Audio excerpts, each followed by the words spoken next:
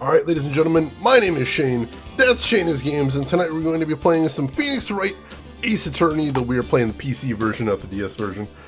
This won't be our first time playing it, so if you want to see how we got to where we are tonight, or check out any of the games I've played in the past, be them obscure, unusual, or nostalgic, feel free to check out my YouTube. But for tonight, let us get into the game, shall we?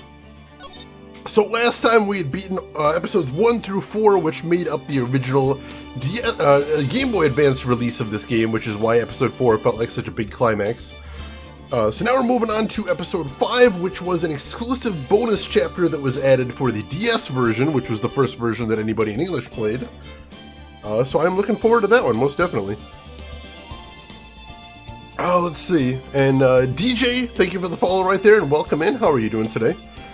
Let's see, we was discussing Discord, but what do you think about the PSP, Vita, PS3 stores closing? I am not going to panic just yet, because right now the only primary source for that is some site that I had never heard of, and no one has been able to independently confirm that.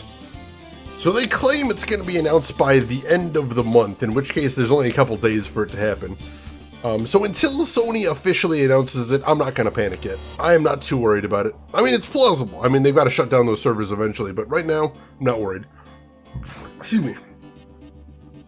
It has happened with the PSP, and they did close down the PS3 web store. You can't buy PS3 games on the web anymore. You can only buy them from the PSP.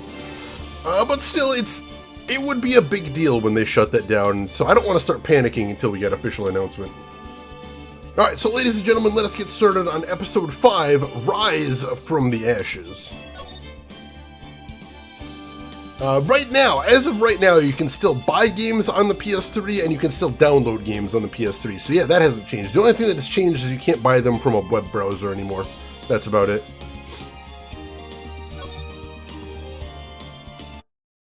Oh, for the PSP? That I'm not sure about, actually.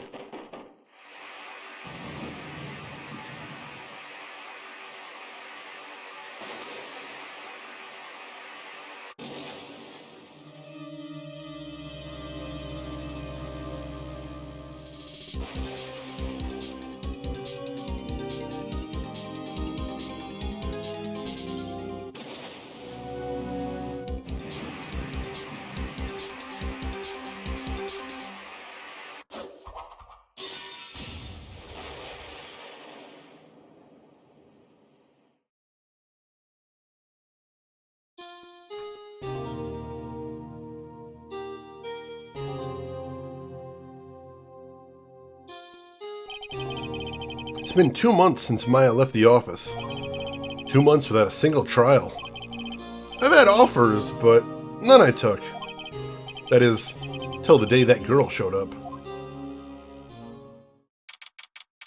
February 22nd, 10:02 a.m., Wright & Company Law Offices.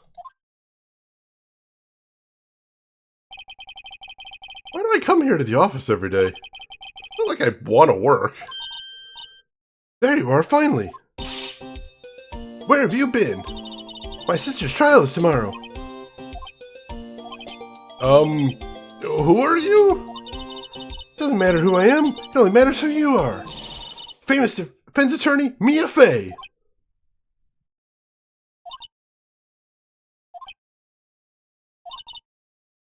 Oh, you're not Mia Fey, are you? I'm sorry, but Miss Mia Fey no longer, works here. So you are? The coffee boy? I'm Phoenix Wright, defense attorney? Right. Wait!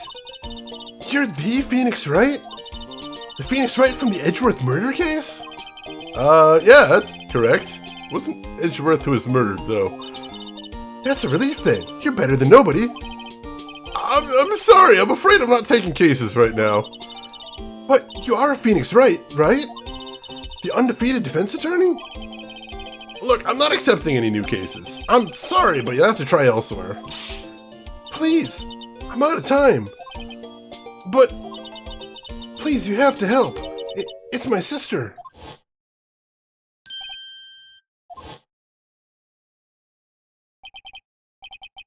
Maya?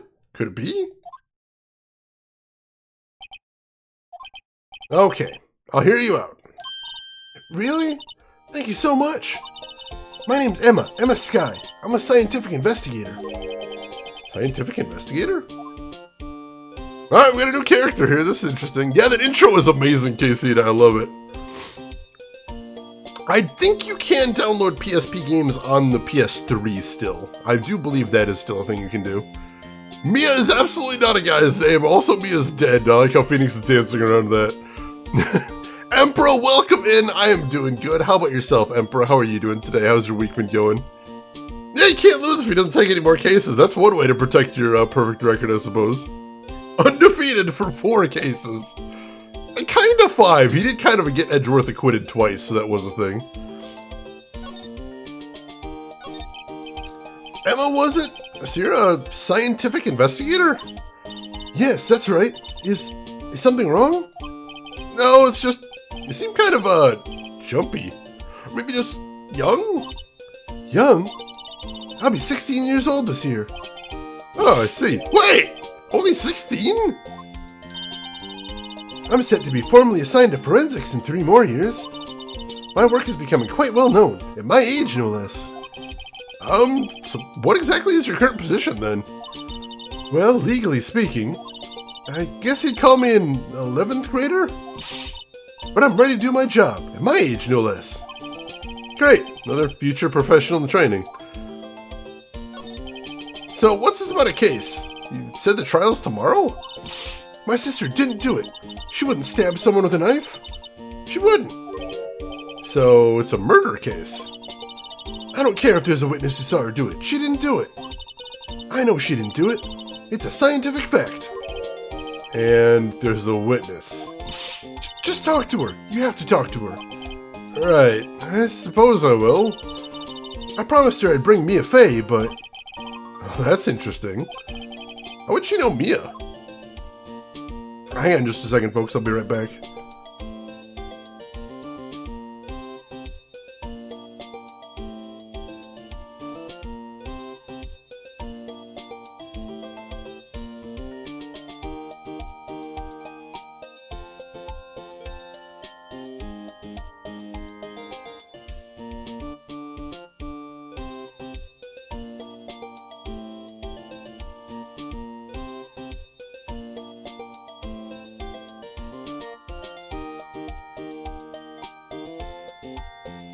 Sorry about that, folks. I had a sneeze that was trying to get out for like 5 minutes. I'm like, I'm going to take a second to take care of that. What a strange way to say cryptozoologist. She said something about forensics, so maybe she's like a CSI in training? I guess, maybe. Oh yeah, he did get Maya acquitted and then himself. That was kind of 2 cases as well, that's true. Legally speaking, I'm a high schooler. That's one way to go there. Oh, let's see. The blue badger in the room, that was kind of cute. Other Rin, welcome in. How are you doing? And good morning to you. Hope everything is going good with you. Excuse me. It was a bit weird to be asked to take 2.92 hours off precisely. Do you have to work like 12 seconds of 1 hour just to make it out there? That's weird. So you want to be a scientific investigator when you grow up then? Excuse me? I'm not a child, I'll have you know. Still, it's good to have a goal, albeit a very unusual one. I believe investigations should be done scientifically. Don't you? Yeah. Sure can't falter for a lack of enthusiasm. If this case is handled scientifically, I'm sure my sister's name will be cleared. Your sister? I've been doing research, you know. I'm developing a new scientific method of case investigation. I'll show you when I'm done. Looking forward to it. Guess I should get down to the detention center and talk to her sister. My sister asked for Mia specifically. This Mia Fey person was a few years below her in school. So they went to the same school, huh? She always told me to go to Mia if I ever needed a defense attorney. And, well, I need one. Incidentally, Mia is a woman. Now that you mention it, I guess it is more of a woman's name than a man's. Well, it's nice of you to help your sister out like this. You must be close. Well, actually, when she gets like she is now, I kinda hate her. Huh? But she's my only family. Your only family? Where are your parents? They died in a car accident when I was little. Oh, I'm sorry. Interesting. Let's see. Yeah, so all these witnesses are just made full of lies. It's absolutely horrible. Yeah, there's a patent for trophies, which is kind of weird, because, you know, there's Steam achievements as well, so it's not like... I don't imagine it's a very strong patent, but that is definitely a thing. Let's see. Still bedbound because bodies are junk, but I'm trying out your beloved coffee today. Hope you're well. I am well, Rin. I have some Mountain Dew Code Red, and that is getting me through the day so far.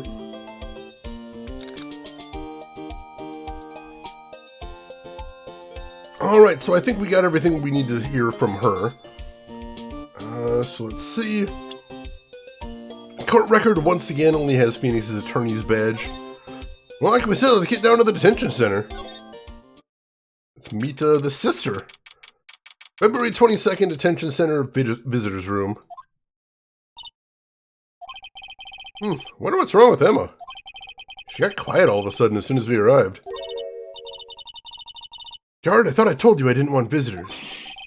Sorry, ma'am. It's just your sister. No excuses. Or did you not want to raise this here, Oh, understood, ma'am. What was that all about?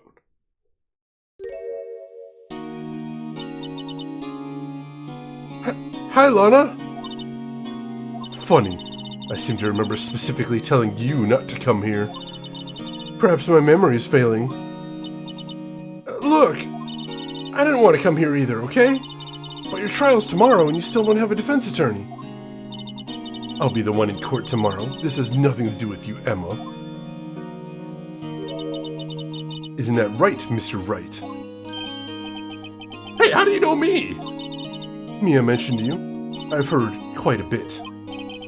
I'm sorry, what exactly is it that you do? My name is Lana Sky. I'm chief prosecutor for this district. You're a prosecutor? Two sisters, one a lawyer. Could this be a coincidence? Emma, Lana, I mean, they're just like the Faye sisters, so that is kind of weird. Something wrong, Mr. Wright? No, I'm fine. Just thinking about the past. Chinanen, welcome in. How are you doing today, Chinanen? Hope everything is going well with you. Glad to have you with us. Let's see. We just want to help. I got some Code Red. It's delicious. I haven't had that in forever. Yeah, her casual wear is military cosplay. That is definitely not the usual outfit for prosecutors, I don't think. And why are they letting her wear that in prison as well? I know it's just a detention center, but still. That is kind of extreme right there. There's something you should know from the start. Which is? The suspect in this case has confessed to the crime. Huh? But wait, but the suspect is... Me. I did it. Well, Mr. Wright? Well, why don't you begin by telling me exactly what happened? The crime took place yesterday, February 21st at 5:15 p.m. That's quite specific. It was in the witness's deposition. The witness clearly saw me committing the crime.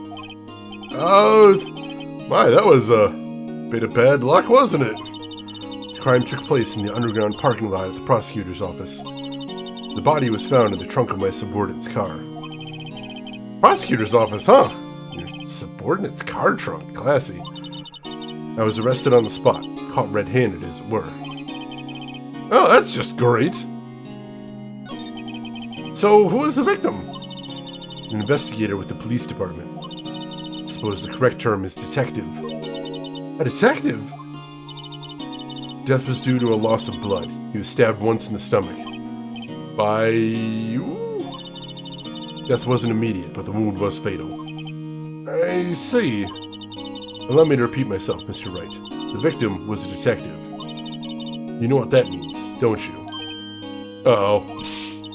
What, Mr. Wright? What does it mean? Well, it means the police department will consider it a matter of pride to have me found guilty. They will use any means at their disposal to do so. This case gets worse and worse with everything I learn. Yeah, we're off to I'm hoping it's not Gumshoe. That was the first thing I thought of, because that's the only detective I know by name. That is true, Dr. Belvin. There is some outlandish outfits in this universe. So, you're the chief prosecutor? That is correct. I'm responsible for overseeing every trial handled by the prosecutors in this district. I make sure the prosecutors have what they need to do the job and manage every aspect. Those are my responsibilities in a nutshell. It's an awfully large nutshell. Still, I'm a little surprised. I would think you'd recognize the district's chief prosecutor, Mr. Wright. Huh? In fact, it seems impossible you wouldn't. Lana? What happened to your hand? Oh, this? I cut myself by accident. When I stabbed him, that is. Huh? I'm not very good at being criminal, I suppose. How am I supposed to defend this? It's time to change the subject. Wait, she was in the class ahead of Mia, wasn't she? You were in school with Mia, correct? A few years above her? Emma told you that too, did she? Well, why not? I did drag him all the way here from the office. Although it seems he has very little in common with Mia. Hey! He was in law school. I was in my third year and she was auditing the class. She was different than the other students. Different? She was strong. She'd do anything to become a defense attorney. Anything. That was probably why she was attracted to me. Excuse me? Intellectually attracted, Lana was top of her class in school. I was the best there was. Oh. I'm doing pretty good in school too, by the way. That's a bit different when Emma says it. Well, Mr. Wright? Excuse me? As you can plainly see, I am admitting my guilt. I think it's safe to say there's no way you can take this case. None. But Lana! Why? Why are you doing this to me? You never think of anyone but yourself. I know you didn't do it, Lana. I know. So how can you say you did?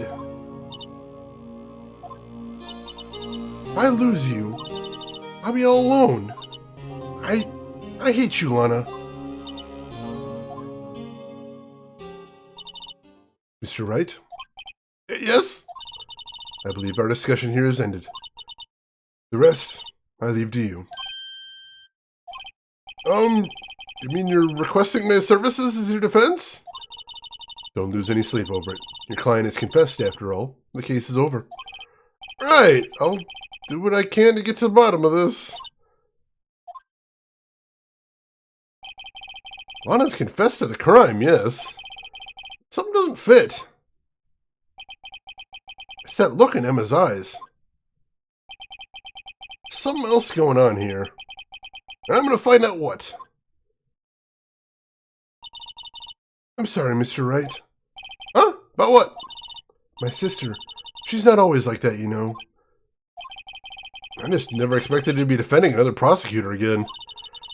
She's changed a lot. She used to be so gentle, always smiling. Everybody liked her.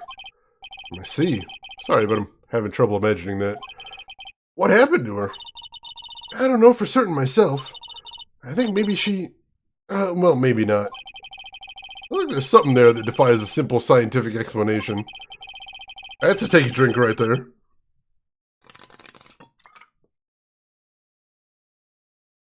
Let's go check out this underground parking garage of the prosecutor's office, shall we? Okay. We can cut up on chat right here. Hey Ryan, welcome in! How are you doing today, Ryan? Hope everything is going well with you. And if I have any mods around, can I get a shout out for Ryan AVX, please? I would appreciate that very much. Hey Wolfie, welcome in as well. I am doing good. How about yourself, Wolfie? How's everything going with you? Hope things are going good. And Avil's Lair, welcome in as well. How are you doing today, Avil's Lair? Hope everything is going good. Glad to have you with us. And hey, if anybody here isn't following Wright and ABX, you should. Not only a great retro streamer with a fantastic collection of games and a good taste in games as well, but also makes some amazing chiptune music. Basically, whatever he's doing over there in the stream that day, you're going to be surprised, you're going to have a great time, and you're going to love hanging out over there. So click that link, give him a follow, check him out next time he's live, and hopefully I'll see you over there as well. Let's see. Love yourself a bit of Phoenix Wright. Played them back in the 3DS when they came out, so you're going to enjoy this while you work. Awesome, awesome. This is actually my first time through the series, although I've actually had the original DS games for a long time. I just sort of never got around to them, so I'm really enjoying those. Yeah, those pins are really cute, Casey. And you've got the one, like, screaming mouth and the other, like, two upset mouths, which is very strange. Also, excuse me, I don't think I've ever pointed this out before, but I keep showing the cover to the Phoenix Wright game. And you got Phoenix Wright right there, and he's doing the point, and he's doing the L. And then you've got Edgeworth over here, and he's looking all smug, but over in the corner, you've got Maya, like, puffing her cheeks out, which is really adorable, and I love it. Let's see, hope you're having a good lunch today, Evelslayer. Thanks for joining us today. Ooh, pancakes, delicious. How do you take your pancakes, Ryan? You take them plain? You put anything on there? I'm curious. Yeah, Edgeworth just looming right there. It's ominous is what it is. That sort of underlighting making him look all ghoulish too. What the heck is going on there? Lemon! I've never heard of someone putting lemon on a pancake before, but I'm intrigued. I'm intrigued. Alright, so let's head to the scene of the crime next, see what's going on here. February 22nd, prosecutor's office, underground parking lot. So this is the lot where it all happened? Looks like they're still investigating. Funny that my first visit to the prosecutor's office should be like this. Hey everyone, keep up the good work. Hey, what are you thinking? Well, they're gonna be my coworkers 3 years from now after all. No harm in saying hello. Actually, there is. You know attorneys aren't supposed to examine crime scenes? Try not to stand out too much here, see? Hey there! You expect me to go unnoticed here, partner? Partner? Wait, who is this guy? What do we have here? Looks like a bambina got loose from the ranch and is up to no good. Folks gotta learn to keep them doggies tied down, partner. Mr. Marshall! Marshall? It's more like a sheriff to me. Looky here, Bambina. I know how you feel. But this is my gang's gold strike, see? Strike? This is our claim, our territory, with a motherload of evidence. If you're fixing to mess with what's ours, you'll regret it, partner. You know what dream is the cacti out in the desert dream? You want to? What is this guy talking about? You head along home now. Happy trails, Bambina.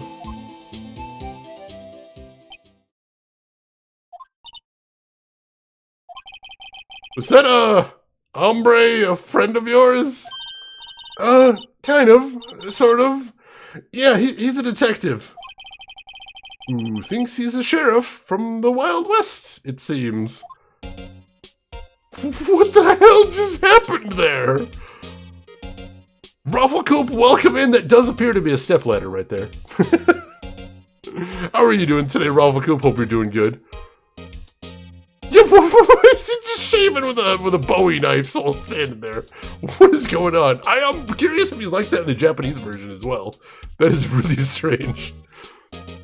Rook's Honor, welcome in. How are you doing today, Rook's Honor? Hope everything's going well with you. Let's see. I'm going to go ahead and make my first save right here, because why not? Let's do that. Alright, and what do we have here? It looks like we can slide over here too, so there's a lot to examine. Oh, what's this? A wallet? Excuse me, officer? Wait! What are you doing, Mr. Wright? What am I doing? I just found this wallet, so I'm handing it over to the police. I don't believe it. This is real basic. Anything in a crime scene is evidence. Let's be scientific about this, please. Just put it in your pocket. How is that scientific? It sounds like theft to me. All right, we're doing science, by which I mean doing a theft. That is what's happening right here. A foldable wallet found at the crime scene. There seems to be something inside. I'm called to duty already, and at my tender age. Here, I'll teach you the trick to examining evidence in detail, okay? By the way, her eyes are sparkling. I can tell she's been waiting for this. Okay now. Look at the court record. Alright. You have to be sure to examine evidence carefully on all sides. Now, let's start examining from every angle. Alright, so this was originally added to the DS version of this game, this entire case. And they wanted to use the case to showcase the capabilities of the DS. So they added some more intensive puzzles that use the touchscreen right here, which is interesting. Let's see, she literally has rose-tinted glasses! I hadn't thought of it that way, but that is kind of amazing. Oh, hang on. The rotate keys are H, N, B, and M? Why? I want everybody to look down at your keyboard right now, because it says that the rotate buttons are H, B, N, and M. Why? Why would they do it? What is this, like a early 90s FPS? What the hell? Arthur Cross, welcome, and Emma is a 16-year-old forensics expert-to-be. She's currently going to school to be a forensics expert, so she's teaching us forensics right here. Oh, this is horrible. Let's see, Blackrock Phantom, I always have time for our Lord and Savior Cthulhu. Was WAS and D already taken? I don't think, I've only used the mouse for the entire game, so that's really weird. High back, nearly high and mostly back. I can rotate it with a mouse too. So that's a thing as well. So that's probably better. Oh, there is something in there.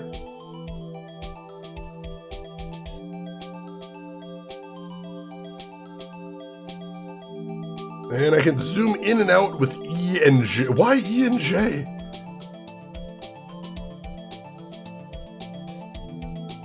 Yeah, there's definitely something in there. Oh look, I think there might be a clue here. You should check it out with the press of enter. By which I mean click on it.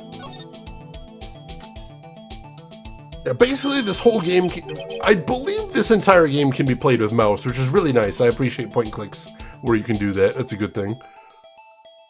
What do you think about the Zack Snyder cut? I have not seen it yet, because I don't have HBO Max. But it'll be an interesting contrast, I imagine.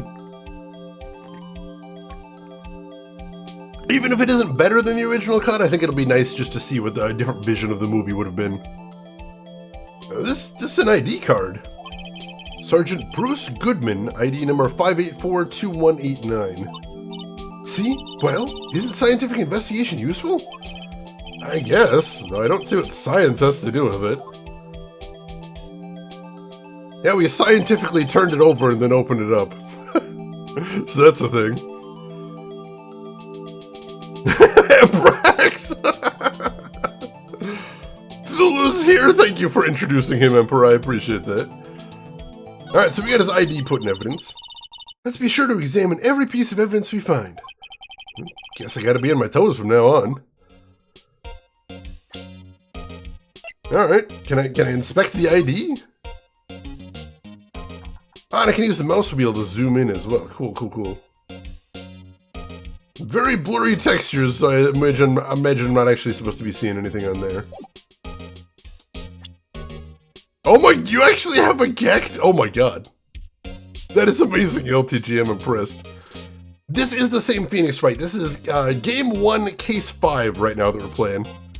Yeah, E and J, I don't know why they picked those two out of all things. That's a really strange pick for the cases. My mom, thank you for the... What a username right there, holy crap. Thank you for the follow and welcome in. How are you doing today? And Geek Boy, glad to have you join us. How are you doing today, Geek Boy? Hope everything is going good with you. Alright, so we found some evidence. Let's keep looking around and see what else there is to see in here. Aha! A ladder! That's a step ladder? What's the difference? In scientific terms, please. Scientific, huh? Look at the basic nature of things, Mr. Wright. This all seems so horribly familiar somehow. Let's see. This is where the cars leave the lot. The arrow on the ground makes it look more like an entrance. What are you talking about? It's plainly an exit. Oh, maybe it's both. Kinda dual purpose? Aha! The theory of relativity. What? I've gotta write this down. Ah, hey, Mr. Wright. Maybe you know, was Mr. Relativity German or was he British? Mr. Relativity? Are you sure that's his name? Emma's not very good at this, I'm kind of sensing. I really don't feel like she is. Oh, that's the same place that the Mothman comes from. Oh, that's awesome. So Emma is following Phoenix right now because the defendant is Emma's sister, who's also the lead prosecutor. So Emma wants us to find her sister not guilty. So right now she's helping us with the crime. Also, she wants to be a forensics expert, so having some experience out in the field is going to help her, I think. Oh, geez, Geek Boy, that's a bad way to start the day, but hopefully that's the worst thing that happens to you today. Here's hoping. Well, Mia's the one that's dead. That was the older sister. Maya is off in the mountains doing more training as well, so I don't think we'll be seeing her this case. Yeah, things can be two things. That's important. She's a little bit airheaded. That's true. That's true. I'm gonna miss Mia too, so we'll have to see if we like Emma so far. Let's see, what else do we have here? Can't look at that, I think that's an ATM over there, I imagine anyway. Look, a stylish glass-walled room. Very nice. You can see the whole parking lot from in there. It says security. Perhaps the cafe? Huh? Cafe security. Yeah, that must be it. Let's check it out later. I hate to break it to you, but I think that's probably just a security guard office. You know, I scored a 97% on my science test the other day. Too bad they don't have a test for common sense. Alright, so what I'm learning here is that Emma is very good at science and very bad at literally everything else. Good to know. Hey Trev, welcome in! Yeah, we're on the last case right now. I'm expecting we'll be playing that today and tomorrow, and then we're going to start on Force Unleashed on Sunday. But how are you doing, Trev? Hope you're having a good week so far. Yeah, Emma has clearly min-maxed her entire character right here. Look, a door! This must mean something. I'm not sure the doors mean anything. No, it won't open. Mysterious lock. I fail to see what's mysterious about it. Mr. Wright, you need to learn to enjoy life more. Let's finish our investigation first, shall we? She is going to be a handful, I can sense this already. Here, a phone. Let's see if it works. And don't touch stuff we don't need to be touching. I can't hear anything. My ears! No, my ears! Maybe it's due to the barometric pressure. What is she babbling about? Hey, what did you just say? See, you can hear just fine. The phone's broken. Oh my god. This wall is in our way. It's got a faucet for water. Wait, I know. This wall is merely a facade hiding the truth. This is no wall, but a water tank. I fail to see how it makes any difference either way. An oil drum. Looks like it's filled with water. It's heavy. I can't even budge it. The drum over here is on its side. Wait, I know. I hide in here and do a stakeout. I think you'll probably just get arrested. In fact, you may not even have to hide in the drum to get arrested. What? I'm not suspicious. You actually are. Actually extremely super duper suspicious. When you get right down to it, I think. Alright, let's go ahead and slide over. Alright, we got a bunch more to see over here, so let's check this out. Oh, going back to BioShock, Draven. It's as cool as you remember. Playing the remastered version. Oh man, I heard the graphics in the remastered version are really good.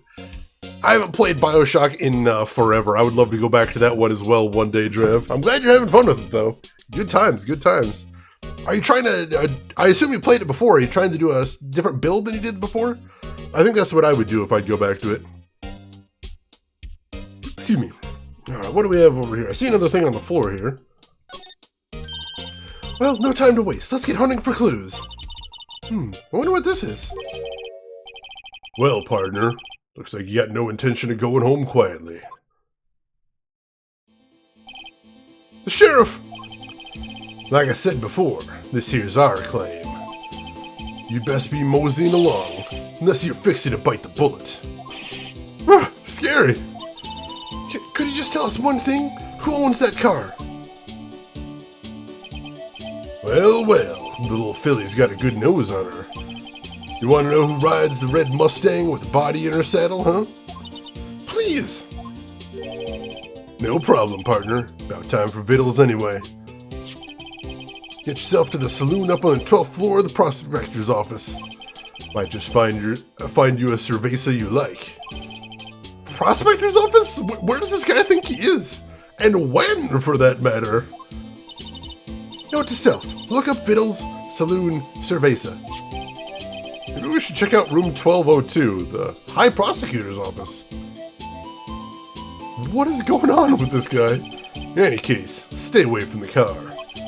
You can look around here all you like. Just keep your paws off our claim. Alright, great.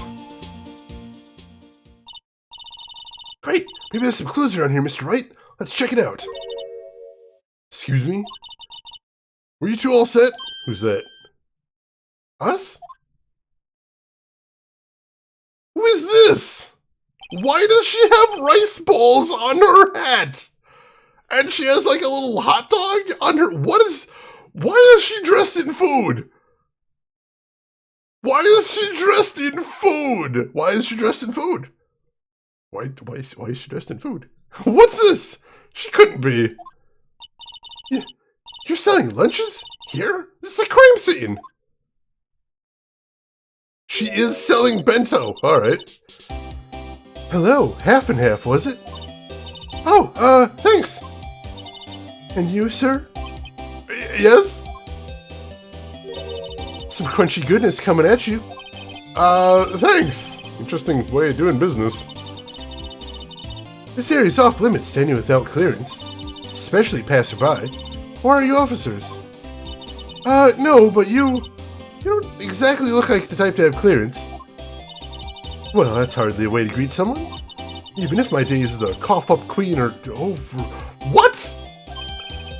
Cough-up? What? You know, I'm feeling kind of full. Maybe I'll pass on lunch. I'm quite connected to this case, you see. The images are burned into my eyes, you might say. Yes, all the sordid secrets. Secrets? Dear me, you are a slow one, aren't you? I'm referring to the murder, the stabbing of that detective. What? A witness clearly saw me committing the crime. You mean you're the witness my sister was talking about? Please, cough up, Queen! Tell us what happened! The name is Angel Star. Don't you go forgetting it. Or before you know it, I'll have you whimpering at my heels. Yes, ma'am! Oh, she means it. Who the fuck? What is it? I'm struggling here, chat. I don't know what's going on. Because she's a snack. Good answer, Knife Saber. I don't even know. I don't even know what's happening here. John, now you want food? I'm a little hungry myself. Yeah, I think that's what it is. One of the hot dogs is cut to look like an octopus right there. Japan, I guess. What in the hell? If she is the witness, then we're gonna have to interrogate her, though. We gotta know what she saw. Somehow I knew. Yesterday was the day of destiny. I knew something was gonna happen. Just like I know that the daily special on Friday every week is salmon. Destiny? Was yesterday special for some reason? You're a defense attorney, right? You should know then. You should know the foul misdeeds of the evil ones who haunt this den of iniquity.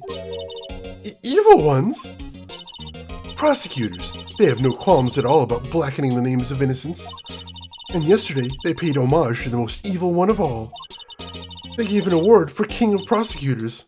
What a farce. So she's saying there was some sort of prosecutors convention yesterday. I was almost compelled to lace their lunches with something foul. Do you have a personal grievance against prosecutors or something? Or is there some kind of scientific evidence in this, evil? Young miss, mock me at your own risk. You'll soon find out why they call me the cough-up queen. Ew! The most heinous of all the evil ones, the one they awarded yesterday. It was in his car that they found the body. Proof that he devours the evilest lunches of all. I cannot handle this case. I can't do this. What is happening?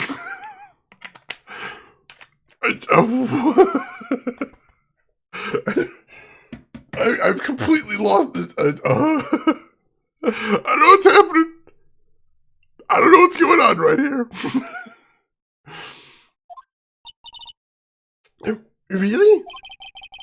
Really? What? I am totally confused. Alright, one thing's clear. This lunch lady has a thing against prosecutors.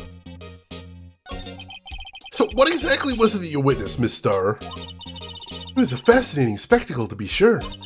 I now feel I know what they mean when they talk about a woman's wrath. To see Lana Skye wield that knife so? Her knife flashed in anger, bringing him to a sad end. It was truly a sight to see. You mean you saw the very moment of the crime? The sound of his silvery ties to this world being cruelly cut still rings in my ears. And the rhythmic beat of Lana Skye's knife. Wait a second, you know Lana Skye? Of course. It's quite a feat, becoming chief prosecutor. How many lunchboxes of sin did she pack to make that journey, I wonder? She always travels light. Why would this pretty lunch lady know the chief prosecutor's name? This is the most dramatic lunch lady I have ever known in my entire life, and if there is any justice in this world, I will never meet a lunch lady more dramatic than this lunch lady. Lunchboxes of sin. What is happening? I did interrogate a bird that one time, Blackrock. That was a struggle too. God damn it. Chocolate cakes and pizza? I would eat those. That sounds amazing. Cinnamon sandwich, please no. Could we ask you a bit about yourself, Miss Starr? I come here every day to sell lunches. I import only the freshest and best from the Far East. For some reason, the box lunches are a hit here. Why not make lunches here rather than import them? Did you say something? No! Only true connoisseurs can understand. The kind you can only tell someone who's had tried General So's Trilobite lunch set. Never mind, you win. I don't even want to appreciate part of a Trilobite's flavor. A Trilobite are Trilobite even edible? Can you eat a Trilobite? I thought they were poisonous. What is going on? Anyway, I come here every day to sell lunches. My boyfriend works in the security room here at the prosecutor's office. Your boyfriend? See the security room over there? The glass-walled booth? I sell my lunches, and since I'm here anyway, I drop in to see him. Since you're here anyway, selling lunches is more important than romance. So, to scientifically analyze the data available so far, you, Miss Starr, are a lunch vendor with an ulterior motive for coming here. Useful analysis. Not. Did you have a bad experience with a prosecutor, Miss Starr? I sense some hostility. Hostility? Perhaps. Prosecutors are all alike, and the bigger they get, the worse they smell. Kind of like 10-day-old clams in the chowder. I wonder if Miss Starr was involved in some sort of legal trouble in the past. That'd be a sure cause of food poisoning, scientifically speaking, of course.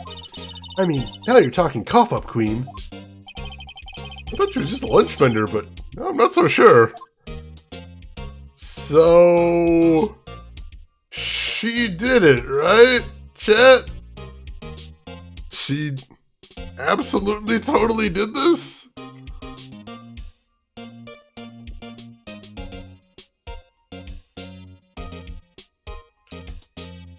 I feel like she did this. She's giving me those, Oh, trilobites are extinct. Close thing would be horseshoe crabs. I bet that's what I was thinking of, Ricardo, so... I was probably thinking of horseshoe crabs. I know they have a stinger or something, so that could be it. So hang on, let's slide over. Oh, we can't slide over anymore? Dang it. We can't go over and check out the car side. It looked like there was a phone on the floor, and now we can't go look over there. That's unfortunate. Alright, we'll keep moving then. Smells a bit fishy. Oh, it's just her and her bentos of sin, I suppose, Wolfie. Yeah, that's what I was thinking, Blackrock. I'm like, that's too shifty. That is way too shifty. So the witness has a grudge, and her backup evidence is her own boyfriend? I don't know, man. I don't know. So let's see.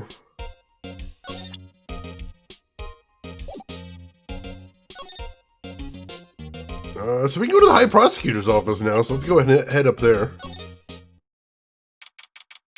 February 22nd, High Prosecutor's office, room 1202. This is the kind of room that just screams, I can do the job. Quite a change from your office, really. Thanks.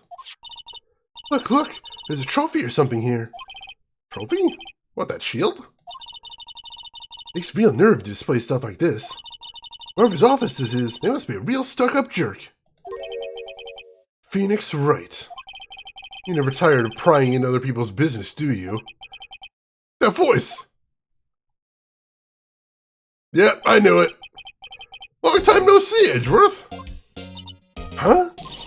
Ah! Mr. Edgeworth! You know him from somewhere? Of course. I'm his biggest fan. My sister introduced us once and... Right. My sister's the chief prosecutor, after all.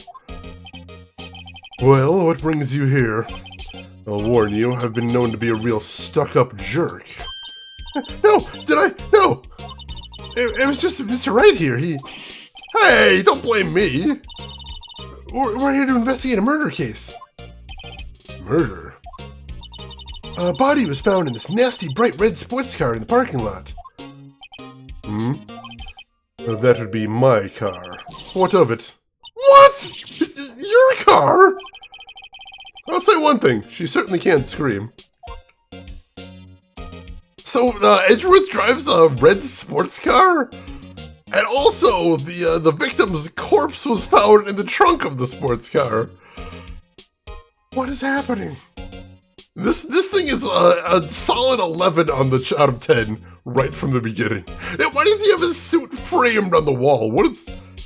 Wait, that's not his suit, because it's got a blue interior with the gold trim, and his doesn't look like that. Whose suit is that? It's a hell of a suit, though. There's a little steel samurai statuette in the background as well. That's cute, too. I noticed there's a card on the flowers, too, so those must have been sent here as well. Emma is the Sakura to Edgeworth Sasuke. I'm getting those vibes, most definitely. See, we saw his father, and he just sort of wore a standard blue suit as far as I saw, so it could be a retcon. But yeah, the one time we saw his dad in the elevator leaving the courthouse, he was just wearing a standard blue suit. I cannot imagine his dad wearing something that extravagant. So the body was found in your car? Go ahead, say it right. You think I did it, don't you? After you went through all that trouble to help me last year, no less. No, we don't think you did it. I mean, it was my sister who stabbed him. Wait, no, she didn't do that. I mean... Wait. So you're the chief prosecutor's little sister, then? Yes, sir, Emma Skye. It's nice to meet you again. That didn't sound forced at all. Now I remember. You've really grown. I'll admit it was a surprise for me, too. To think that my own car would become the scene of a murder. More surprising still, I'm being forced to prove my superior's guilt. I can understand. Wait! Well, what did you say? Lana Skye is the chief prosecutor. Top prosecutor in the district. She can't prosecute herself, so I'll be the prosecutor at the trial tomorrow. You? Mr. Edgeworth. Oh, good! We have to go up against Edgeworth again. Yeah, that'll be good. to be honest. It's a bit of a miracle I'm still here at all. What do you mean? Rumors. You've heard the rumors about me, haven't you? Miles Edgeworth. It's hard to remember a time when there weren't rumors about the guy. Forging evidence, arranging false testimony, illegal searches, you name it. Thanks to you, my innocence was established in the trial at the end of last year. However, there are some who say I'm the one responsible for the current incident. What? That's crazy! Some people need very little excuse to think ill of others. It's a fact of life, impossible to stop. But some of them even go so far as to present me with toys like this. They think it's funny. Toys? That bronze shield? Gotta be a story behind that one. Chief Prosecutor Sky? Yes, we first worked together on a case 2 years ago. It was my first big case. That's right, I remember. 2 years ago. I wasn't even a lawyer yet. Since then, I always felt that she was looking out for me. Appears I was mistaken. Mistaken? Why? I mean, I know she's not the warmest person, but I'm sure she felt some responsibility for you. Then why? Why did she stab someone in the trunk of my car? Not only that, she stabbed him with my knife. What? Mr. Edgeworth? Your knife was the murder weapon? To be specific, it was the knife I keep in this toolbox in the trunk of my car. Well, this is a mess. This is a gigantic friggin' mess. What the hell? The murder weapon, usually in Edgeworth's toolbox, traces of the victim's blood and no prints. That's possible, Casey. Otherwise, this seems like a cut and dried case that Edgeworth did it. So maybe she is taking the fall for him. That doesn't explain the witness, though, but she seems to have an axe to grind herself. Edgeworth? What? Are you sure you didn't do it? Come on, can't you take a joke? You have a strange sense of humor, Mr. Wright. Alright. Let's take a look around his office. Now that we're actually in here, I want to see what's going on in here. No simple case in the series? Yeah, that's true, that's true. Yeah, how is he not recusing himself? What is the legal system in these games? Holy crap. Wow, this jacket is even lacier than his usual ones. This must be his lucky trial jacket. Lucky jacket, right. I've never seen him wear it. I'm sure there's a story behind why it's in a frame. Maybe I'll be naughty and take a picture. I'm getting way too excited about this. So one thing I've heard about this, and please don't tell me if I'm correct, but I've heard because this case took place at the end of Game 1, but was added for the remaster, and that means that this was technically written after Game 3 was already released. I'm told they actually added in some references to the future games for people that have already played those. So if anybody's already played Game 2 and 3, you might see some inside references in here. But don't tell me if you do see them, because I won't get them because I haven't played those yet. I've been wondering, what the heck is this? It has a big K on it. Of course, the prosecutors. Huh? What's that? It's the King of Prosecutors trophy. King of Prosecutors? It's a great honor. They send that shield to the best prosecutor each year. What? So that K, that's... K stands for King? Yeah, you got a problem with that? I didn't design the thing. King of Prosecutors? Kinda like Employee of the Month, only better. Given to Edgeworth, King of Prosecutors of the PD on the day of the murder. I can see why he's embarrassed about it. That seems a little bit embarrassing, most definitely. Yeah, those bentos sound very suspicious.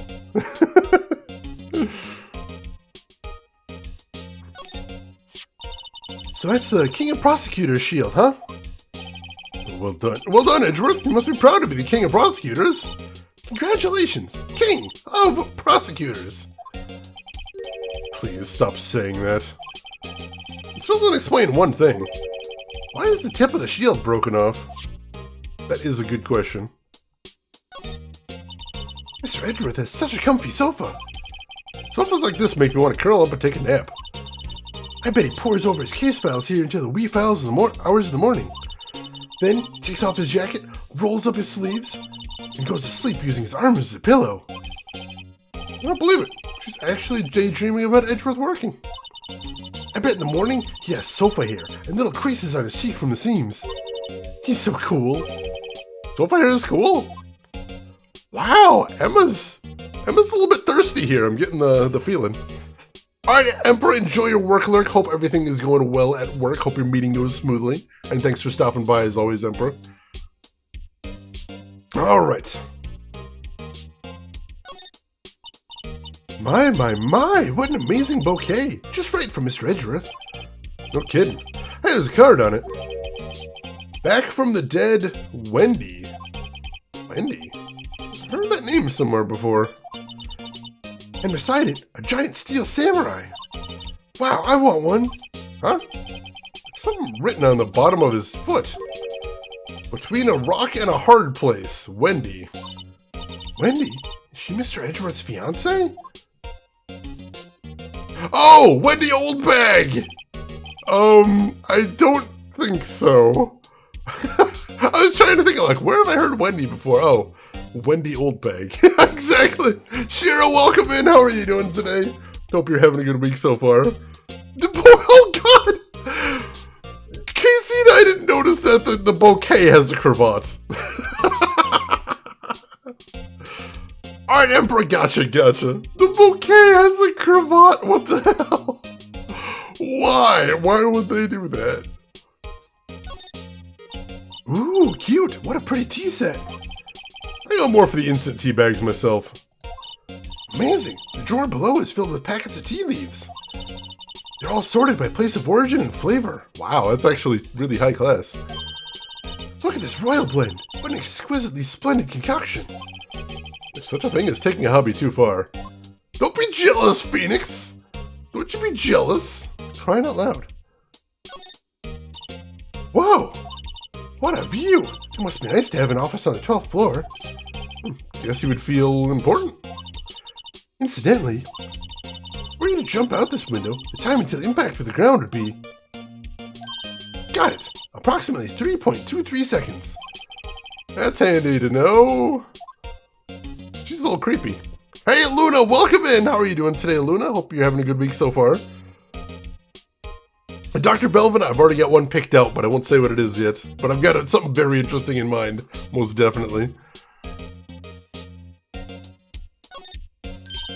Whoa! These are all case files? They're all stacked up to the ceiling. There's even a ladder. Odd. I thought Edgeworth wasn't good with heights. He must have someone get them for him. Detective Gumshoe? Oh god, that sounds about right. Strange. Why did I just picture Detective Gumshoe? I'm gonna study these case reports so closely. He's so cool. I wouldn't say that if you saw him sweating bullets up on that ladder. Feel free, you have some jealousy? That's fair. He does quite take a beating in those. Updated autopsy report coming. Oh god. Why do they always come there? He does look a little bit like the guy from Hotel Dusk. I want to play that one as well, Ryan. I actually have a copy of that game as well as the sequel, which is very hard to get. And it never came out in the US as well, so I had to get a EU copy. But I've heard such good things about those games, so I really want to play those ones someday. Hey, chessboard! I'm not too up on my chess, but it looks like blue is in a bit of a tight spot. The red knights have surrounded the blue pawn. Huh? Those horses are mounted knights. Their swords have really sharp edges. And check out that poor pawn. His head is kind of spiky. Kind of reminds me of you. Mr. Edgeworth must be an avid chess player. What's wrong, Mr. Wright? Edges. Surrounding a pawn with spiky hair. Nah, it's nothing. I don't see any spiky hair on the blue pawn. What is she talking about there? Detective Gumshoe is a treat, most definitely. Kyle Hyde, thank you, Evels there. Have you played that one as well? Yeah, work desk. Quite tidy as one might expect. What a nice desk. Easy to use and easy on the eyes. It's polished so well I can see my own reflection. Strange. Why did I just picture Detective Gumshoe? Maybe I'll take that name plaque as a souvenir. Don't. He'll sue you. Don't steal Edgeworth's stuff. He will destroy you. I promise you that. Alright, I think we've seen everything to see in here. It is a hell of a nice office, though. You gotta give him that. You do gotta give him that, at least. And we did get one new piece of evidence. The King of Prosecutors trophy. Oh yeah, we have to look at everything, too. Go ahead and take a quick look at the evidence.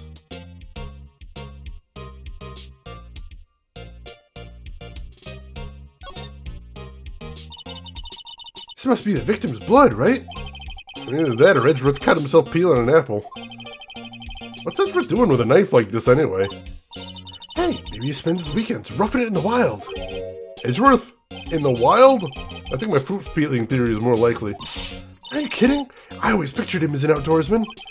Oh, that is a scary thought. I would not like to run into Edgeworth in the middle of a dark woods. That would be terrifying. Elvis Lair Hotel Dusk is your favorite game. Oh, that's awesome. That is badass. That just makes me all the more excited to play it on here sometime.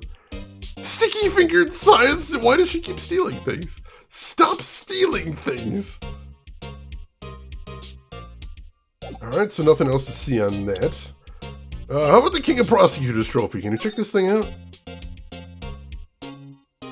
Why is it broken? Wait, why is... They've got a fist on the back, too. There's something on the bottom. Hey, check it out. There's a metal plate here. Looks like the names of all the previous recipients are engraved on it. Wow, one guy's listed a bunch of times. Von Karma. I guess he must be a foreigner? Yeah, that's probably it. Well, wherever he's from, he must have been an amazing prosecutor. I'd like to meet this Mr. Von Karma sometime. When she says it, his name does kind of have a ring to it. Alright, is there anything else? I don't think so. We can't. I was hoping to see if we can try and figure out why it was busted, but I don't think so. Alright, I think that's all we're going to get off this thing right now.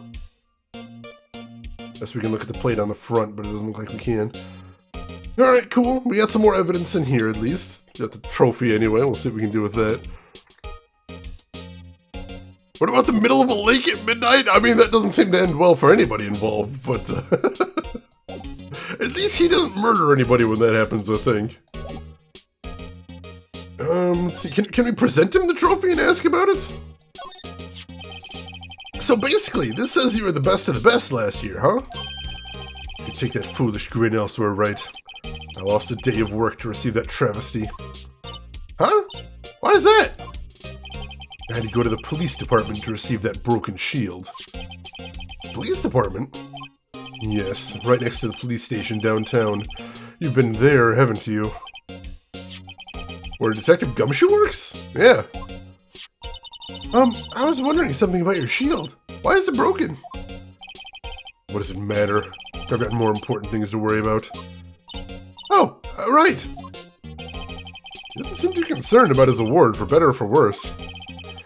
Yesterday was a very busy day for the prosecutor's office. Maybe we should ask him more about yesterday? Yeah, I think we're gonna have to. I'm glad we were able to trigger that, though. Oh yeah, we can examine our badge. We gotta do that, too. Could you tell me more about yesterday, the day of the murder? Yesterday was the annual cleaning day at the prosecutor's office. Cleaning day? We're working with the police department. We sort and file all evidence for solved cases. We call it evidence transferal. Wiping your hands of old cases, in other words. Oh, and another thing. A ceremony was held at the police department. There's an annual review and awards for outstanding police officers and prosecutors. And that's when you got the shield. I was at the police department yesterday afternoon. I got back here at 5:12. That's very precise. People like myself and Mr. Edgeworth pride ourselves on our precision, Mr. Wright. No, I place little faith in my memory. The only thing I trust is solid evidence. Ah, he had a parking stub, so that's why he knew what time he got back. Excuse me. So his car only pulled into the lot at 5:12, but the murder was supposedly committed at 5:15, 3 minutes after he got here. That's kind of wild. Edgeworth didn't murder anybody on the lake, but he went to meet someone there, and they were killed. That's true. So people do seem to die around Edgeworth, at least. Someone could have taken advantage of that, but apparently he pulled into the parking lot right before the murder happened, so he would have been in the building, if nothing else. I know a certain police officer who didn't win any positive awards. Oh, Gumshoe. Oh, Gumshoe. This is the parking stub for the underground lot. The murder took place around 5:15. So the murder happened right after you got back. What, right? I'd appreciate it if you directed suspicious glare elsewhere. Whoa! Who is this clown?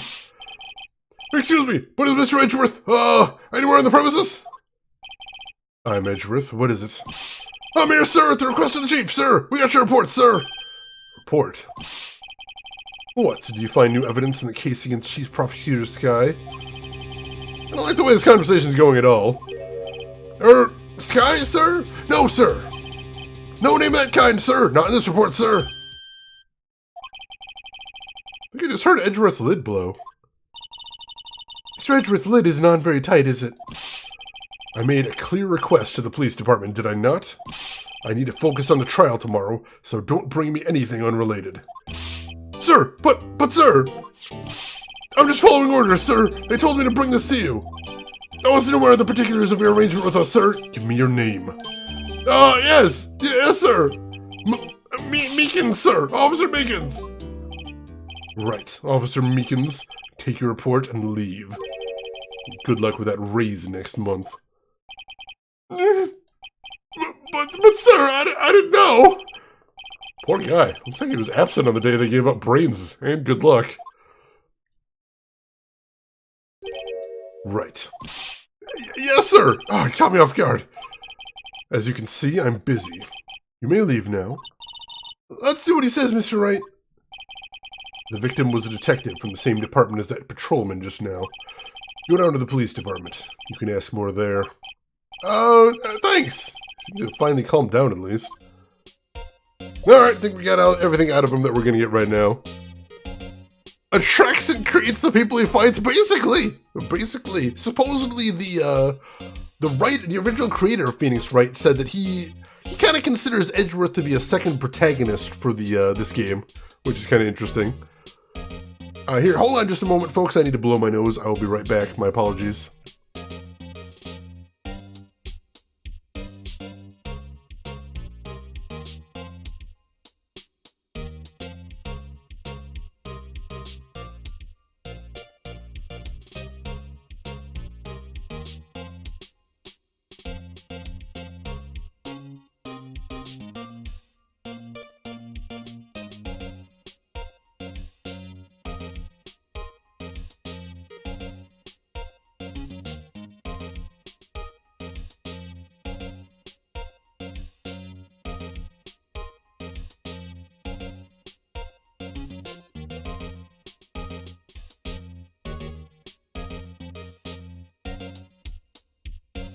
Alright, sorry about that. We are back.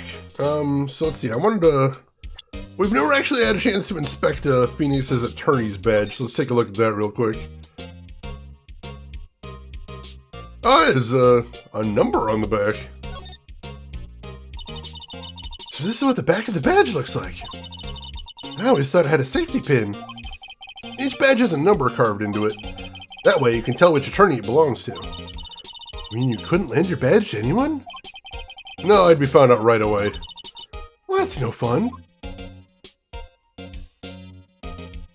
Is that like a screw? How does he attach this thing? Like, I'd assume a safety pin would make more sense. How does he get it on his lapel with a screw there? That's really weird. Or is it one of those, like, clips with, like, a pinch thing? Screws it on his forehead. There's an image, like, I can see that in my head perfectly right now. But no, he actually wears it on his lapel. Like, we've seen that before, so I don't get how that works. Alright, Black Rock Phantom, thanks so much for hanging around with us. You have a good sleep, and we will see you around. You take care. Yeah, there's gotta be some second piece in the back, too. That is just kind of weird. Hey, guy from Red Bank, welcome in. How are you doing today? Hope you're having a good week so far. Alright, so let's go ahead and move then. We will head to the underground parking lot first. And then head to the police department. All attorneys have their ribs surgically implanted with a screw. Holy crap, that's one way to graduate from law school, I suppose. February 22nd, police department entrance. Phew, we're finally here. Why would they put the police department so far away from the prosecutor's office? Beats me, that took almost 30 minutes by taxi, and traffic wasn't even that bad. Police department, huh? I've only ever been to criminal affairs next door. Hold on, what's that?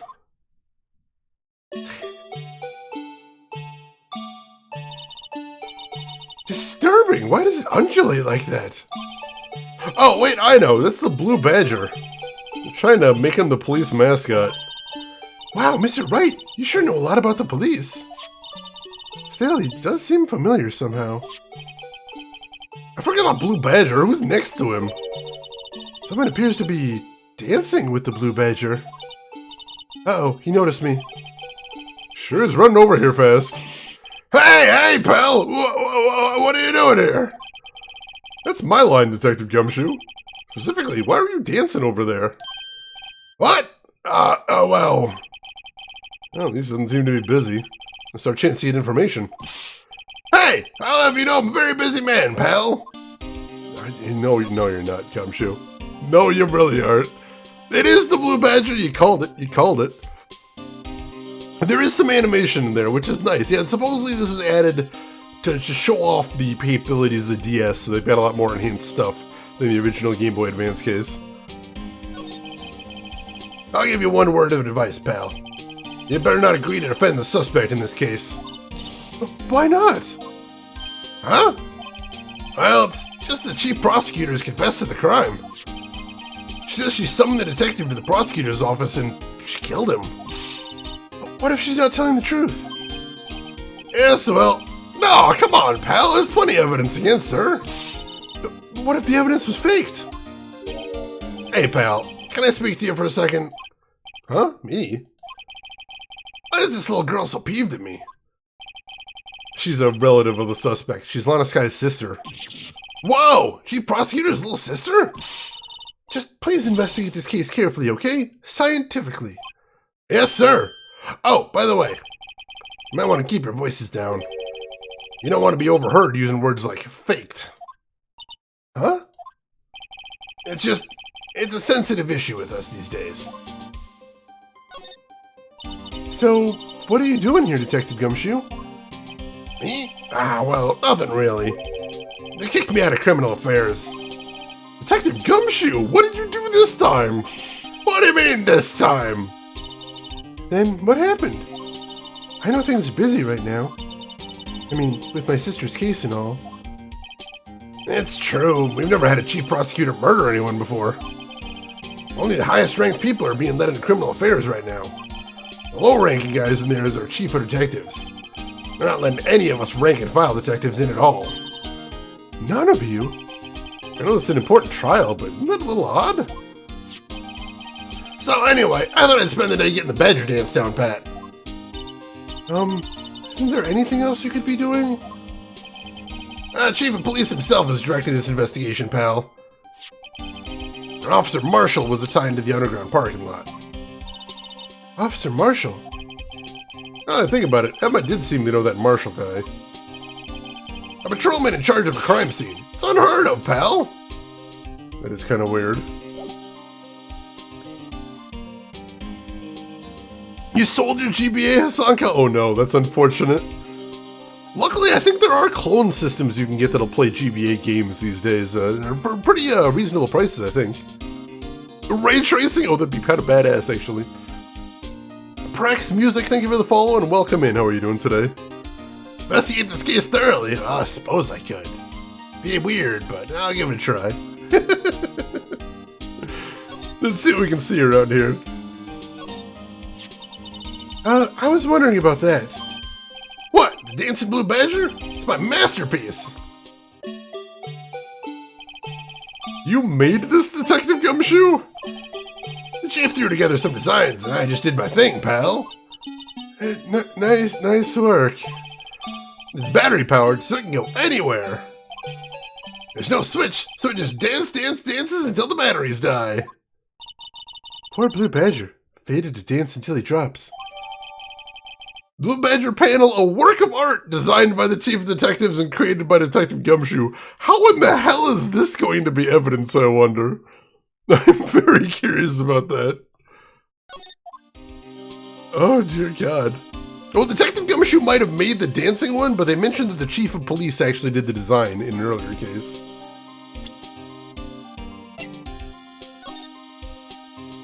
Alright, so we've only got a picture of that. We don't actually have it in evidence. So we can't inspect it like we could the other things. And you can also pull the batteries, hopefully, unless he like glued the battery box shut, which this is Gumshoe. I wouldn't put it past him. Look, that patrolman's saluting the other guy. He must be a detective. And then I said, hey, you do that. Your soup will get cold, buddy. That's hilarious, sir. I laughed so hard I cried. I guess he wasn't saluting. He was wiping tears from his eyes. You make a good pair. Mr. Wright, do you know why patrol cars are painted black and white? No idea why. Well, I think they're designed after a panda. A panda? Not that I have scientific proof, it's just a theory. Do you mind me asking how you came up with that theory?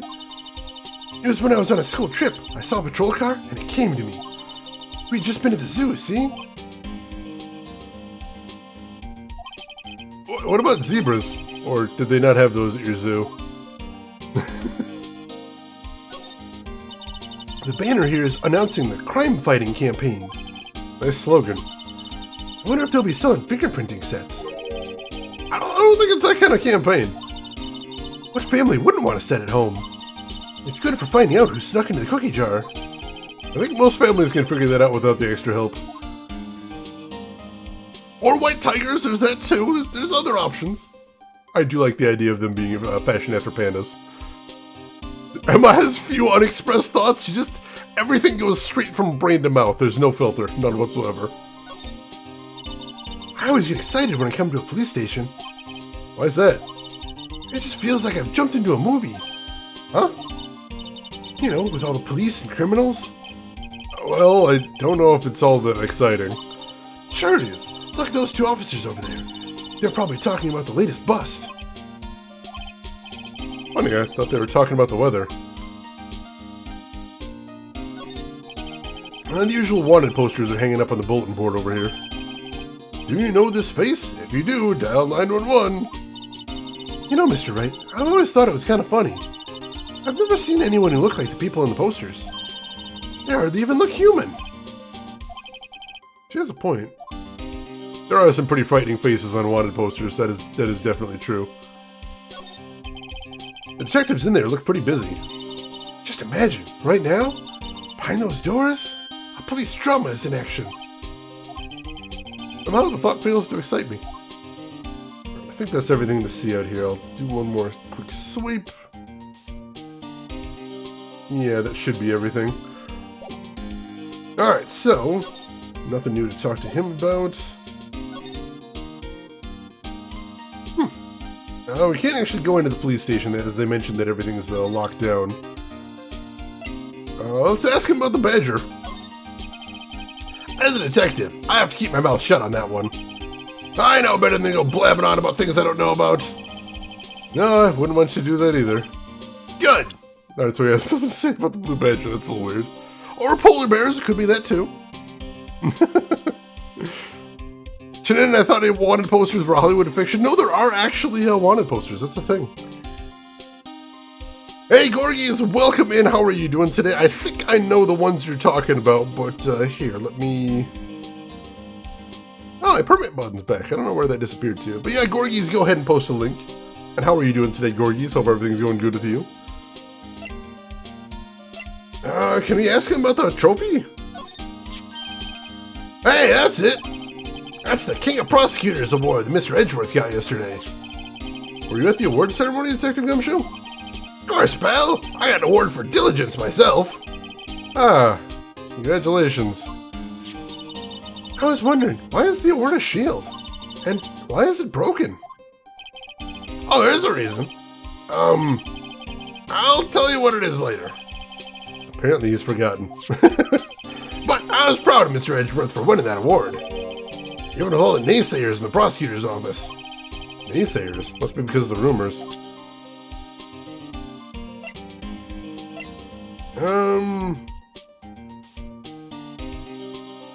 Gorgas, you're doing okay? Alright. Thank you for letting us know. I appreciate the link. Starred in so many! I have not, I promise you. I don't think there's anything else to ask him about here. We didn't really get anything. I guess I'll try seeing if there's anything else here he's got to talk about, like the murder weapon. Found Mr. Edgeworth's car, stabbed with Mr. Edgeworth's knife, huh? What would drive Chief Prosecutor Sky to do such a thing? Wait, I didn't mean... I mean, sure, of course someone else really did it. Somebody must have, Somebody must have a grudge against Mr. Edgeworth. The car and the knife do seem a little too well organized to be a coincidence. Poor Mr. Edgeworth. What could have happened? We have to find out a little more about what's going on with Edgeworth. We really do. I'll ask him about the ID we found as well. Detective Gumshoe? What can you tell me about this? Huh? Hey, pal, it's a detective's ID card. You can't just keep that. You have to turn it into the police. People like you get me into so much trouble all the time. Meaning Detective Gumshoe must drop his card a lot. Let's see. Bruce Goodman. Goodman? Sounds familiar. Nah, my mistake. But didn't you work together with him in criminal affairs? Whoa! Now I remember! Bruce Goodman! He's the victim! That's what I thought. Can you tell us more, Detective Gumshoe? Oh, let's hope so. Let's try talking to him now. Archetype Saber, you need context for quote number 62. I don't always remember context, but quote number 62, I do. It's spoilers for Star Wars Episode 9 if you haven't seen it already. But, I would be happy to, if you're curious. Was Edgeworth stabbed and the military prosecutor framed him into saying she did? Did we just clear Edgeworth for murder? Yeah, we did just clear Edgeworth for murder. Luckily, nobody seems to be actually investigating right now. That's a good thing. John Wick is my favorite. Oh man, I remember that one too. So this ID card belonged to the victim? He was a detective like myself. Detective Bruce Goodman. Don't you think it's strange? I mean, why would the victim's ID card be lying on the ground where we found it? Well, Detective Goodman should have been at the police department yesterday. There was an evidence transferal for a case he handled 2 years ago. Evidence transferal? Mr. Edgeworth mentioned that too. But Detective Goodman was killed at the prosecutor's office. Well, that's the thing. It's hard to say this, but word is that Chief Prosecutor Sky called him out there to the parking lot. Lana's confessing as much. He's in a tough spot again. Again?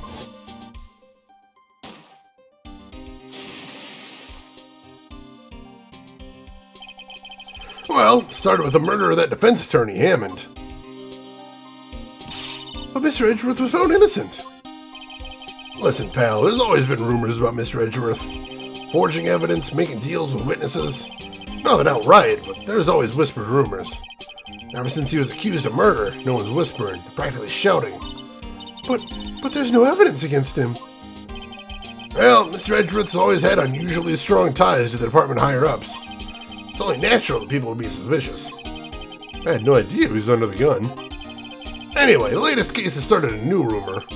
People say the only reason he took the case is because he's aiming for the chief prosecutor position himself. What? But I know the truth, pal.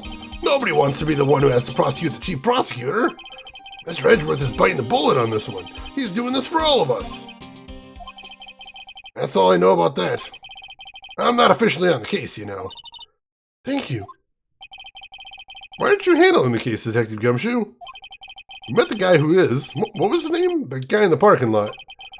That'd be Officer Marshall. He was appointed directly by the Chief of Police. Officer Marshall? Is he some kind of Wild West sheriff something? Nah, Jake Marshall's just a regular officer. From West L.A. For a moment there, I wasn't sure. Look, pal, let me try and make things a little easier for you. Show them this, and I'll let you examine the crime scene. Maybe. Letter of introduction received from Detective Gumshoe allows the bearer to investigate the crime scene. I'll be surprised if this gets us anywhere. Just act like you're supposed to be there, and nobody will look at you twice, pal. Yeah, I suppose it's worth a shot. May as well. Nothing in this game is not strange. This is all very strange. Yeah, detective wearing all white. Seriously, what the heck? Yeah, I had heard about that, Chris. That is very cool to hear. West LA. Supposedly this game takes place on the, or the English version of this game, takes place on the US West Coast, but they never are very specific about it. Let's see if we can expect this. Why is there something crossed off on here? Hey, look here! Looks like something's been crossed out. Maybe it was a letter or something to Detective Gumshoe? Let's see. Annual bonus, $20. I think a couple of zeros are missing. Oh, that sounds about right. At least in that detective's case. Maybe I should rethink my career as an investigator. Ouch! His bonus was 20 bucks? Cripes. That's cruel. Wow, sucks to be him. I think that's everything to see there, though. Well, let's head back to the crime scene, then. Now, it sounds like we might be able to investigate a little bit more. February 22nd, Prosecutor's Office Underground Parking Lot. Looks like the investigation is still going. I have to be getting back to the shop. Sorry, looks like I'll be stuck in this pit till the sun sleeps. I'll see you in my dreams tonight then, baby. Who's talking right now? Oh, still here? Ah, hello. Why the surprised looks? Didn't I mention? I've had a boyfriend in criminal affairs, too. What happened to the security guard? Hey, what's wrong, Bambina? You're looking like a doggy that's lost its herd. Jake Marshall. Strange guy to put in charge of a crime scene. There's something I wanted to ask you. Scene of the crime. Cold grave for many who've lost their dreams. And me, I watch over them as they sleep, dreaming of the desert's harsh judgment. He's asleep.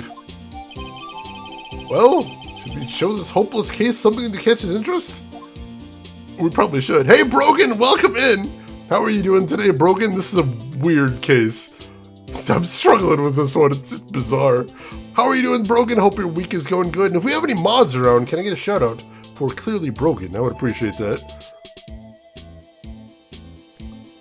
Just a friend who is a boy. Oh, God. You know, Rook's honor. It sure does seem like it. There's something I wanted to ask you. Oh, wait, no, he just says the same thing. We have to get his interest first, right? So we have to show him the thing. Let's present the letter of introduction.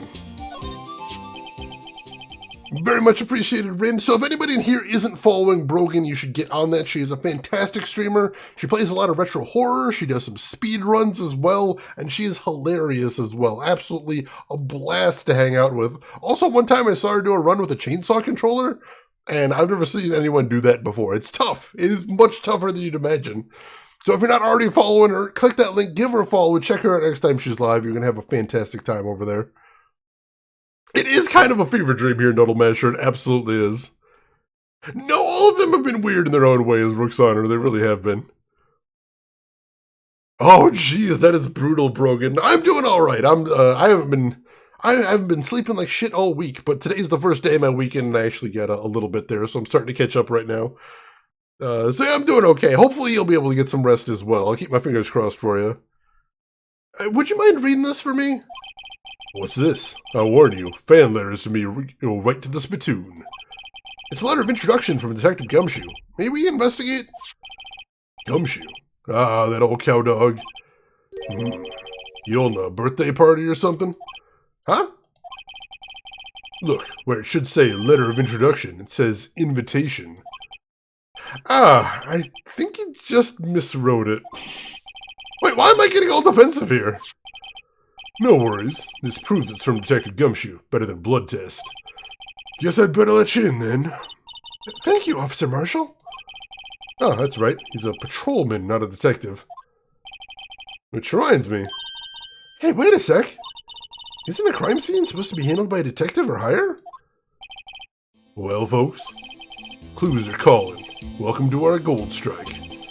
Be like the settler. Strike out for lands unknown. Manifest destiny. Let's have a hootenanny. Note to self, police investigations are like settling land. Well, Mr. Wright, what do you say? I say I won't be needing this anymore. Detective Gumshoe's letter of introduction crumpled and discarded. Wow, that's a diss right there. I love it. Oh no, Dr. Belvin! Hopefully that works at least. Irvine from F. He kind of does, Drav. I hadn't thought about that one, but yeah, I'm getting those vibes. Yeah, only Detective Gumshoe could be that incompetent. That settles it. Alright, can we talk to him now? Maybe he'll answer our questions now. Officer Marshall, could you tell us more about the victim? Good men always die young. Remember that, partner. Could you be a little more specific? Bruce Goodman. He was a detective, right? Well, aren't you a feisty doggy there now? Detective Goodman was stabbed here at 5:15. The smiling Madonna told me the tale. I think he means the witness, Ms. Angel Starr. One stab to the chest. Fine piece of work. This here's the autopsy report. Death due to loss of blood, one knife wound, died within an hour and a half of 4 p.m. It's oddly not specific for all the specificity we've had on time today. That's that's a 3-hour window right there, interestingly enough. Was my sister involved with the victim in any way? Funny you should mention that, Bambina. Chief Prospector Sky and Detective Goodman had nothing in common at all. Nothing in common? They apparently worked together on a case a few years back. So there's no motive. Goodman wasn't a particularly gifted detective. That's one reason why I didn't do much work with Chief Prospector. But my sister called the victim here on the day of the murder, right? Here? To this parking lot? So it seems, like calling an unarmed man to a shootout at high noon. Interesting. Hopefully that'll help a little bit here. This is incredibly stereotypical DB Stewart. I don't know why he's like this. How are you doing though, DB Stewart? Hope you're having a good day. I don't mean any offense, but Officer Marshall, you're a patrolman, right? Not a detective? You calling me out? They shoot you for that in Texas. Huh? I was one of them fancy shoe detectives till 2 years ago, to tell you the truth. Oh, really? Now he tells me. But you're a patrolman now, so how can you be in charge of a crime scene? Nothing gets by you, does it, Bambina? So why are you in charge? No reason. We're just short on hands right now. I'm keeping an eye out in the meantime. It's odd, though. Detective Gumshoe was just saying he had nothing to do. Nothing important, at least. He's nothing but a sad old cow dog, can't find his tail. Maybe it's because he runs with that Edgeworth, eh? Edgeworth? That cow dog's been kicked out of this cattle run by order of the chief of police. Just, he don't realize it yet. Detective Gumshoe kicked out of the investigation? That's not good. Let's see if we can ask him about anything found at the crime scene, too. He might have some answers on that as well. Just woke up? Well, good morning to you, DB Stewart. And no offense, why are you so weird? What is up with you? What is your deal? I'll press if I need to. What's that? Some sort of police passport? This is Detective Goodman's ID card, strangely enough. Well, you found it a good distance away from the crime scene. Good distance in this rat hole? If you want distance, get yourself to Texas. Texas?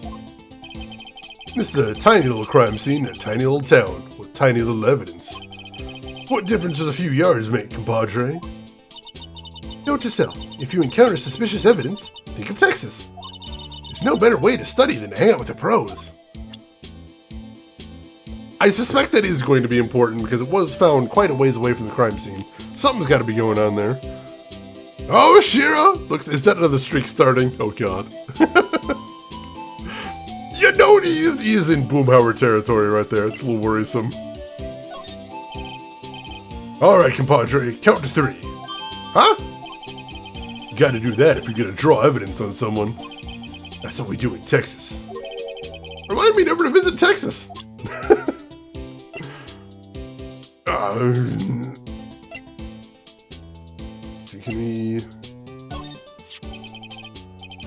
Toy shield. Suits that boy well.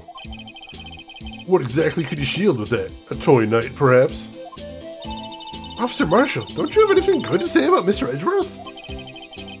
You don't like him, right? We get the point. You know, when I was a detective, I got one of those. Let me guess. Did it have a K for a King of Detectives on it? Man, they could use the same shield over and over. Note to self, the prosecutor's office and criminal affairs are surprisingly cheap. You know it. They've gotten cheaper with every passing year, I tell you.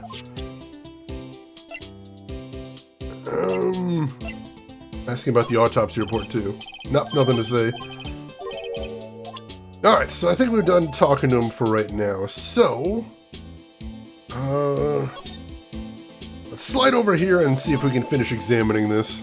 Because we weren't able to look at it before. But now we should be able to. Yeah, Emma's not learning anything better here. This is a bad thing. This looks like a cell phone. Scientific analysis would suggest this belonged to the victim. I can't think of anyone else it could belong to. What's so scientific about that? Should we check it out? Yeah, let's check it out. Alright, let's check it out.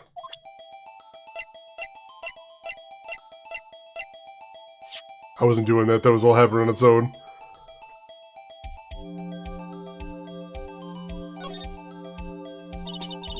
Man, what a boring strap. What's wrong with it? Everyone has different tastes, you know?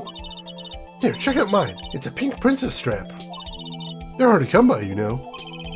See, this series is popular as ever with the kids. Anything else to see here? Oh no, here we go. This phone's still on the redial screen. Redial? Mr. Wright? Most phones keep a record of all the calls you've made and received.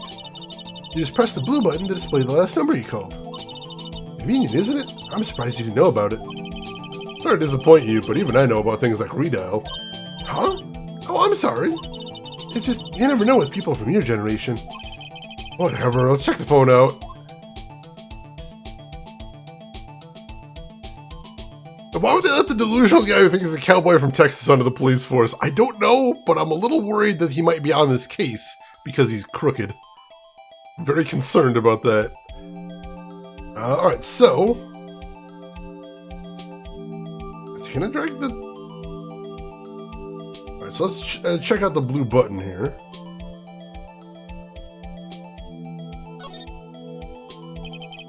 Now, see who the owner of this phone called last.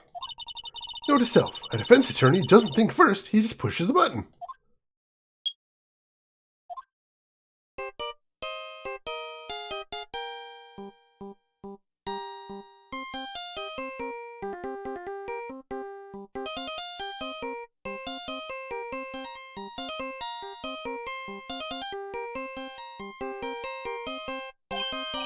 Hey, that song! I know that! Hey, what's going on over there? Ah! Oh, sorry! I see you, partner. You pressed redial on that there phone, didn't you? Well, yeah. Whose phone is this, anyway? It was on the ground over there. Whose is it? That belonged to Chief Prospector Sky. What? It's my sister's. She apparently dropped it when she was taken into custody right after the crime. Look, the last call was made right when the murder occurred. Looks like she was fixing to call someone. Except she only spoke for a few seconds, according to this. Who'd she call? No idea. Sorry, partner. Now, I got a question for you, partner. I heard a phone ring just now. One of those newfangled ringtones. Oh, that? Oh. I'm sorry, that was my phone. What? Your phone? Yeah, it's kind of strange, but... Someone called me right as we picked up the other phone. Wrong number. I hope you're not lying. They shoot you for that in Texas, partner. Ow, I've incited the wrath of the Lone Star Patrolman. Alright, property of Lana Skye, last call made at 5:15 on the day of the murder. So Lana claims the murder was at 5:15, so that would have been immediately after the murder, if she's telling the truth right there. He only shaves one side, we only seen him shaving one side. I'm suspicious of everybody in this case, which is not normal for this game. Alright, let's keep investigating around here. What's going on with the line here? This rope, is it?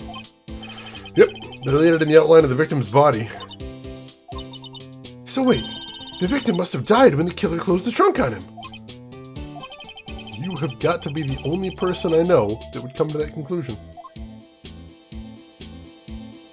What else we got over here? A block.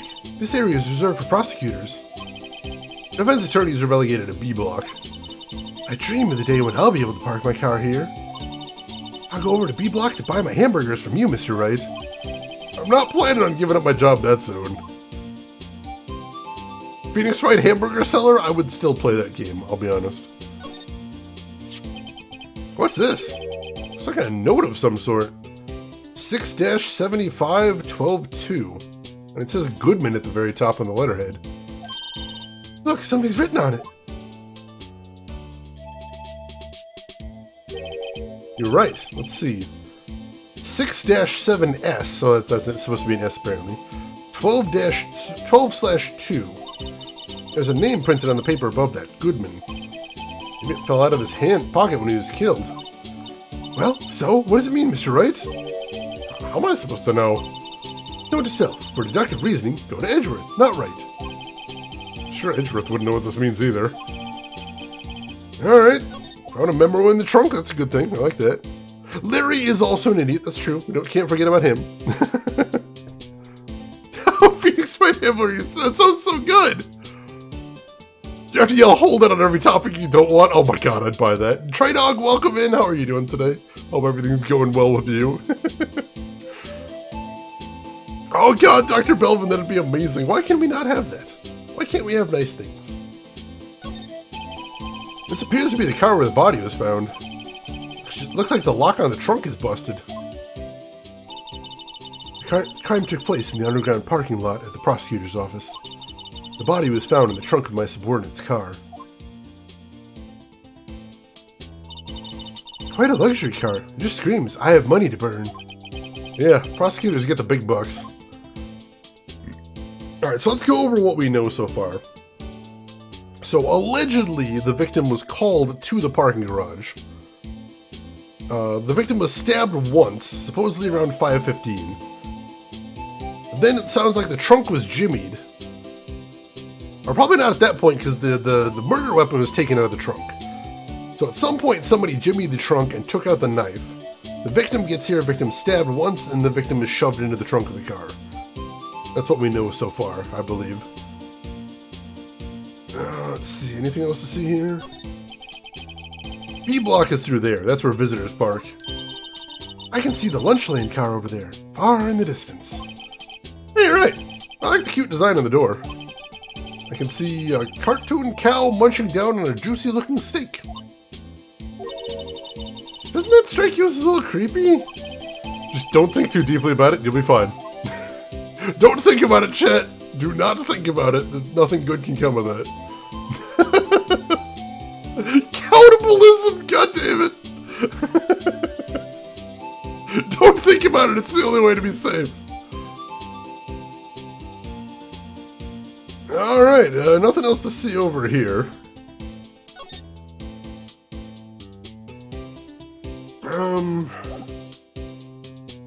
So let's see, do I want to ask him about any other evidence?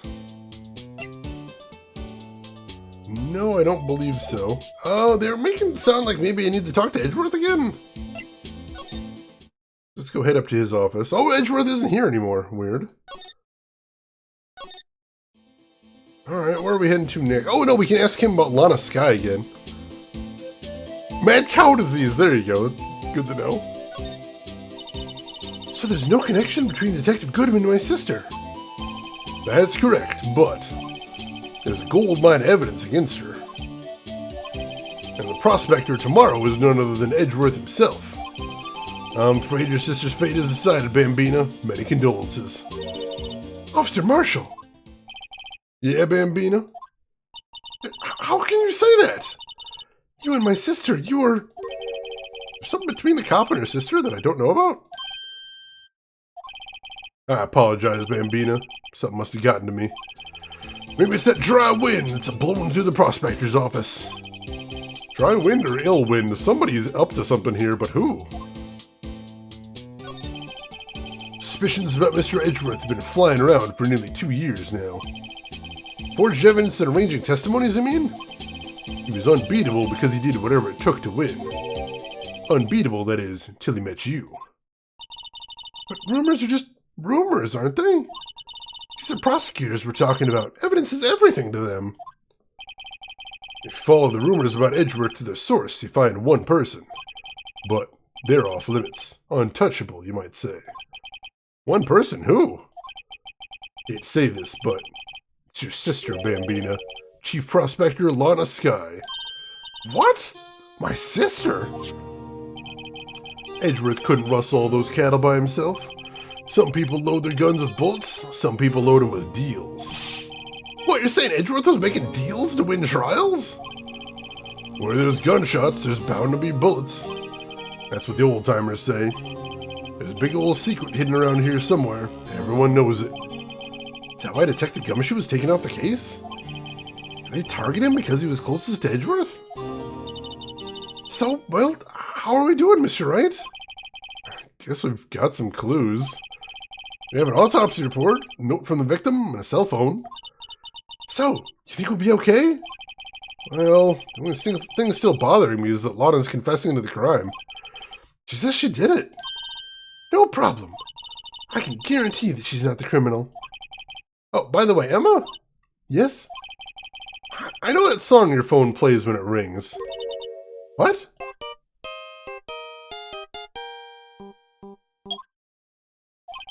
It's the Steel Samurai theme song, isn't it? A popular TV show for kids? The phone that rang earlier wasn't mine. It was yours. At 5:18, just after the murder took place. Your sister called you, didn't she, Emma? I'm sorry. Can you tell me what you talked about? She hung up right away. I see.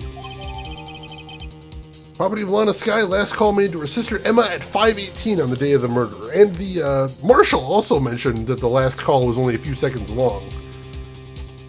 So just after the murder would have taken place, she called Lana and then she called Emma and then hung up. It's kind of odd. The detective is murdered and the suspect is the top prosecutor in the district. Got a bad feeling about this. Like, maybe I still don't know everything that went on here.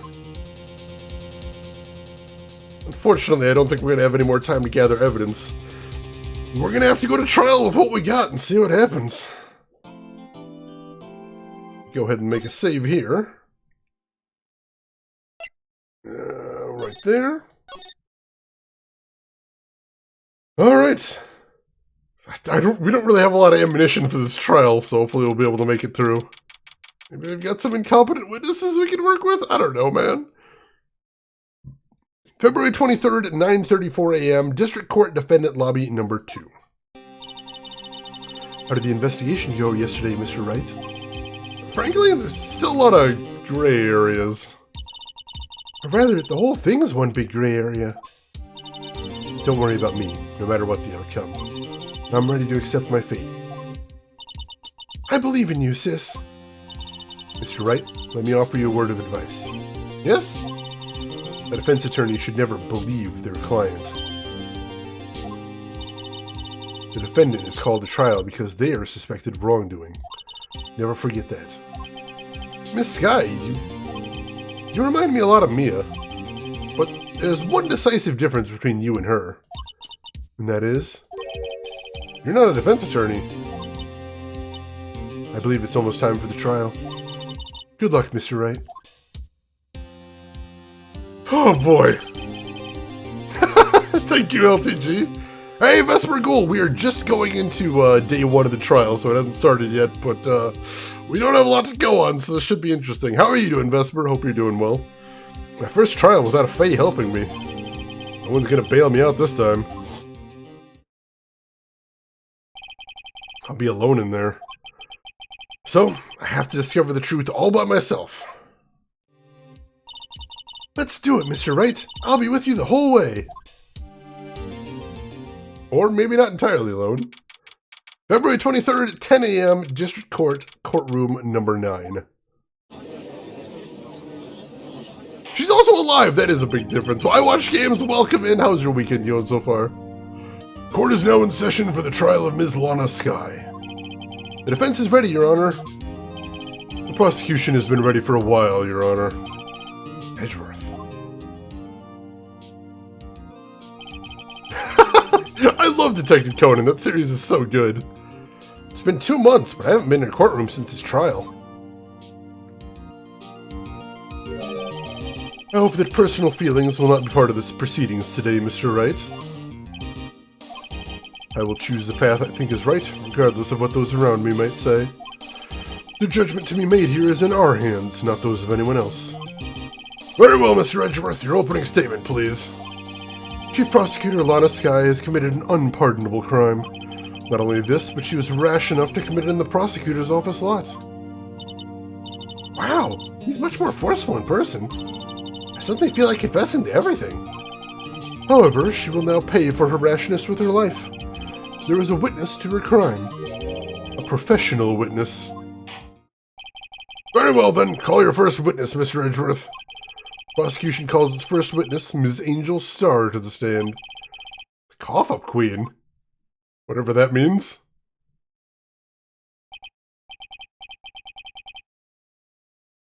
Let's see. Yeah, our client was caught red-handed, was seen by an eyewitness, has confessed to the crime.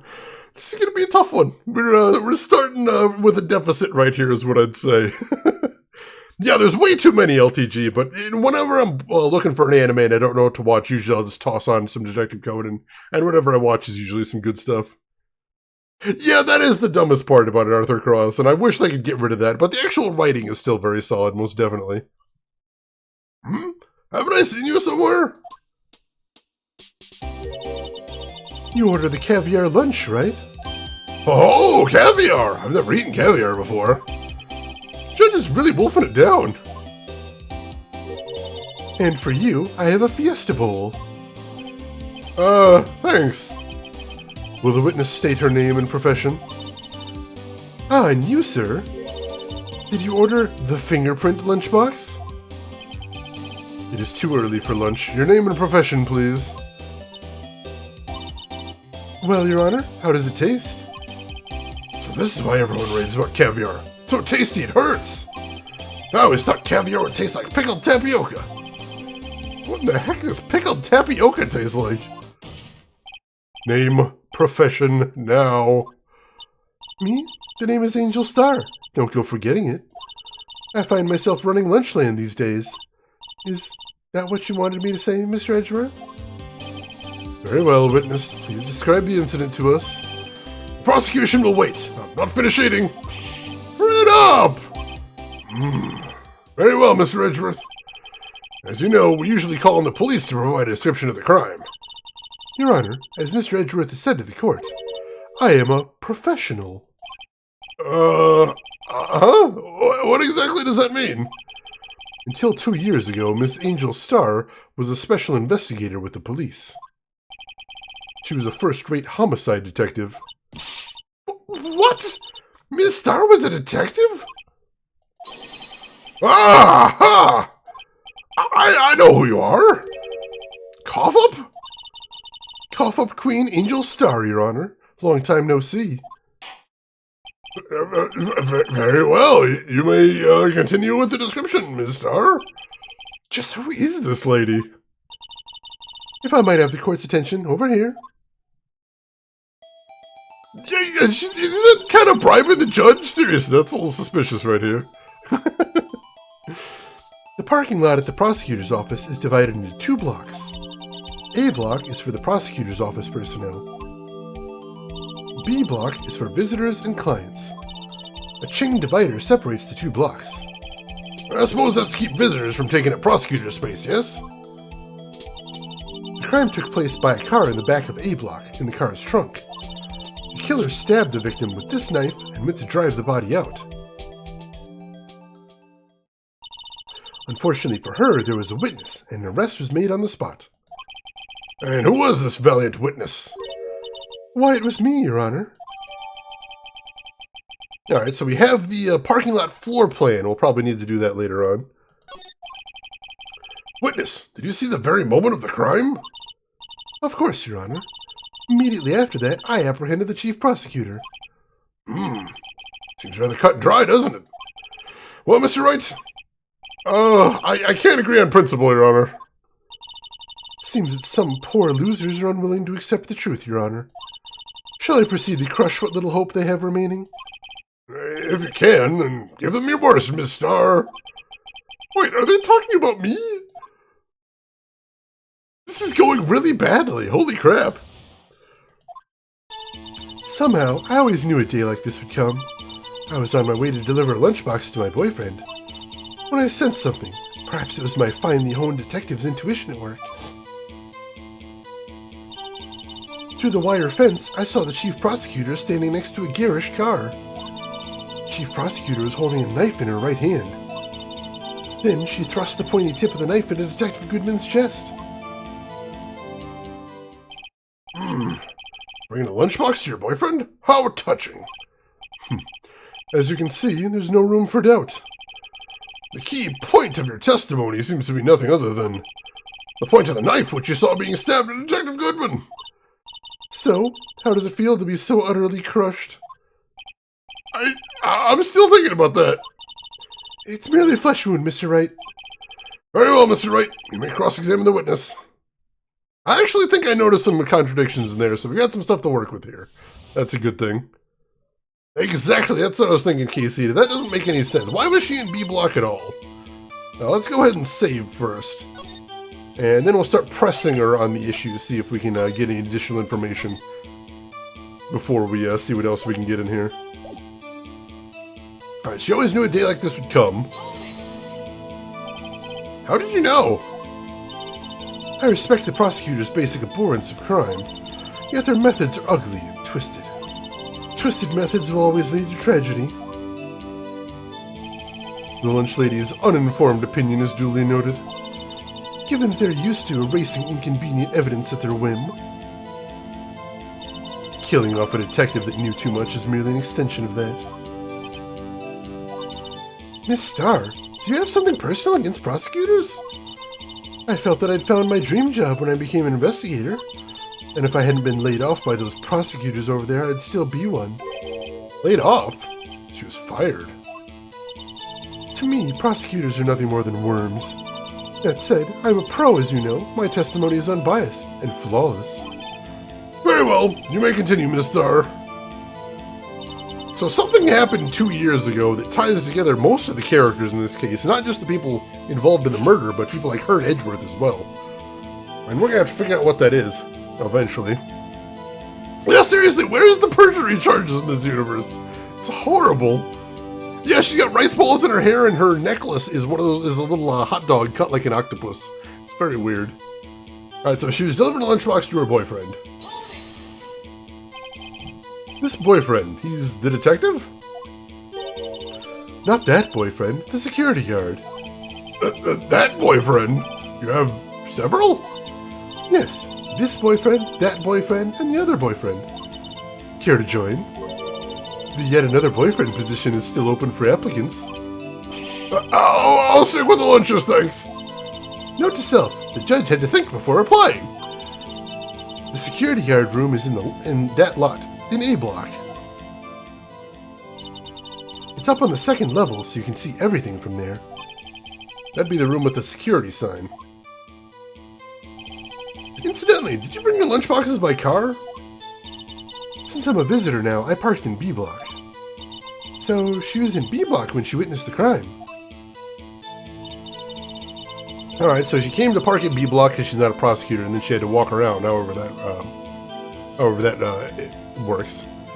Why are you playing a game like this without your thinking cap on? I must have left it in the other room, unfortunately. We'll have to make do without it. Not spicy for work? Oh god.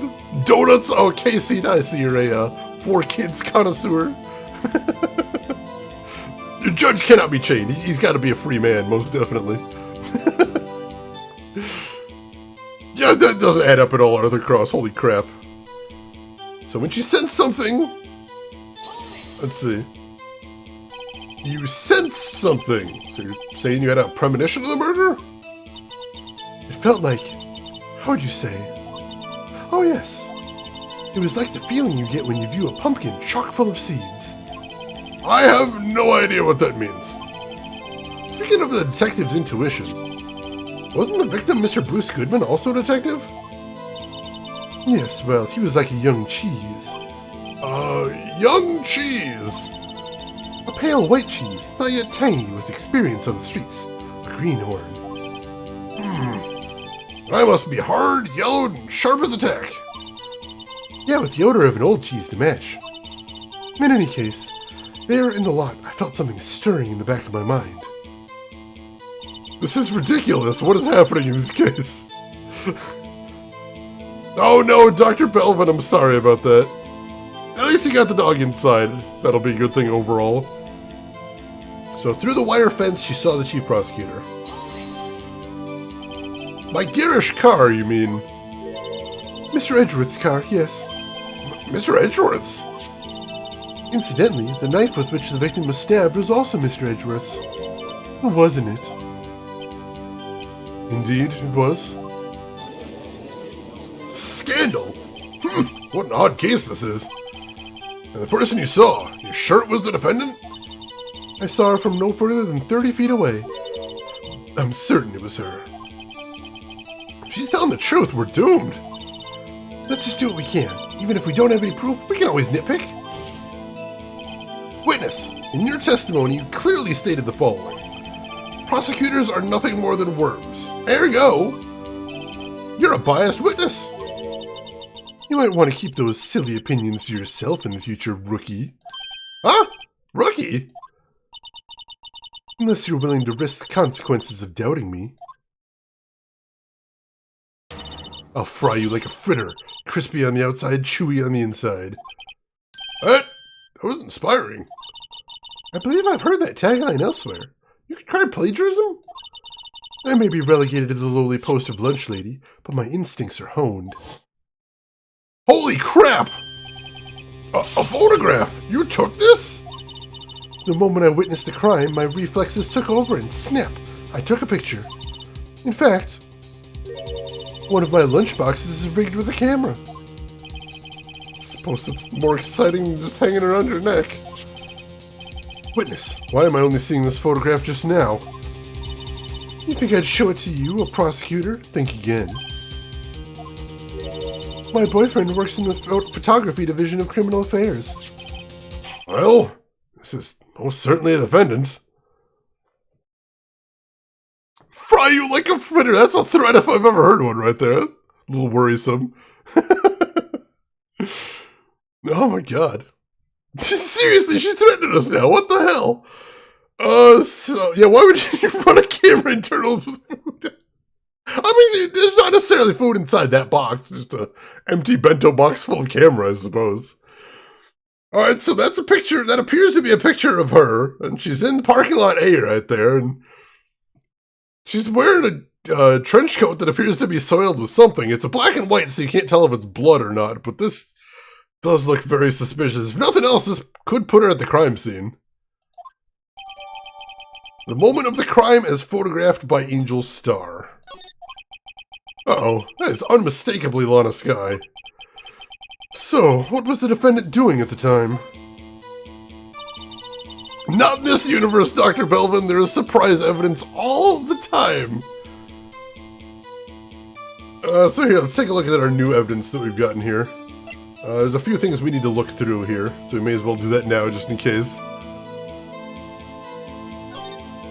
Let's see. Name of the deceased, Bruce Goodman, 36, age 36, male. Date and time of death, February 21st, between 4 and 5:30 p.m. Cause of death, loss of blood from chest wound. Assessment, wound was caused by a 4.5-inch knife. A single stab wound was found. Gotcha. We've got this weird note right here. We didn't get a chance to ask anybody about that, but there's nothing to expect.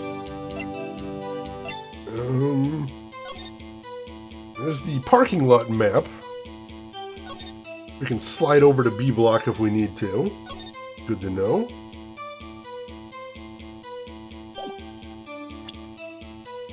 And lastly, we've got this new photo.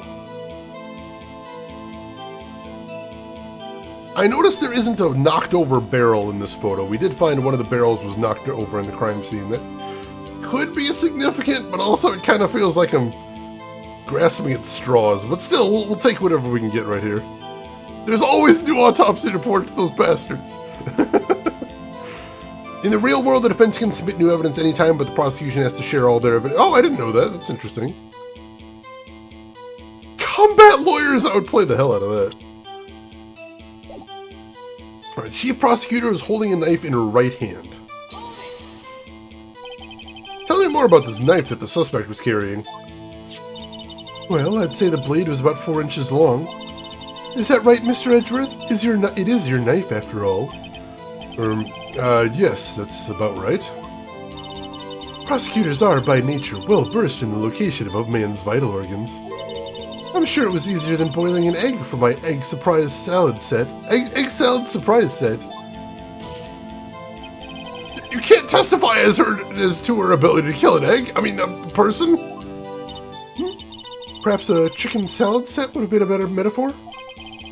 So the defendant was holding a knife. What then? They said it was empty, though, so we don't know if it was full to begin with. That's a thing, too. Alright, so then she stabbed the victim. But tell the court why you didn't try to stop this crime. You did see her raise the knife to strike, no? The defense has a point. Unfortunately, by the time I realized what was going on, it was already too late. Too late? Yes, the next moment, the chief prosecutor brought down the murder weapon. I see. It's only a flesh wound, Mr. Wright. We can make it. You said that before. Anything else? Scientifically speaking, Miss Starr's testimony is flawless. Sounds pretty fatal to me. What do we do? Is this it? Is my sister guilty? Let's just keep our heads cool and press the witness a bit, shall we? For some reason, having her panicking next to me makes me calmer. Don't smile like that.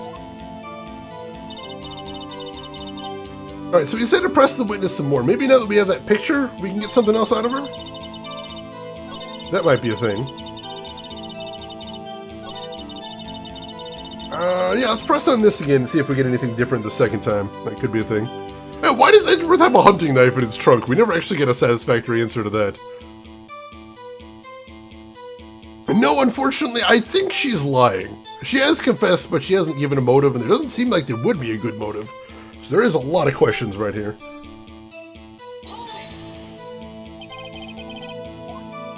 I know this is what she said before.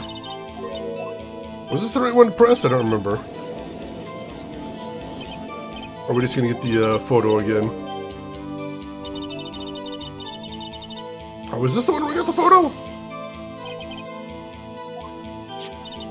Nope, nothing new here. Alright, so we can't press anything new there, I don't think.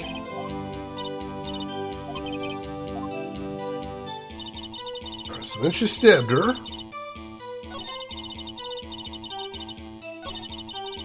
Let's see.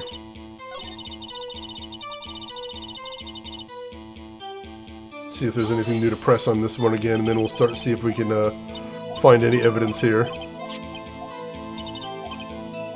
No, we already saw that. Alright, no, nothing new to press, so let's go ahead and save one more time, and then we'll see if there's any contradictions we can find in here. Let's go ahead and hit this one. Yeah, why did she say she was too late? Something doesn't add up here. I'm a little worried about this. Hey, Space Cowboy, hope you're doing good. Glad to see you in here. Her cough-up sense was tingling. Where did she get that nickname from? I need answers. Alright, so... she saw the Chief Prosecutor standing next to a garish car.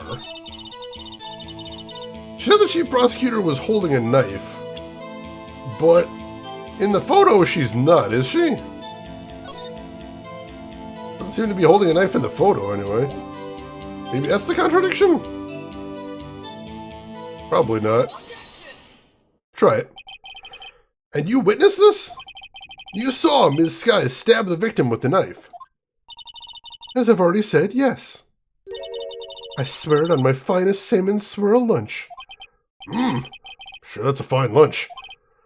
But, isn't that odd? Look at this photograph. I'll give you that one, chat. This is the photograph you took at the very moment of the crime, is it not? And why is Ms. Sky not holding a knife?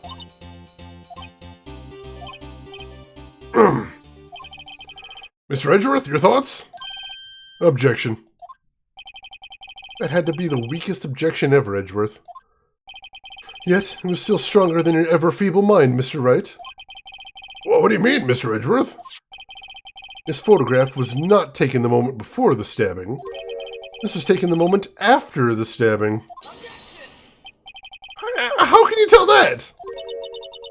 Blood splatter. Huh?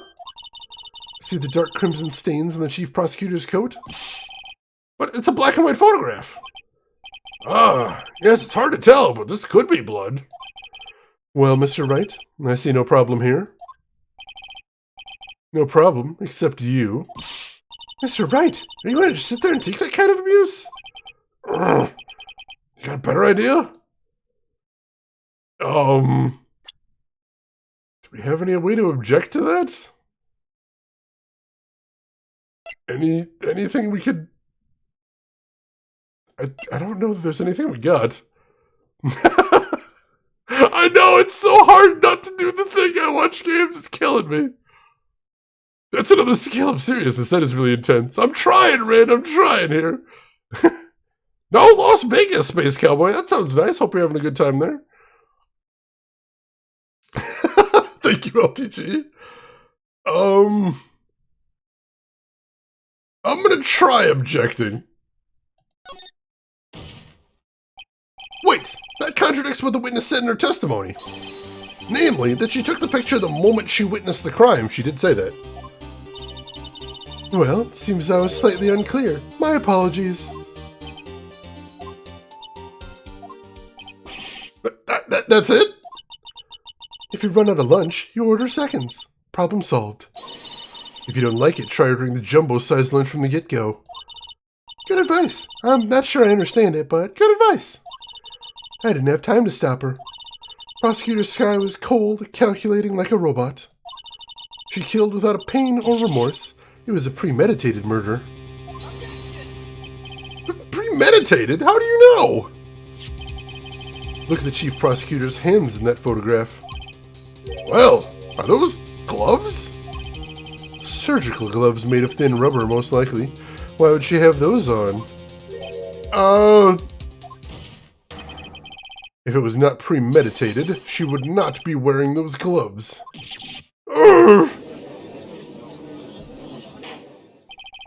These gloves do seem to tell a tale of premeditation. Premeditated murder. Serious offense. Witness, add this to your testimony. Oh, this doesn't help us any. God damn it. It could just be gloves, I suppose. It's really hard to tell, especially since it's black and white. If that was a color photo, we'd have a lot more information right here. How would you meditate before murder? God damn it. Alright, let's press. The murder was planned, but the rubber gloves prove it, she says. was just in the habit of wearing gloves, like driving gloves. The gloves were admitted as evidence when the defendant was arrested. They were rubber gloves of the kind used for autopsies. In other words, when the chief prosecutor came to the crime scene, she came to do murder. It's the only possible conclusion one can make. Everything was planned. It was a premeditated crime. Impressive. Sorry they took you off the force, Ms. Starr. This is bad. She's got them thinking this is all planned. She can prove this claim. The trial's already over. I've got to think of a way to show that this wasn't premeditated. It's only a flesh wound, Mr. Wright. We can make it. Said that before. Alright, nothing else there.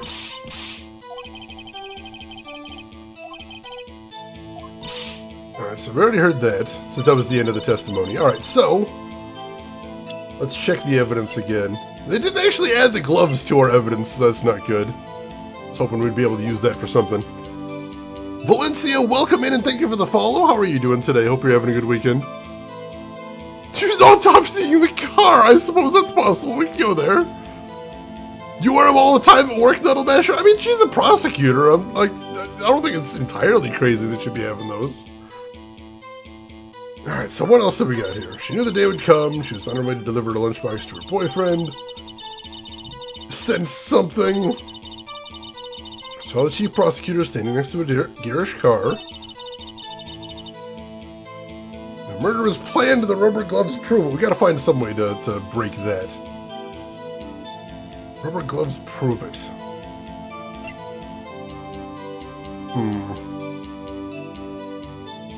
How can we say that the rubber gloves don't prove it?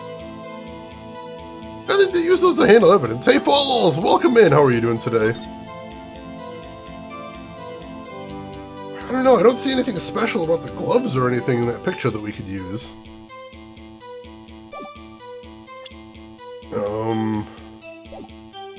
And we didn't get any new evidence, unfortunately. There's got to be something here I think we'd have to be able to press. I'm going to save again, though, just to be safe.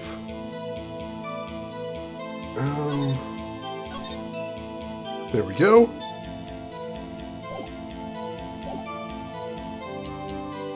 What if we just...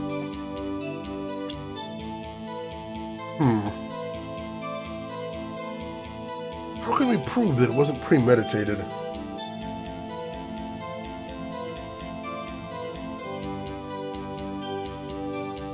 I don't know that we can. The gloves are very damning. Were the prints on the knife? There were no prints found on the knife, unfortunately, which, considering she was wearing gloves, that doesn't help her case any. It really doesn't. I mean, obviously that could be very ambiguous, but it's not great. It's not great.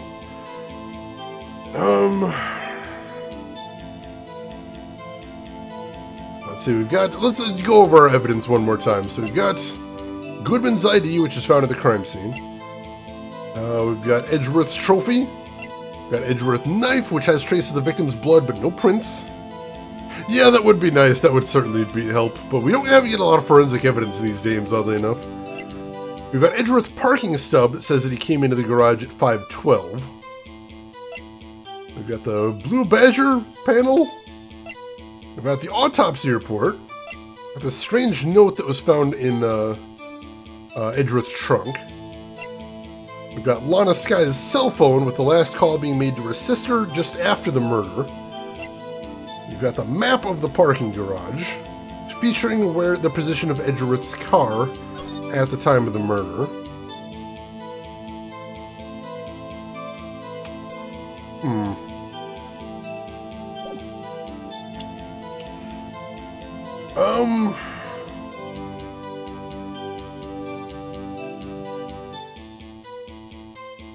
That's what I was thinking. That seems like let's try. That's exactly what I was thinking. LTG.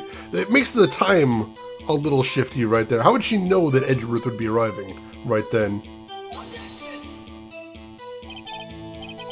And nope, that is not it, unfortunately.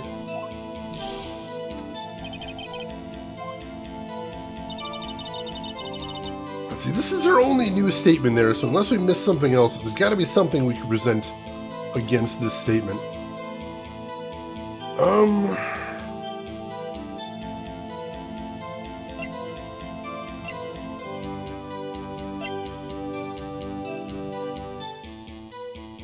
going to try just presenting the photo, honestly.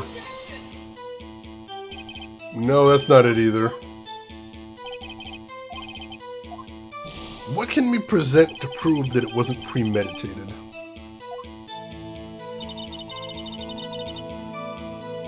Let's see, is there anything else we can press in here? I think we've already pressed everything. Let's see, do we get anything different when we press these things now? I don't think so. What was that about the phone call? So immediately after the time of the murder, Lana called her sister, but the phone call was only a few seconds long, and Emma says that all she heard was there was silence on the line that she hung up. Ryan, you think you've got something? What do you got, Ryan? I would love to hear your thoughts. This one is a tricky one. Alright, so we already heard all of that.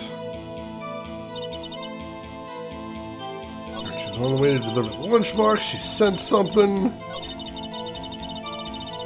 So the chief prosecutor, can you take a look at the parking ticket again? Yes! Let's take a look at that. Parking ticket right here. Oh, we can actually inspect it. We didn't do that before. Let's do that right now. Miles Edgeworth, 1712. This is dated the day of the crime. The murder took place 3 minutes after Edgeworth parked his car. Only he was held up a couple extra red lights. He wouldn't have been caught up in this whole affair. Perhaps. Just goes to show you never know what'll happen when you run a yellow light. Alright, so nothing else to see with the slip. So yeah, supposedly the timeline we've got here, according to what we've got right now, is Edgeworth entered the car park at 5:12. The murder happened at 5:15, and then Lana called her sister at 5:18, at which point she was apprehended. Which is a very tight timeline right there. Extremely tight, but that's what we're working with apparently.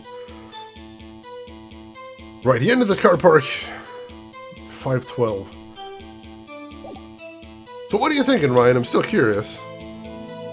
You bought a parking ticket. I was thinking horrible things as well, but I'm not going to vocalize them.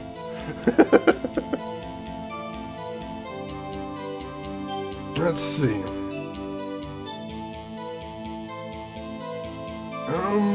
So let's go back. Saw the chief prosecutor. That's not up for debate. She did see her. So it's got to be something with this statement. The murder was planned, the rubber gloves prove it. How can we prove that it wasn't premeditated?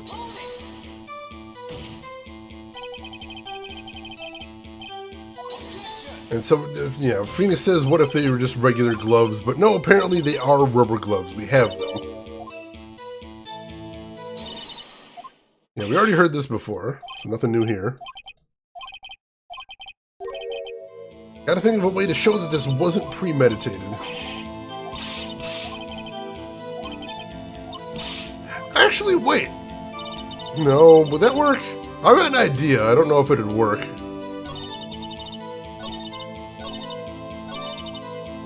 Hang on, I've got an idea. I'm thinking, what if the body was in the trunk all along? How do we prove that, though? Like, you might be right, but right now, we've got to find some way to prove that this wasn't premeditated. I'm not sure how to go about that. LTG, thank you for adding that.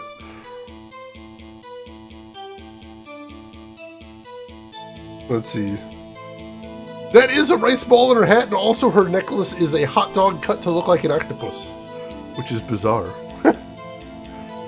Actually, it's a hamburger. I thought they were donuts. Alright, so I've got an idea. I'm going to try presenting something here.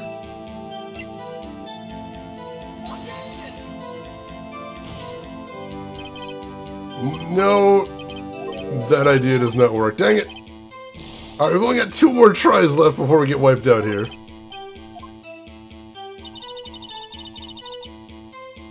How do we prove it wasn't premeditated? I thought I had an idea, but no, not quite working. Bringers Apollo. Let's see, how do we prove it wasn't premeditated?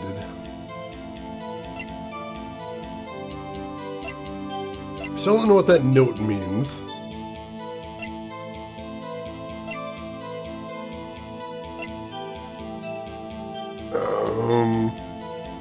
Just look it all over? Alright, we'll give everything one more look over. We've got his ID right here. Did we ever inspect this? I don't think we did. A name and ID number are written here. Sergeant Bruce Goodman, ID... Alright, we already saw that. Wonder why they only use numbers for IDs. What else will they use? Letters, silly! They're the reason we have a written language in the first place. True. Sergeant Bruce Goodman, ID Yabba Dab. See? Wouldn't that be better? Yabba Dab? Well, it does have a certain ring to it. Exactly my point. It'll take much to amuse her. So we got his ID right there.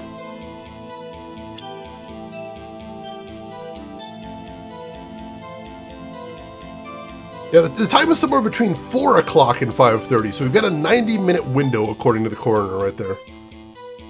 That's what I was thinking too! Alright, we got the King of Prosecutors trophy. I don't think that's going to be relevant for this part. Oh, it looks like we can re-examine evidence. Because we already looked at this, right? Yeah, it doesn't actually have anything new there. It just doesn't list that we've already seen it. That's interesting. Alright, nothing else to see there. We've got the murder weapon. Got the parking stub. We have the dancing blue badger. Got the autopsy report. Died within an hour and a half of 4 p.m. So it could have been any time between 4 p.m. and 5:30.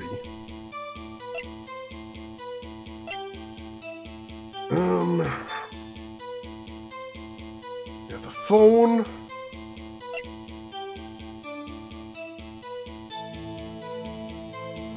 Examine the knife. We checked that out. We didn't see anything there before. Let's see. All it says when we look at the knife is... mentions it's the victim's blood. And she muses why Edgeworth would have a knife like that and wonders if he's an outdoorsman. So yeah, nothing to see on the knife, unfortunately. I think we've already inspected all the evidence, and I don't think there's anything else to find in there. We're not gonna stab the witnesses, then we'd be going to jail. I'm gonna try presenting the phone. No, that doesn't work either, dang it. Alright, we've only got one life segment left. So I'll open the floor to anybody in chat that hasn't played this game before. If there's anybody in chat that hasn't played this game and you've got any theories about what to do here, I'm open to suggestions. I could try the Chewbacca defense. It's a desperate strategy, but these are desperate times.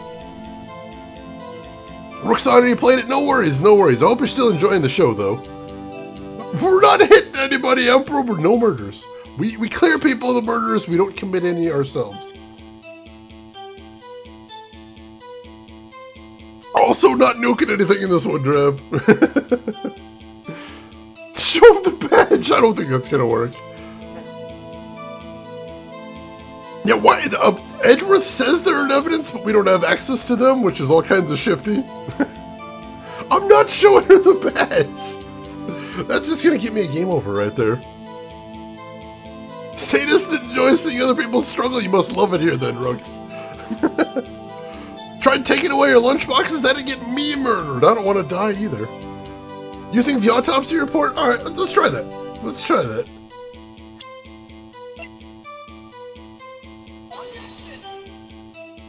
That is not it, apparently, dang it. Oh no, that's the last of our life. And we got a game over. That's enough. This court sees no reason to further prolong the trial. The defense has failed to give the court sufficient reason to doubt the prosecution's claim. This court finds the defendant, Ms. Lana Skye, guilty. The accused will surrender to the court immediately, to be held pending trial at a higher court within a month from today's date. That is all. This court is adjourned. Is she holding something behind her back? It looks like she's holding something behind her back in that picture. That's kind of weird. Alright, let's go back to my last save. I think this one's my most recent one. No, we're going back to it. We're going back to it. Alright, so we're right back here. We saved right before we did this. No worries, Ryan. We saved right before we did this. So we're right back where we started with the full life again. Her hand, oh, her hand was bandaged. That was it. It was the bandages on her hand, which is still kind of suspicious there. We don't know what's going on with that. Okay. So what do we do here? We've already pressed her on everything. We presented just about everything as evidence here.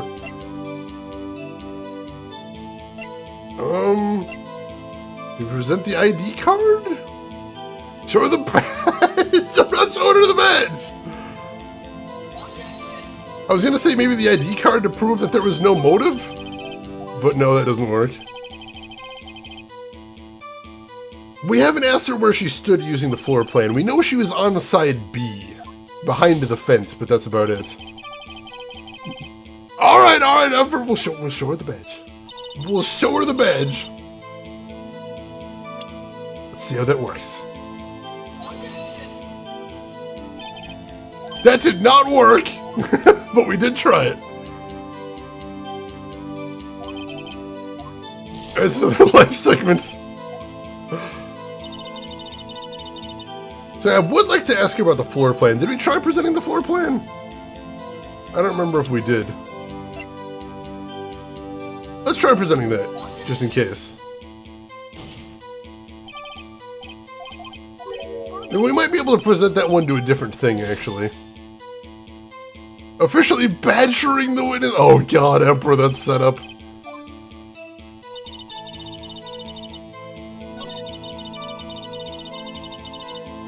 Let's see, so...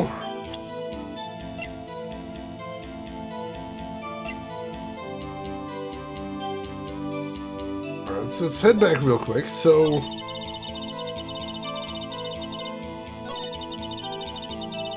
So now we know that one. We haven't presented the note yet, but we don't know what the note means, so I'm not sure how we could prove anything with that, unfortunately. What if we present the parking lot floor plan here? Nope, that doesn't do anything either. Yeah, basically I think the note's the only thing we haven't presented for that, that thing.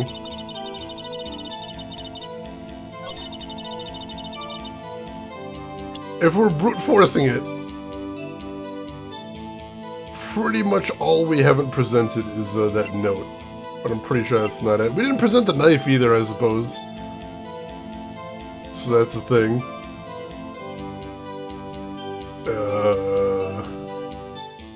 Try presenting the knife? Was it the knife? Witness, do you know what this is?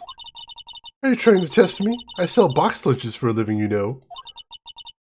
That's a knife. The knife. The knife that was in Mr. Edgeworth's trunk. Oh, I think I see what he's getting at right here. I like this. Indeed, this is my knife. I think I see what we're getting at here. I should have thought of that before, honestly. What's with this case? The bloody murder weapon or red car? All belonging to the prosecutor there? The defendant's the chief prosecutor for the district, right? Mommy, are prosecutors bad people?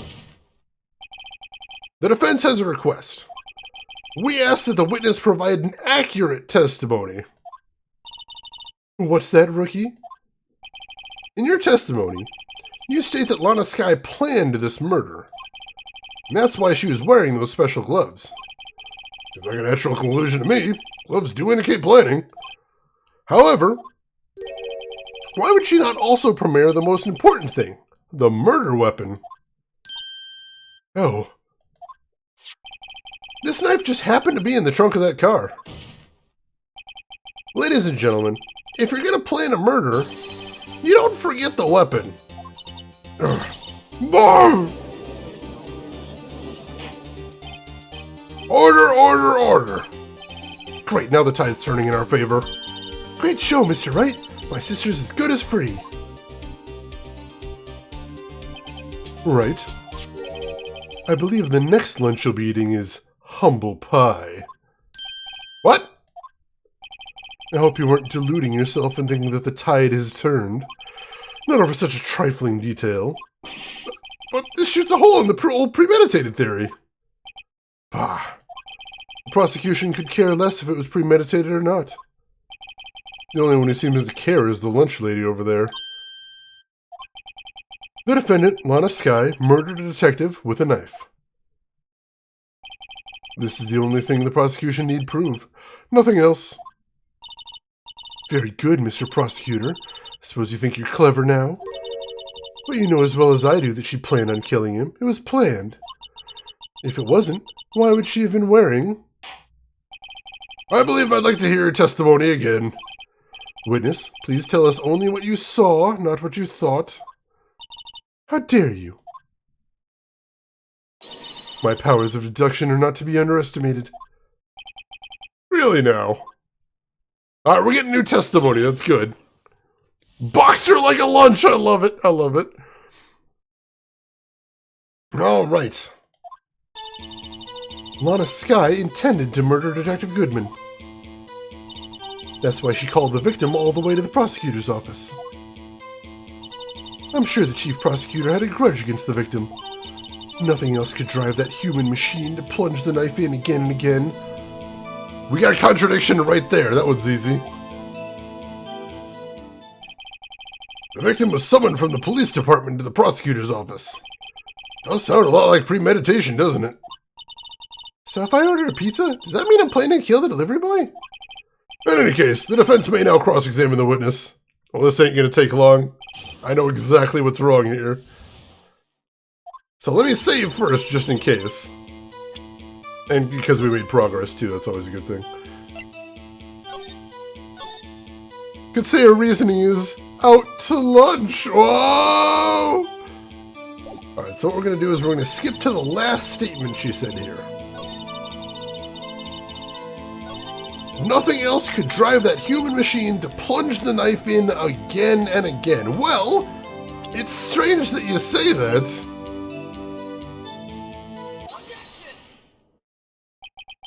You say she stabbed him again and again. But you couldn't have witnessed that. Are you testing me? Then I'll test you. With my moss surprise. What the hell is that?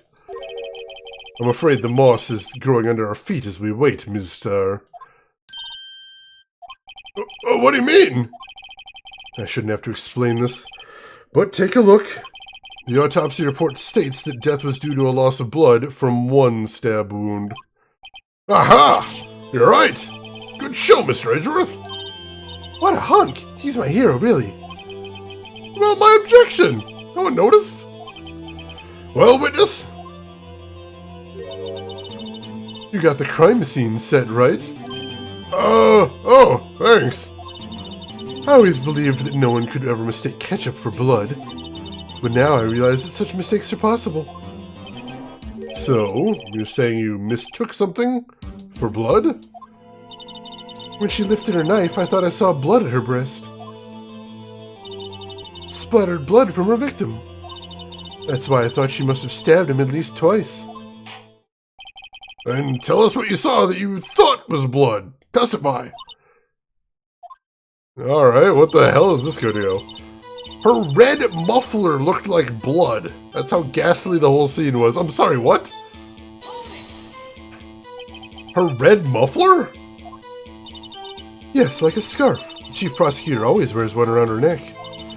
So she can easily be hanged at a moment's notice, I suppose. She's right. Miss Skye was wearing a red scarf, wasn't she? Wait. Isn't it odd that you mistook that for splattered blood? Well, people often mistake my beard for a bib. A judge with a bib. That's why this place feels so much like kindergarten sometimes. Actually, I do think I saw some traces of blood on her chest.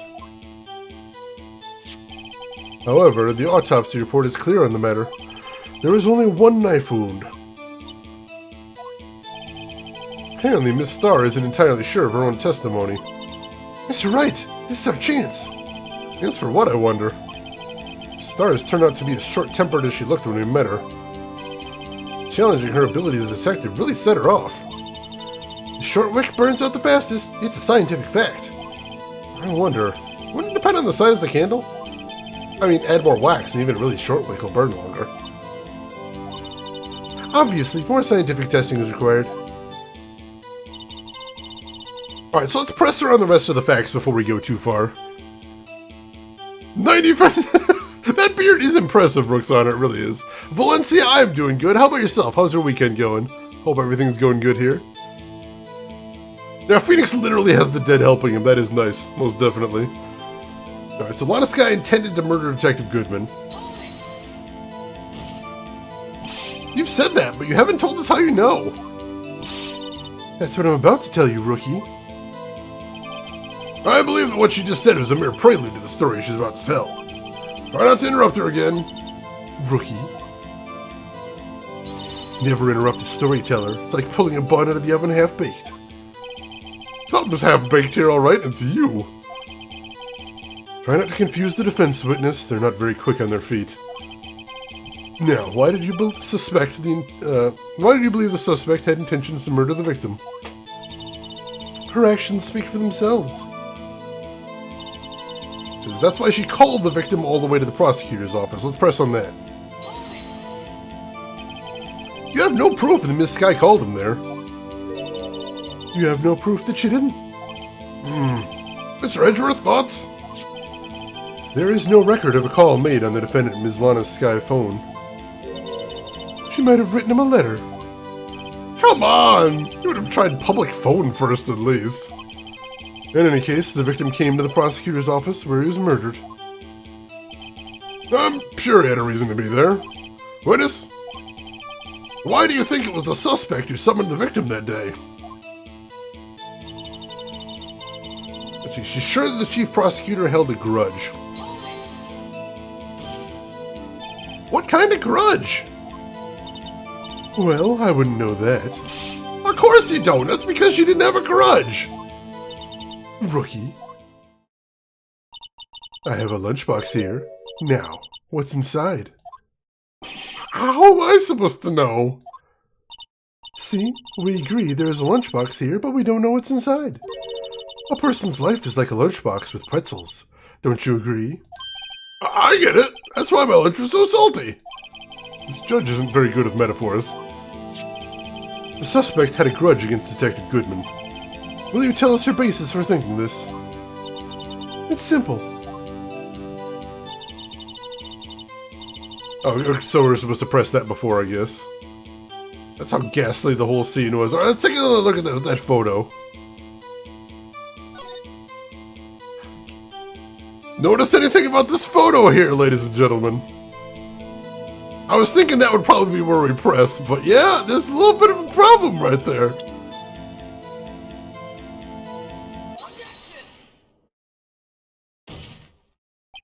Miss Starr, I demand an explanation. The witness is clearly not suited for detective work. Oh, what? The suspect was not wearing a scarf or muffler of any kind when she stabbed the victim. And you proved it for yourself. With this photograph. Huh? But that can't be! Only a professional lunch lady could be so utterly clueless. Congratulations. Perhaps you finally found your true calling in life. Harsh words, but good. In the end, Mr. Edgeworth prevails. What was my objection? Chopped liver? But it was there. A scarf. No, not that, but something red. Really? Well now, where were we? The witness has given us an entertaining interlude, but back to business. What? Very well, witness, continue your testimony. You saw the crime and apprehended the suspect. Tell us about that. Very well. I do remember some things accurately, at least. Ultimately, you couldn't shake the most important part of her testimony. Most important part? Part where your sister stabs the victim. This next testimony might just be the moment of truth. Yeah, Mr. Edgeworth totally stealing all of our objections. What a glory hog. Were there two defense attorneys suddenly? I think Edgeworth knows something's going on. I think Edgeworth suspects what I suspect, which is that there's a plot and he might be caught up in it.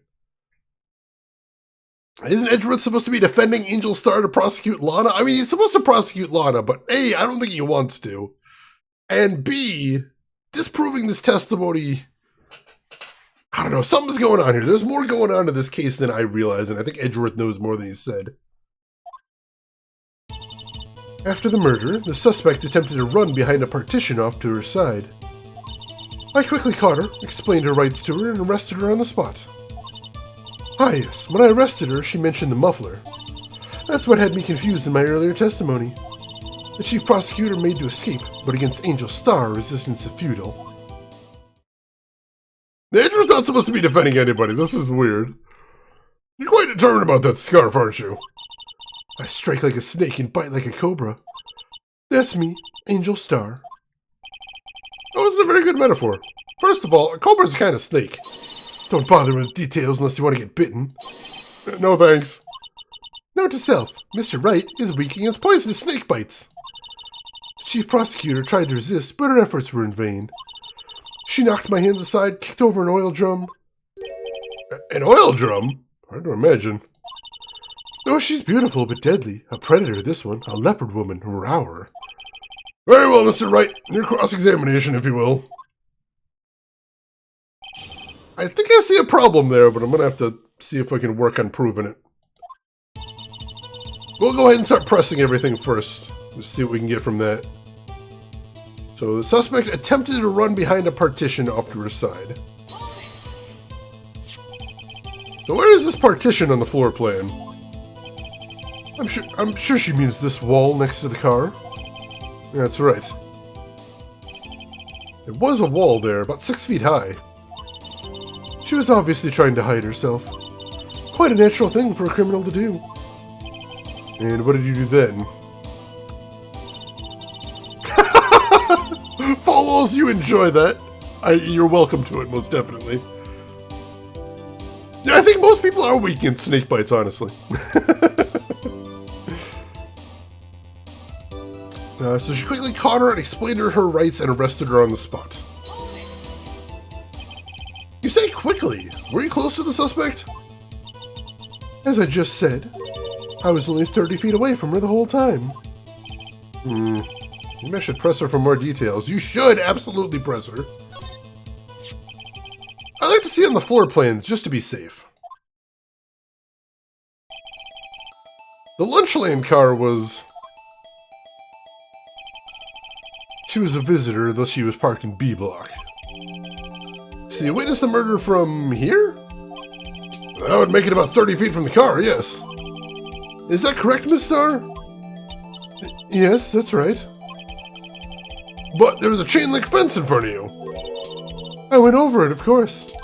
Amazing! The cough-up queen, lunch lady athlete, indeed. It would have taken her a little time to climb over the fence. So she couldn't have gotten to my sister that fast. Yeah, that fence was about 9 feet high, too. How did Miss Sky not get away? Well, that's hella suspicious. So when she arrested her, she mentioned the muffler. She mentioned the muffler? What exactly did she say? If I remember exactly, I would have told you in my testimony. Cheeky. Anyway, all I heard was her say the word muffler. Just that one word? So, what you heard wasn't the suspect talking to you, but to someone else? Yes, Chief Prosecutor was talking on her phone. Phone? She can't mean... By phone, do you mean this cell phone discovered at the crime scene? Yes, ultimately. Ultimately? My memory... It's like a salmon heading upstream, you see. No, the court doesn't see, Ms. Starr. Chief Prosecutor first attempted to use the phone hanging on the wall.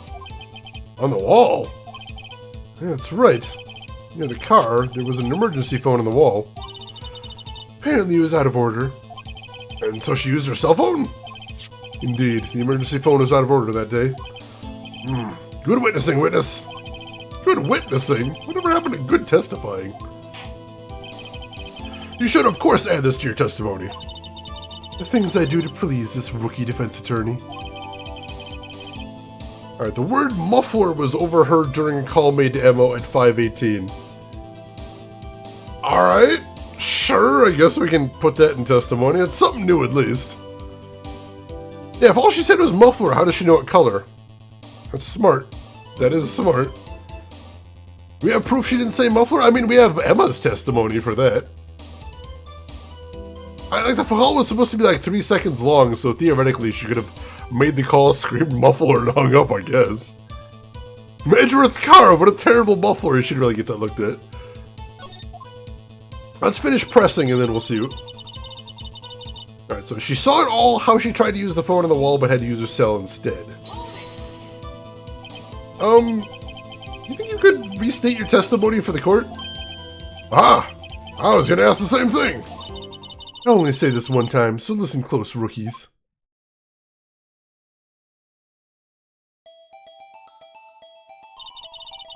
Chief prosecutor stabbed the victim and ran behind the partition. Then she... If she was behind the partition, how would she know that she was using the phone? She wouldn't be able to see it from where she was standing. So she pulled out her own cell phone out of her pocket. Again, how would she see it from behind the partition? And during that time, he climbed over the chain link fence. Then, when I boldly grabbed her arm, the chief prosecutor hung up her phone. And you saw her doing this. What is it, Mr. Wright? No, Phoenix is onto it. Phoenix is onto it right there. He's seeing the same thing I'm seeing. Alright, so let's save real quick, and then we'll chase this new lead down. Maybe lunch ladies have x-ray vision, that's possible. I'll have to do some tests of her vision now, I suppose. Alright, so she saw it all. However, I'm going to go ahead and present the parking lot floor plans. Ms. Starr, I have to conclude that you have a personal grudge against Ms. Lana Skye. The witness is a former detective. Her testimony is unmarred by personal bias. Well, who would have thought you'd be my knight in shining armor, prosecutor? You, who, together with the chief prosecutor, kicked me out 2 years ago. Well, Ms. Starr, this is a fatal contradiction with your testimony.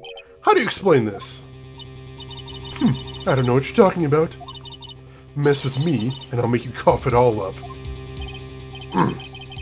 Let's look at the floor plans. You said you witnessed the crime from this point. However, if that's true, you couldn't have possibly seen Ms. Skye making that phone call. I believe you see what I'm getting at. That emergency phone was on the back side of this partition. If indeed you were in B block, you couldn't have seen it. Order, order! What is the meaning of this? It's simple, Your Honor. She's not coughing up lunch, she's coughing up lies! It's quite a claim, Mr. Wright. Perhaps you allow me a question? Tell us exactly what lie the witnesses told the court. Here's where the counterattack begins. I can't afford to get this wrong. The witness lied about... I'm gonna save because I think it's the middle one. It's kind of hard to see what they want here, but I think it's the middle one. Let's see. Saving back up here.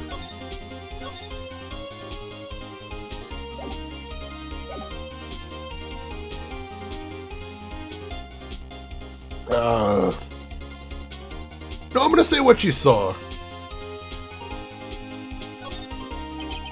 She lied about what she saw. In other words, she didn't see Ms. Sky using that emergency phone. Does seem hard to imagine how she could have. Very logical. What's the matter, Star? Cat Gadget Lunchbox? Mr. Wright? I hate to bother you while you're celebrating your victory, but why would Ms. Star lie like that? Huh? Why would she say that my sister tried to use the phone but failed? Doesn't make any sense. Why lie about something so insignificant? Oh, dang, she's right. I mean, maybe she really did see her try to use the emergency phone. I see no room for doubt here. You ordered the patooey on rice, right? Mr. Wright! I thought you had something there. Alright, apparently that's not it, dang it. That's game over. I think what they were getting at is like, if I proved that she didn't see her use the emergency phone, does that really change anything, is what they were saying. Yeah, she couldn't see it, but we don't really advance our case by proving that's a lie, I suppose, is what they're getting at. Watermelon and rice, that's kind of disgusting. Here, I gotta blow my nose real quick, chat. I will be right back. Don't go anywhere.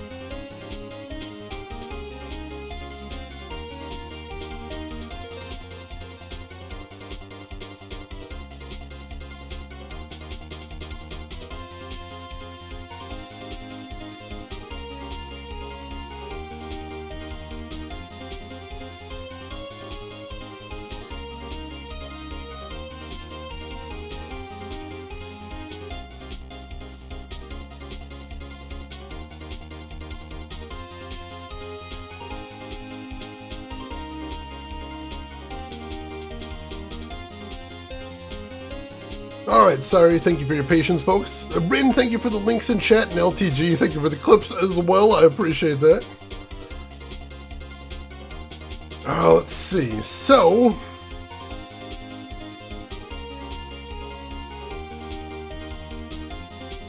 I'm gonna say the third one, the order of events. She lied about the order of events. Miss Sky used that emergency phone before the murder.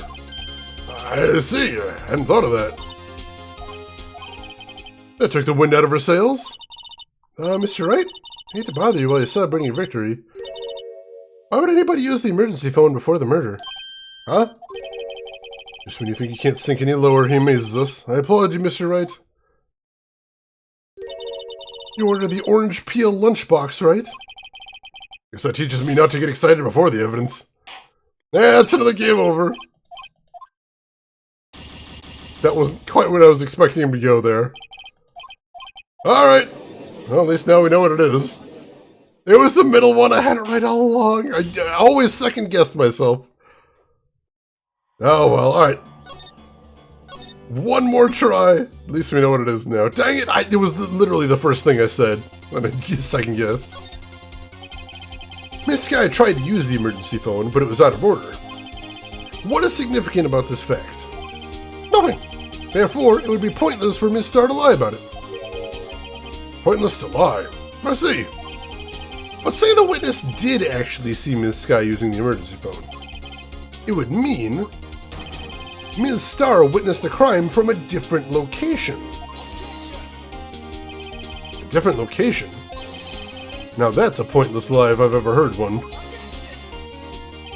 Before you call my lie pointless, at least let me tell it. Let me ask a question to our clever wordsmith, Mr. Wright. Just where was the witness when she saw the crime? All the testimony we've heard until now points in one direction. The place from where Miss Star witnessed the crime is, I actually think I've got an idea here.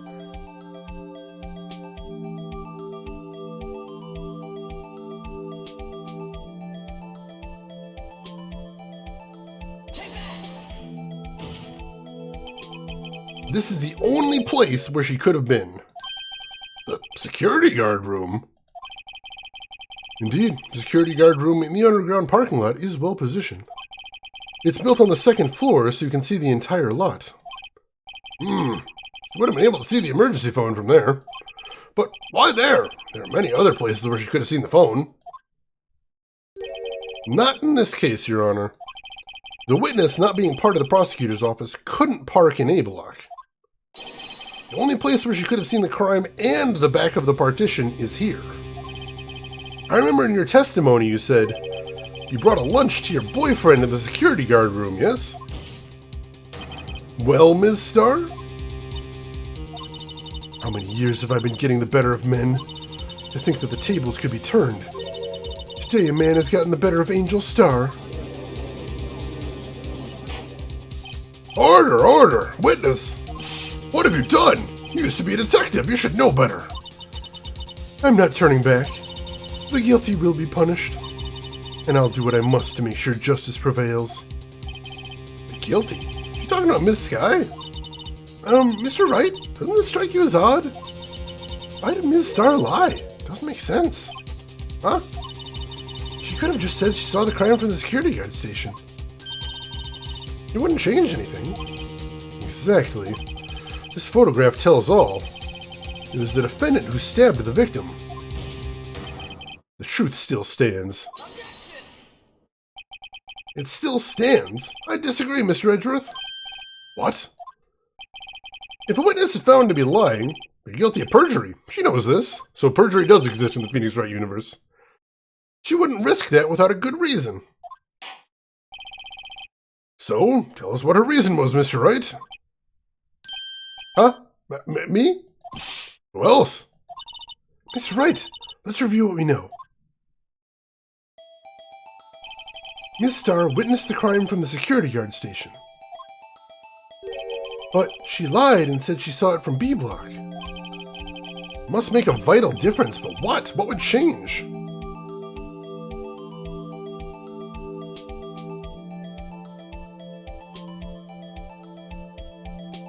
Well, the distance to the crime, I think.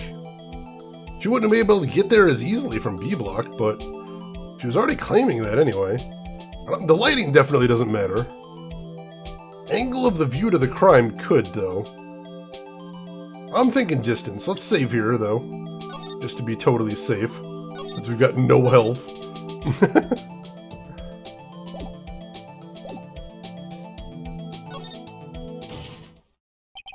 It changes the distance between her and the scene of the crime.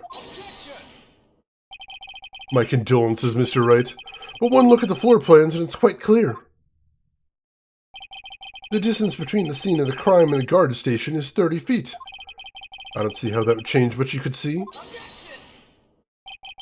What she saw is not in question here. What matters is the time it would take her to reach the scene of the crime. Miss Starr, you witnessed the crime from the security guard station. Now, how long did it take you to go from there to the scene of the crime where you arrested Ms. Sky? Well, witness? You... Yes? You ordered the squid wheels, right? Quality of my lunches has gone from low to inedible.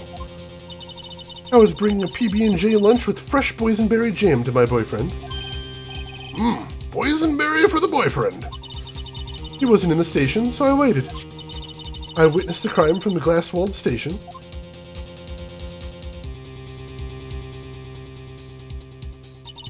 And before I knew what I was doing, I found myself running towards the scene. But the door was locked. I couldn't open it.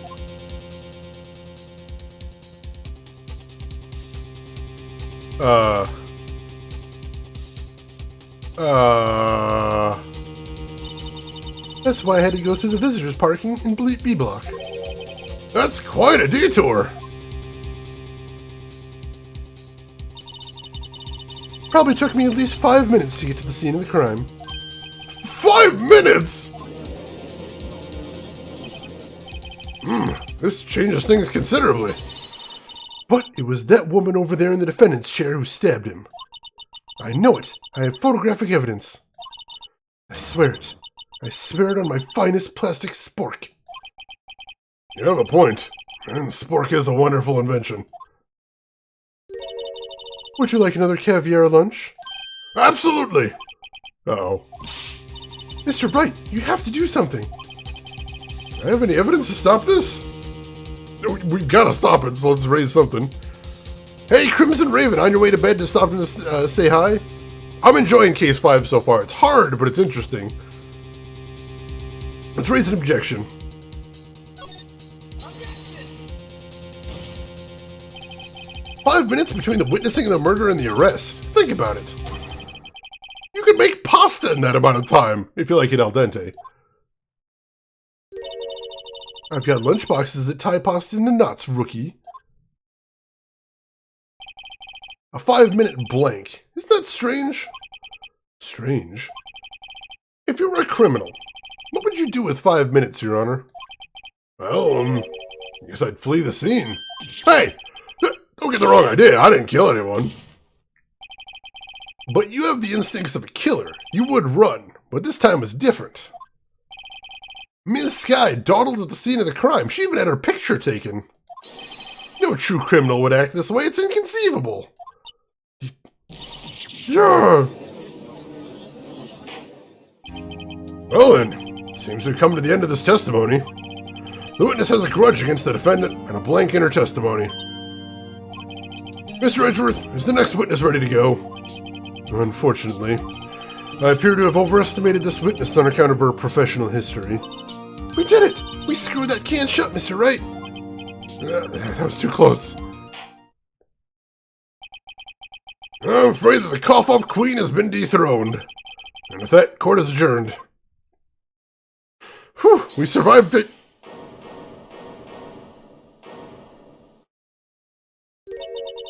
Mr. Edgeworth, you ordered the screwed wheels, right? That's what she tried to foist off on me! I prefer not to take the defense team's leftovers.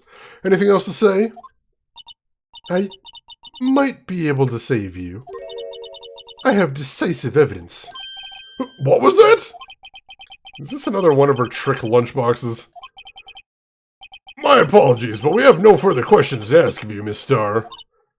Ah. Is this your jumbo lunchbox? Whoa! A triple-decker! Out of deference to the witness's determination, I'll allow one more testimony.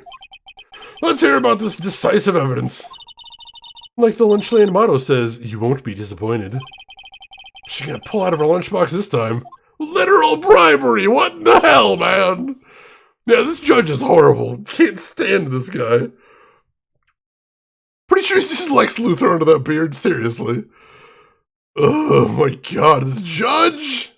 Where are these lunchboxes coming from? How many did she bring in here? Seriously. I should have mentioned those 5 minutes when I wasn't looking at the crime scene. And now, to the matter of the victim's shoe. Did I not bring this up? 2 types of blood were found on this shoe. One was, of course, the victim's, and the other blood type matched that of the defendant, Ms. Lana Sky. This shoe proves it. It's flawless, decisive evidence. Seriously? What? There was blood found on that shoe? Try Lunchland for all your lunch and decisive evidence needs. Witness, what's the meaning of this? Why is this the first time I've heard of this evidence? Simple, as I've already said. I don't trust you with evidence, Mr. Edgeworth. That's why I took the liberty of investigating this myself. And you had blood tests performed. Didn't I mention? I have 3 boyfriends in forensics. In any case, Your Honor, I can't accept this as evidence. What? You must know the 2 rules of evidence law. Rule number 1, no evidence shall be shown without the proper approval of the police department. In other words, this shoe is illegal evidence, at least for the time being. Is that right, Mr. Wright? It seems so. Edgeworth sure is celebrating. Not so fast, Mr. Edgeworth. Don't forget, I used to be a detective. As I mentioned previously, This shoe has already been tested by a member of the forensics department. As you can see, it was approved by the police department as of today. Even the general public can produce official evidence, Mr. Edgeworth. Is that right, Mr. Wright? It seems so. Edgeworth's looking pretty sullen. You could at least study some evidence law, really. Prosecution's complaints notwithstanding, it appears this evidence satisfies the first rule of evidence law. However, seems you have yet another count against you, witness. Anything to ensure the guilty are properly judged. A white enamel shoe bears traces of blood from Goodman and Lana Skye. Very well, Mr. Wright. You may cross-examine the witness. Alright. Suspicious piece of evidence here. Let's go ahead and make another save. Since we've made some more progress. I thought we were going to get past this testimony. I thought we were done. But no, she had something up her sleeve. She wouldn't have saved this till the end unless she knew there was something shifty about it. I'm pretty sure of that. We gotta figure out what's shifty. Let's go ahead and press on everything. See what we can find in here. So should have mentioned the 5 minutes. Why did you lie about those 5 minutes? I guess you could say I just wanted people to look at the results. The results? How many times do I have to say this? I saw the chief prosecutor stab the victim before my very eyes. Compared to that, a 5-minute blank means nothing. Then why didn't you just tell the truth? Don't make me laugh. We're dealing with the most untrustworthy of the vile lot known as prosecutors. Falsified evidence, arranged testimonies, erasing and manipulating evidence. When you fight monsters, you need to use every trick in the book. This one, the suspect is admitting she did it? Lana was not injured. Well, Lana had her hand bandaged up, but she didn't say why. So, that would explain it. I mean, if we bring it up, it'll probably just point out that her hand's injured. The structure of this game does get, it can be, but I think some of the twists themselves can be very clever. I like those. But false testimony is the most despicable crime of all, Ms. Starr. Let's just get this over with. She didn't bring up the victim's shoe before, no. And you found this shoe at the scene of the crime? I detained the chief prosecutor and notified the police department. I wanted to make myself useful while I was waiting for the police to arrive. So, like an ill-trained pooch, you snuck off with a shoe. I was afraid someone would erase the chief prosecutor's crime. This shoe is my secret weapon if that should happen. See this fashionable basket I have here? Carries more than just lunchboxes, gentlemen. I'm happy for you and your lunchbox bag, really. In any case, you removed valuable evidence from the scene of a crime. Now, tell us what you did next. Yeah, seriously, she's doing so many illegal things here. What are we supposed to do? 2 types of blood found on the shoe. One, of course, was the victim's. So you brought it to the forensics department. If you're going to submit something as evidence in court, you need it approved. To do that, evidence must be analyzed by a forensics expert. She got away with her little coup because she used to be a detective. The shoe does appear to have bloodstains on it. Well, the man was stabbed after all. And that blood belonged to the victim, Dave Goodman. As I said, there were 2 types of blood found on the shoe. And the other blood type was that of Lana's. You can't say for sure the blood belonged to the defendant with a blood test. You claim to know something about blood tests, rookie? Huh. Well, speak up. Well, blood comes in 4 types. A, B, O, and AB. However, you can't tell from a blood test whether a murder was committed in cold blood. Eh? Anybody? That's just a figure of speech, Mr. Wright. Actually, we can differentiate between millions of types of blood tests out there, which means that we can more or less narrow any sample of blood down to just one person. Or so I hear. That's pretty specific. If I had a little more time, I would have gotten a DNA test result. But they said there's very little doubt it could be anyone but Miss Lana Skies. So the suspect's blood was found on the victim's shoe. That ties her directly to the death of Detective Goodman. I was afraid he was going to say that. All right, here, let's look at the new evidence we got. We haven't actually inspected these ourselves. We may as well do that. White enamel shoe bears traces of blood from Goodman and Lana Skye.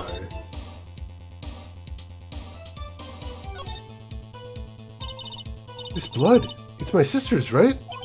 It appears so. Lana's right hand was bandaged when I saw her in the jail. She must have cut herself at the time of the crime.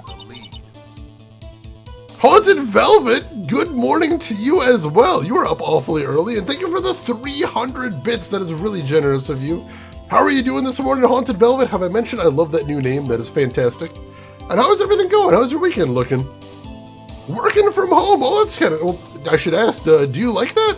I know some people don't really like doing work out of the home. They find it stressful. I hope you're enjoying it, most certainly. And welcome in. Glad to have you with us. How can that shoe tire anything without laces? Casey, you bastard. Well played, well played. Poor sis. I mean, we could say, you know, the blood's on the left side and she cut her right hand, but that's kind of tenuous. Ah, there's blood here too. On the sole of the shoe? It's got to be the victim's. He must have stepped in a puddle of his own blood. All this blood. It's horrible.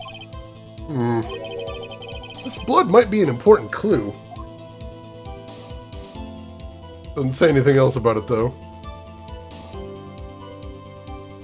Alright.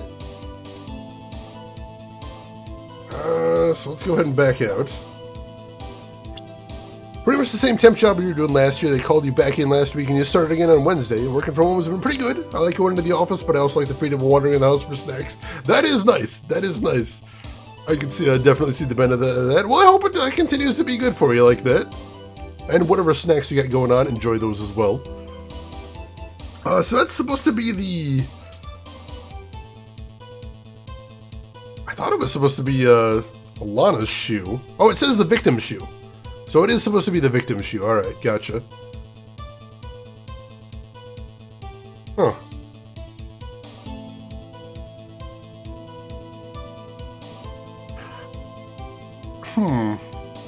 I think I might see a problem here.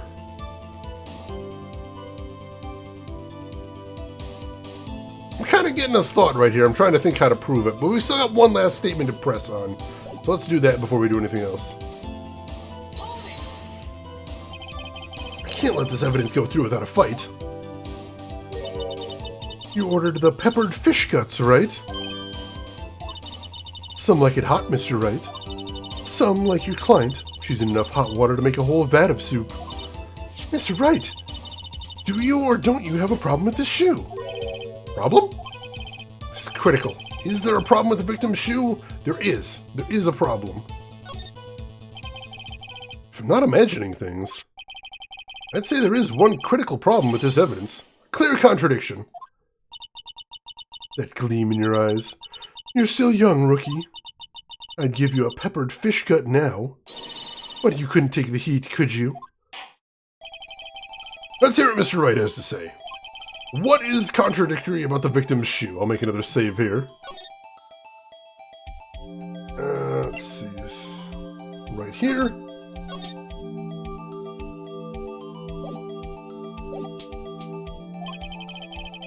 Show us the problem with the evidence. The problem with the evidence is right here.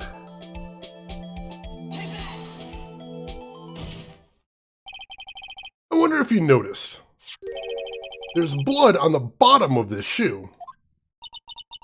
Don't mess with me, rookie. Or it'll be your blood on the bottom of my shoe. Indeed, there is quite a bit of blood on the bottom of the shoe. Makes sense, the victim was stabbed with a knife. What could possibly be contradictory about blood on the bottom of the shoe? Alright, now how do I prove this? How do I prove this?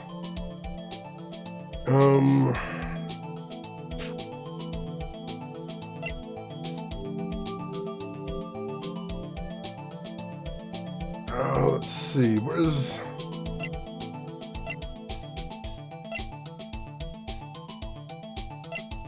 I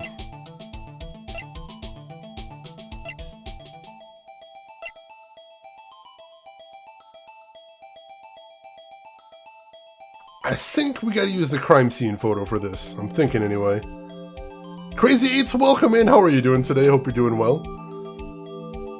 There is a PC version of this game, and it's high def, and it's glorious. It's called Phoenix Wright Trilogy. It's the first 3 games, all on PC and all in high def. It's glorious. I like it a lot.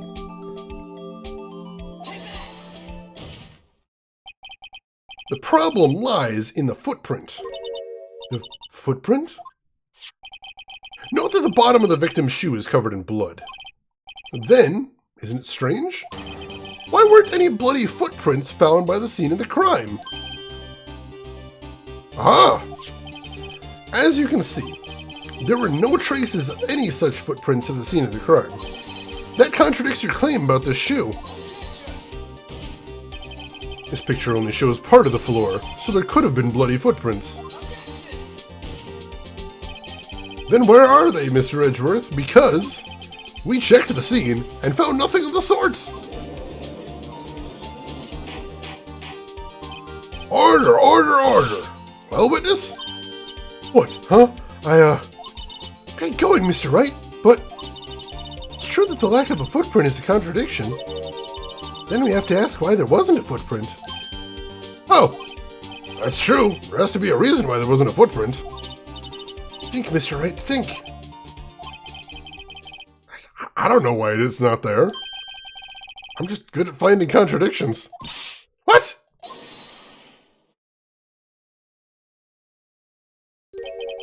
I see. Now I get it. Get what? Our witness is more devious than I gave her credit for.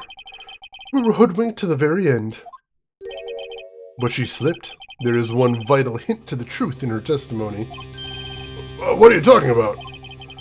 Think back to when she told us about apprehending the suspect. The chief prosecutor tried to resist, but her efforts were in vain. She knocked my hands aside, kicked over an oil drum. Oh, she's beautiful, but deadly. A predator, this one. A leopard woman, Rower.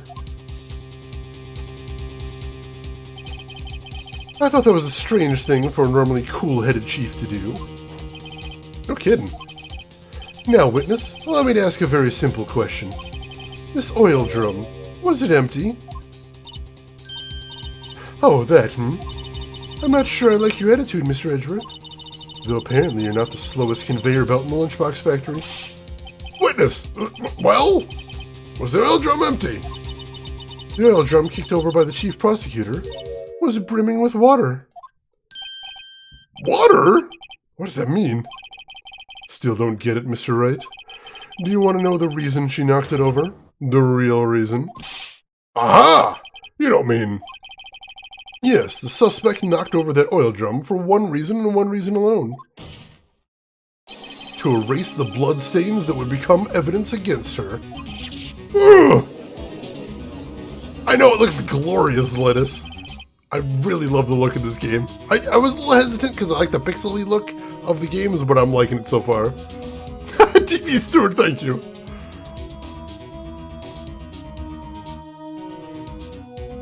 Oh, it's not a very good port on iOS? That one I don't know much about, but I do have the DS version as well.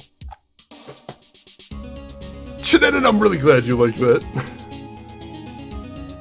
I actually know how we're going to contradict this one already. It's something I noticed a long time ago. That ties things up quite nicely. The bloodstains left on the victim's shoe tie her quite clearly to the murder. Then, after the deed was done, she knocked over the oil drum to erase the telltale signs. Why, that's a prosecutor's specialty, erasing evidence. That reminds me, this guy's right hand was hurt.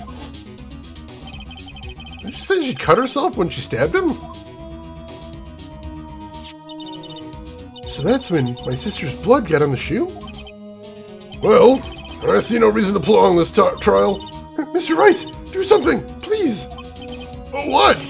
What can I do? Your sister's confessed to the crime and she tried to conceal it. But... Enough. There is no need for further debate. The verdict, Your Honor. Very well. But Angel Star is on the prosecutor's side. She could have been lying about the water. This court finds the defendant, Ms. Lana Skye.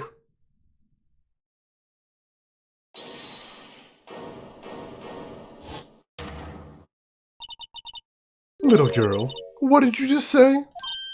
Huh? Me? Did you say that I, Angel Star, was on the prosecutor's side? Well, yeah, you are. You're saying my sister hid evidence by erasing bloody footprints. Well. I thought you'd had you fill, but here you are, demanding a second helping. Another lunchbox. A lunchbox called evidence. Wait, witness, don't tell me you have something else. Time for deliberations is past. Any further comments and you will be held in contempt of court. Your threats don't scare the cough-up queen. Look at this. What the shit? A photograph? I had it just in case anyone had the gall to suggest that the white shoe didn't belong to the victim. See no room for error in this evidence. Mr. Wright, wait! Look at the asphalt in this photo. Hey! It's clearly wet! Erasing the last trace of doubt from the court's mind. Immediately after the murder, the crime scene was washed with water. I'm sorry, Mr. Wright. I guess I couldn't help after all. It's not your fault. I knew I couldn't win this case from the beginning. And it seems this is what your sister wanted anyway.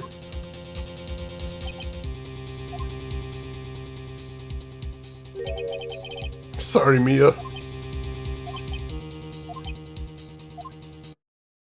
Right, wet or not. Don't be so quick to throw in the towel. Get yourself off the asphalt. Take another good look. Don't give up, not until the bitter end. This is the last piece of evidence. Very well, this time I'd like to declare a verdict for good.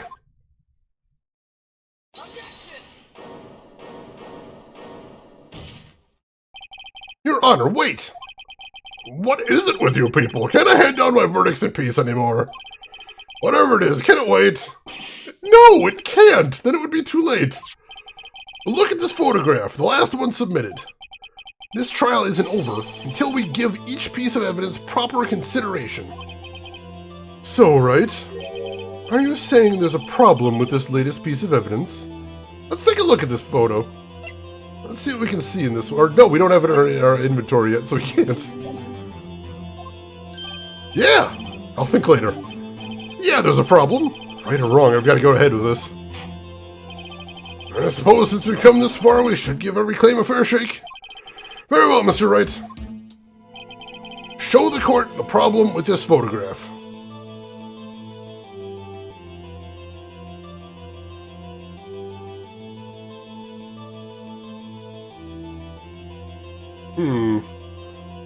I don't know why his shoe is off. We see the stab wound, no doubt about that. Looks like there's blood already on the top of the shoe. Yeah, that's what I'm worried about too. What's going on with the muffler right there? The muffler.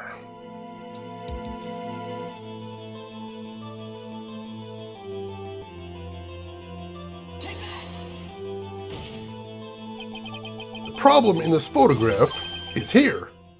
What's this? Something poking out of the car's muffler. Wait just a moment, Mr. Edgeworth. Your Honor? You just said muffler. However, I see no trace of a muffler or scarf of any kind in this photograph. A muffler is also part of a car or motorcycle, Your Honor. Just think of it as part of the exhaust system, a pipe. I see! And I see! What's that suspicious-looking cloth sticking out of the car's muffler? So what if there's something sticking out of the muffler? What does that have to do with this case? Nothing. About absolutely nothing. Sorry, Miss Starr, but it's not going to be that easy. In fact, you've already told us why this is important to the case. You said as much in your testimony. What? Let's hear what Mr. Wright has on his mind. I think I know what he's got on his mind. It's something I think Ryan said earlier.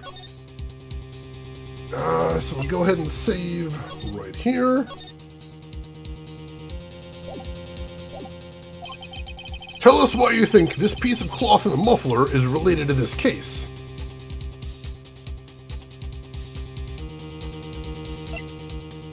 Because we heard muffler over the cell phone, basically.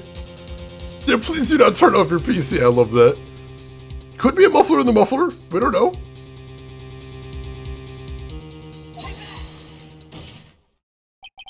Ms. Starr, recall your testimony for the court. Ah, yes. When I arrested her, she mentioned the muffler. That's what had me confused in my earlier testimony. Muffler. Urgh. Urgh.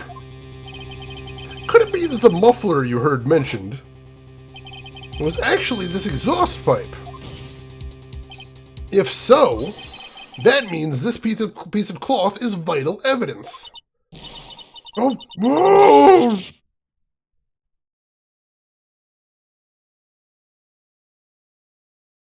This is exhausting! Well, it seems we'll have to suspend the proceedings.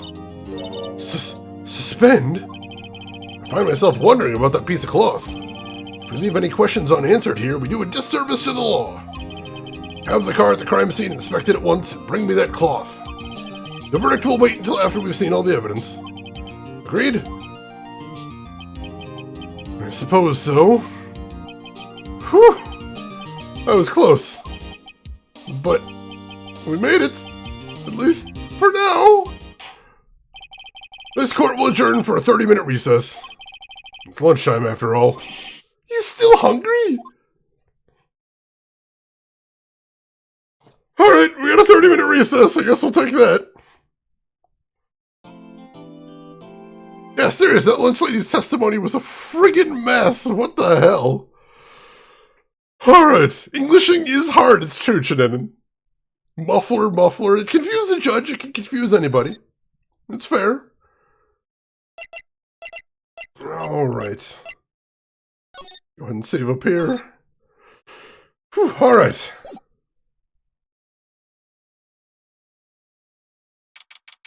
February 23rd, 11:56 a.m., District Court, Defendant Lobby number 2.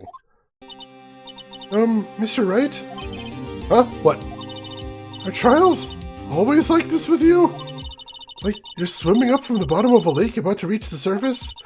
But no matter how hard you paddle, you never seem to get there? Pretty much. Except today we're swimming in quicksand. So what happened to your sister, anyway? Apparently she got called off to the judge's chambers. Probably something to do with that piece of cloth. So, this is where we turn this trial around, right?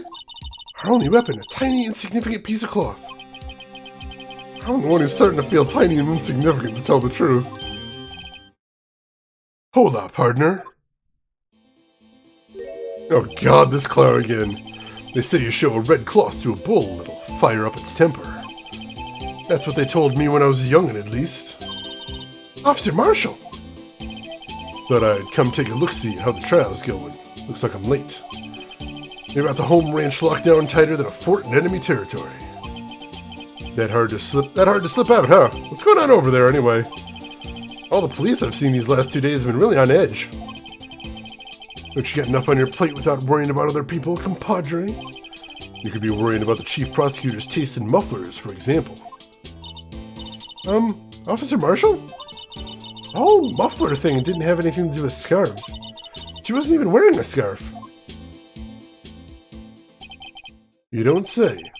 Now don't just beat all. I've seen the red breeze blow at her slender neck many a time. I saw it that day, too. She was wearing a red muffler. What?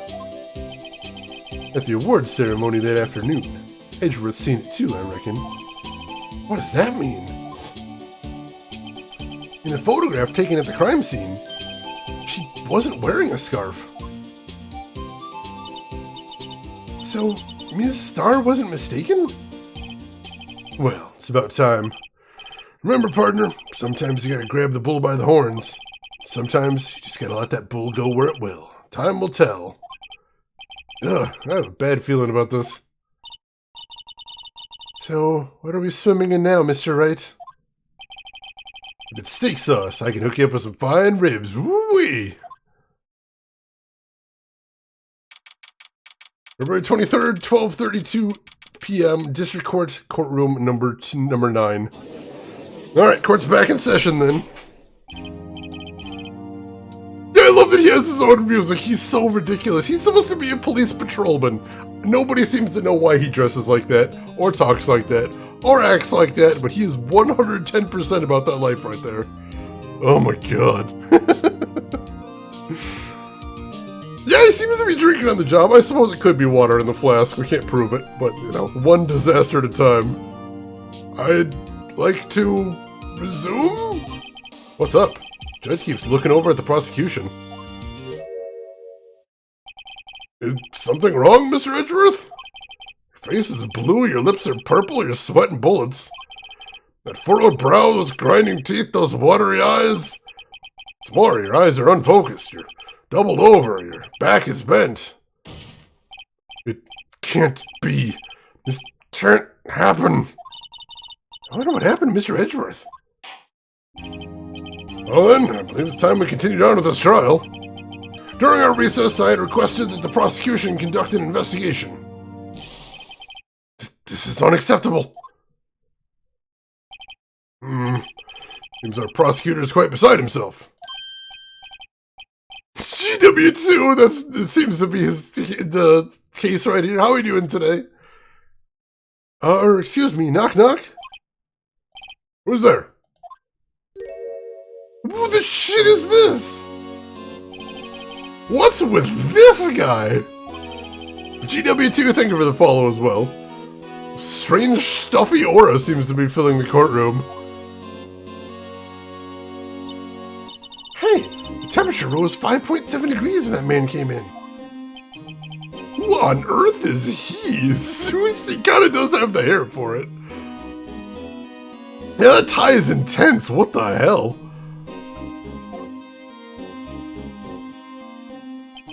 Ah, it's you!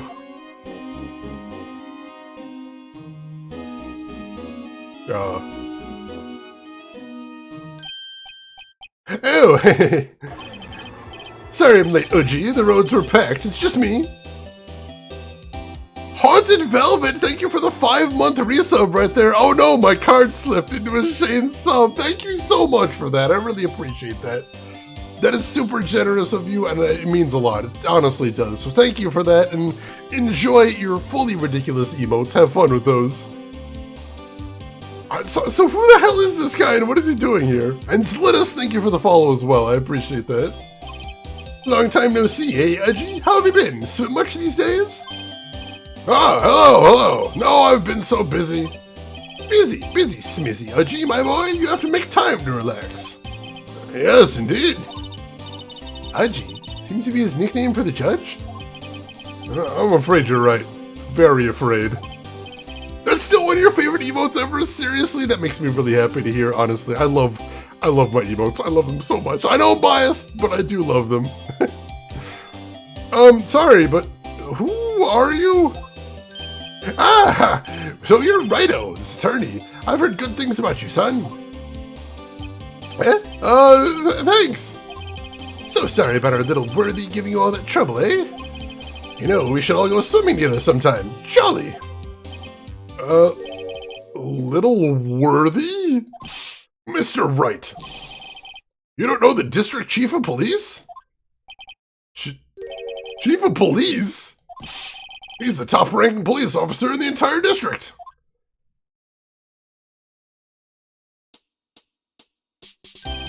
Name's Gant, Damon Gant. Pleased to meet you, everyone. What the hell is he doing here? What does this have to do with anything, I wonder? Oh, I appreciate it, you guys. Thank you for that. So, what do we honor with this honor today? It's been over 2 years since you last came to this courtroom, hasn't it? Well, it's worthy here. Look at that poor fellow. I just thought I'd help out. by bringing this. Oh God. Hey, but that's my sister's muffler. So Miss Star wasn't just seeing things. When the crime occurred, Miss Sky really was wearing that muffler. What do you think that it was stuffed into that exhaust pipe? On little Worthy's car, no less.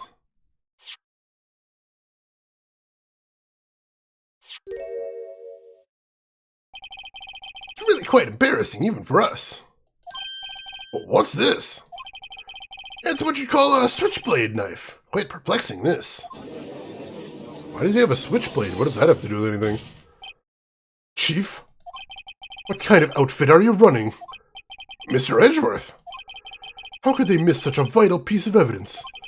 If your investigators are this lax, how do you expect us to do our job? Now wait a minute, Worthy. I've no desire to hear your excuses. I'm telling you to wait! Or didn't you hear me? Have a look at this document, where it says, Person in charge of investigation. There's no mistaking that signature, is there? Miles Edgeworth. That's not fair. On the day of the crime, I had your head in the clouds because you got that award. I know how you feel. But you're the person in charge. I expect a written apology. What? Are you serious?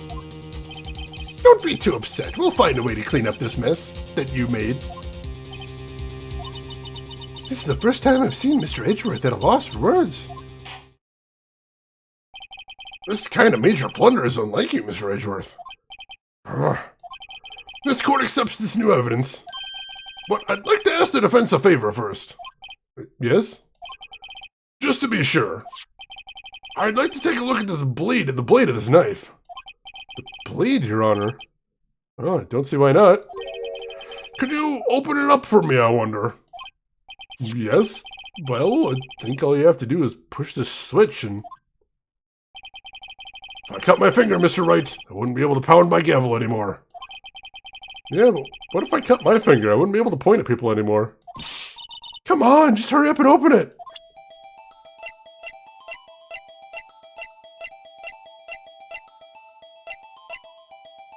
Game's doing its thing right here. Let me get caught up on chat real quick. Yeah, Damon's a hell of a name right there. That is a hell of a tie, seriously. It's not technically a power tie, but it is a powerful tie, I'll give you that. Meekins did come in. Meekins did come in and said he had something to say, but he also said it wasn't related to the current case. So there was that. I'm glad you like the voice acting, Zlitus. I appreciate it. It seems like it seems like there's a smear in here. This is a much bigger case than it seems to be at the surface. Yes, lost. So Maya at the end of case 4 went off to the mountains to train as a spirit medium. So we just met this character, Emma Sky, who's a forensics investigator in training, and she's helping us out instead, because her sister is actually the one who's on trial.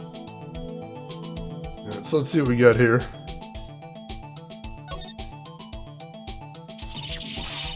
Wow! Don't scare me like that! I'm the one who's scared! Look at this knife blade. The tip is broken off. And this dark red stain. Blood? That doesn't make any sense. Wait, why is there another... We already have the murder weapon. So what the hell is this supposed to be now? And there's a tag on it, too.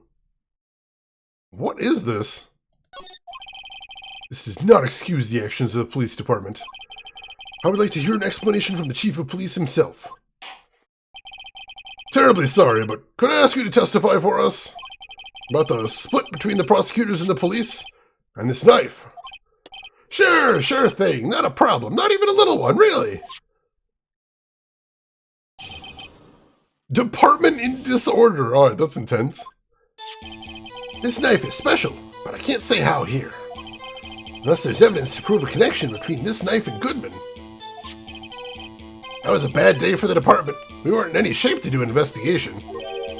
A detective was killed at the police department, see? What a mess! I'm sorry, there's another murder going on here?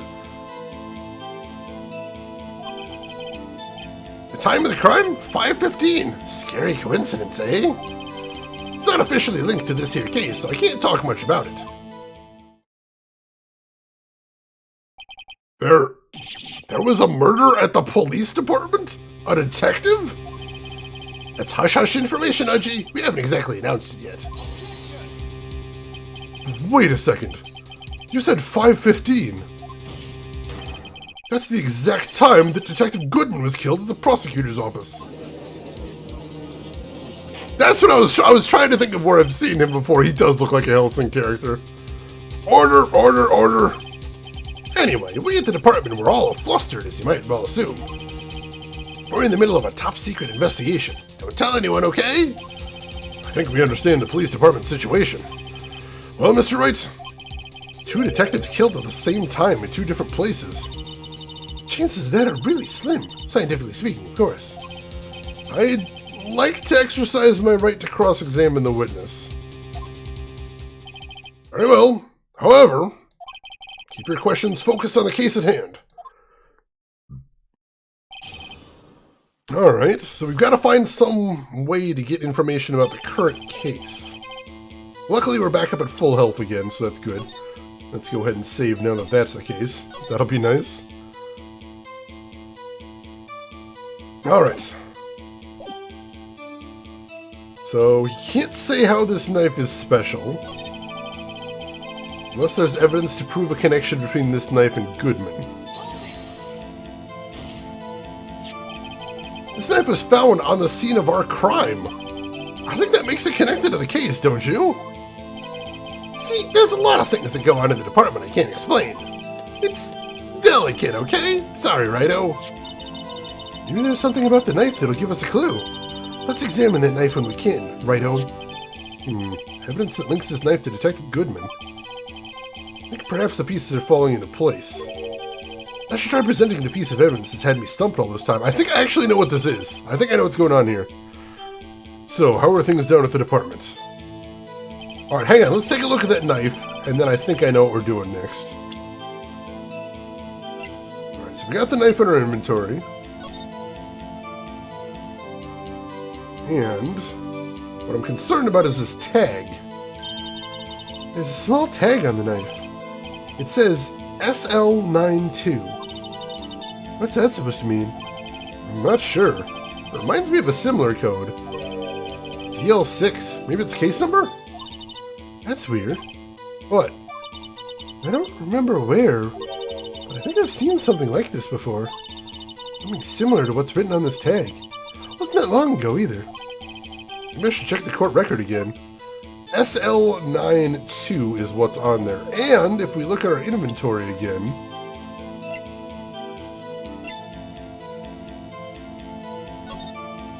this was found in the trunk of Edgeworth's car after the murder happened. And if you kind of, oh jeez, if you kind of flip around, then instead of 6-7S122, it could potentially say 221 SL9. So I think we got something right here. So, unless there's evidence to prove a connection between this knife and Goodman, there is. There is. Thinking upside down the box here, basically. I'm straining my neck for you guys and for justice.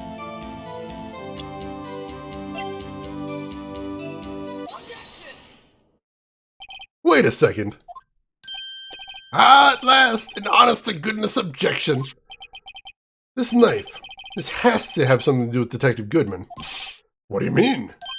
Ha! An honest-to-goodness, what do you mean from Udgy? This is great! Look at the tag on this knife. It reads SL92. And this is important, why? Over here, we also have a memo that was on the body of the victim. What's this? 6 minus 7s 12 divided by 2? Your Honor, it's upside down. The printed name on the memo makes it look like it's right side up. Turn it around, and what do you get?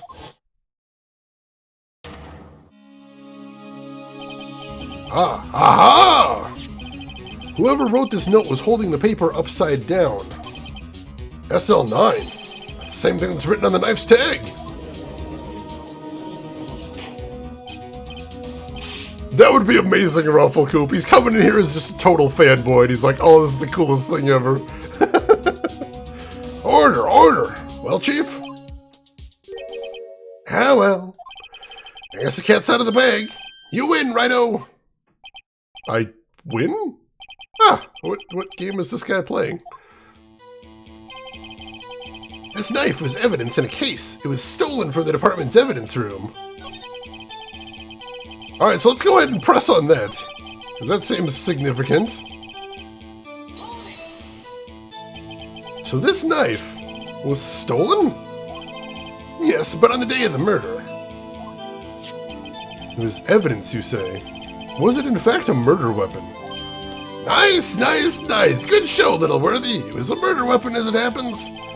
It was evidence from a case long since solved. So this knife was stolen on the day of the murder, and it was found in the exhaust pipe of Edgeworth's car? What game is this guy playing? Phoenix Wright, Witness Edition. I like it. Hard to think there isn't a connection there. Alright, so he said it was a bad day for the department. Something happened in the police department too, huh? You got a good look on your eyes there, Righto, my boy. Sharp, hungry. So, something did happen. Why wasn't I informed? Why weren't you informed? Well, why didn't you ask?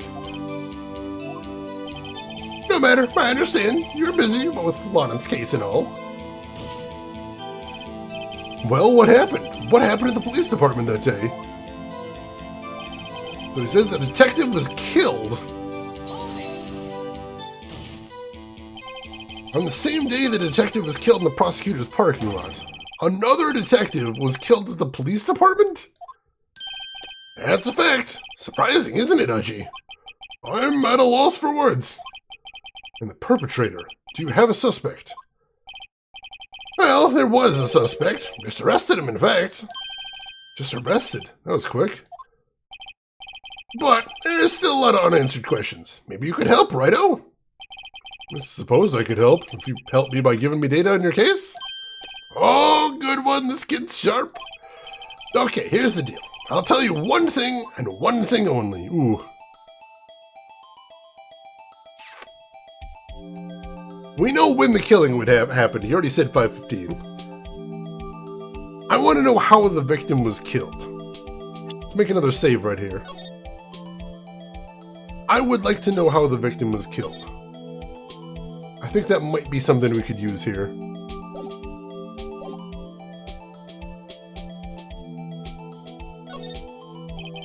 Well, how was the detective killed? How was he killed? That's the interesting part. It was what me and the Force call a stabbing with a knife. A knife? That's exactly the same as Detective Goodman. That's the spirit. We're cooking now. Well, you know, that's not the only thing that was exactly the same. What do you mean? There were more similarities between the two cases than the cause of death.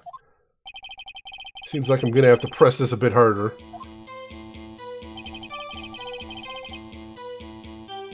The time of the crime was 5:15. All right, let's keep working into this. Knife to meet you, basically. 5:15? But that's when Detective Goodman was killed in the prosecutor's office. What? Funny, isn't it?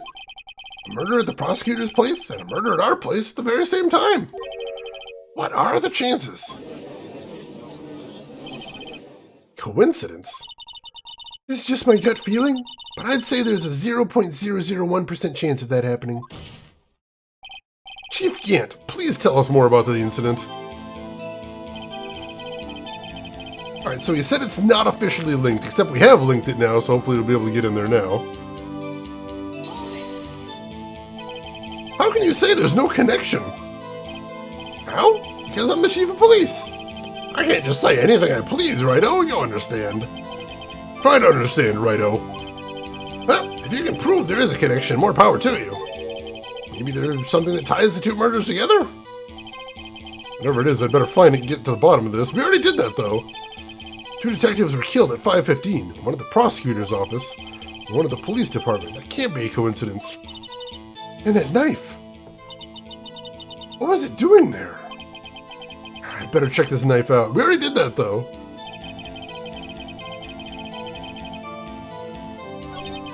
So do I have to press that? Because we already did that.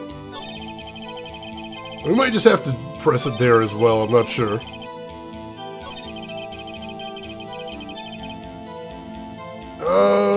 Let's save again.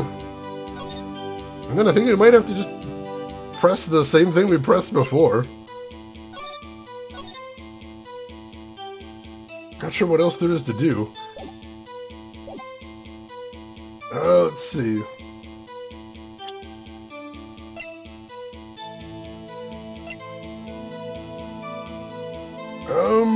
Yeah, let's just press Goodman's note again. And that doesn't do anything here. Alright. Let's see. What if I go back to...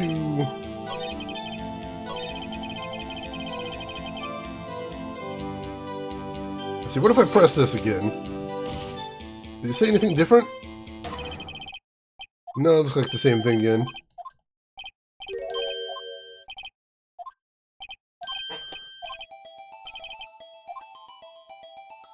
We already did this. We asked how the victim was killed. Do we have to ask something else, maybe? No, I think that was the right thing to ask, honestly. Suppose we could try pressing a different thing there. Living voodoo doll on the other, that would be pretty weird even for Phoenix Wright. Let's see if we can ask something else there. We are just saved.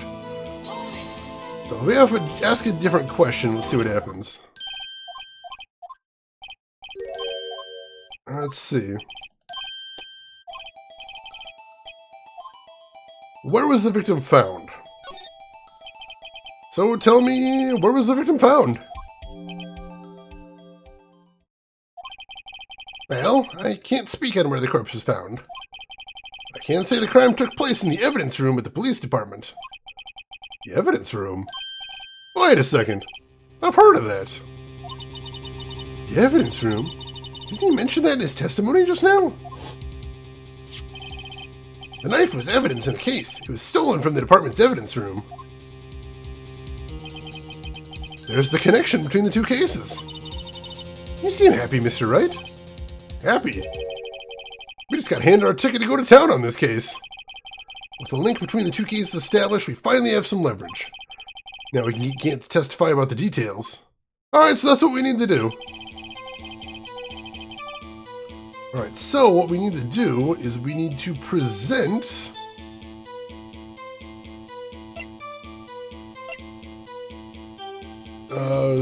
the knife? Is that what we're presenting?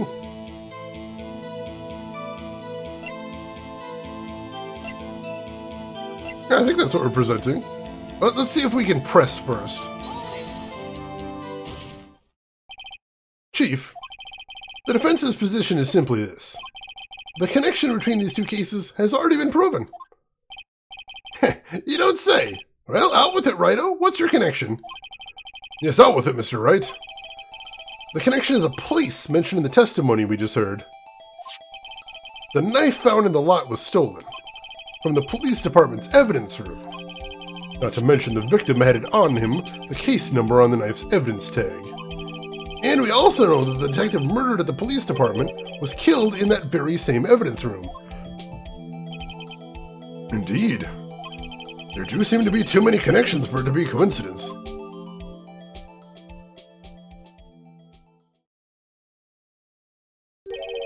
You two make a good pair. It took my men 2 days to find out what you deduced just here. Chief, I request that you release your information on the victim at the police department. See, that's the tricky part. It hasn't been announced yet and all. Can we get the information unofficially?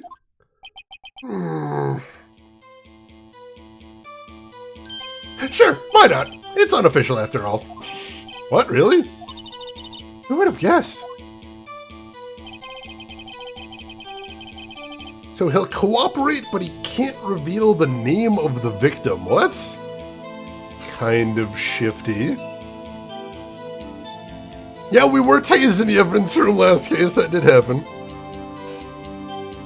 Makes it that much harder to hide the correct evidence. You can basically toss the murder weapon in like any file in there. It would take them years to track it down. That is a really nasty way to commit a murder. And for some reason, there's no camera in the evidence room either, as we found out in the last case somehow.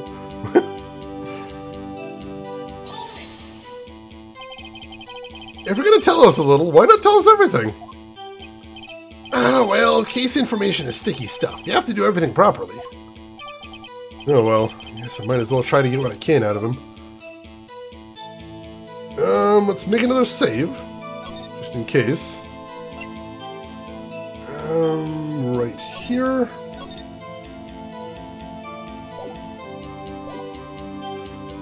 Alright, so we can ask the victim's division, the victim's ID number, or the victim's gender. I don't have the slightest idea what the victim's ID number would do for us. So let's count that one right out.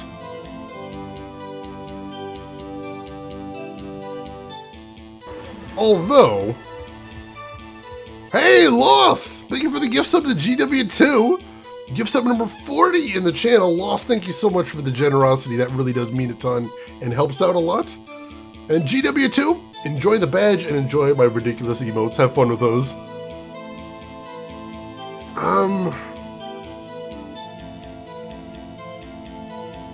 We could get Ken to save the ID for later, possibly. I don't see what division would get us either.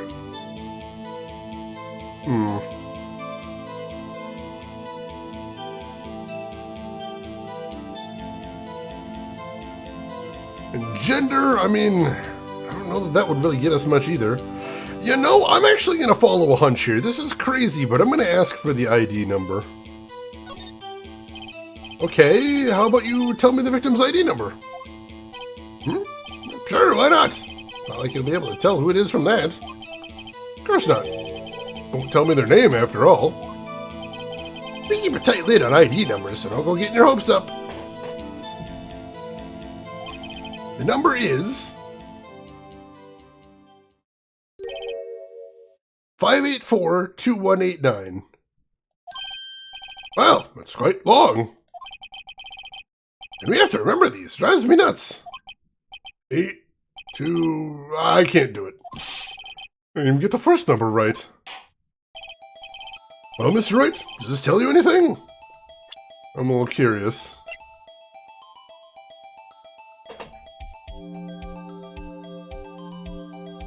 I was going on a crazy hunch, but... yeah, it does tell us something. I don't understand it. But it absolutely does tell us things. The ID number of the victim at the police department, 584-2189. That does tell us something. Actually, it does, Your Honor. It does. I think. Meaning? Has to be what I think it is. What does this mean? Oh, let's hear what the defense has to say.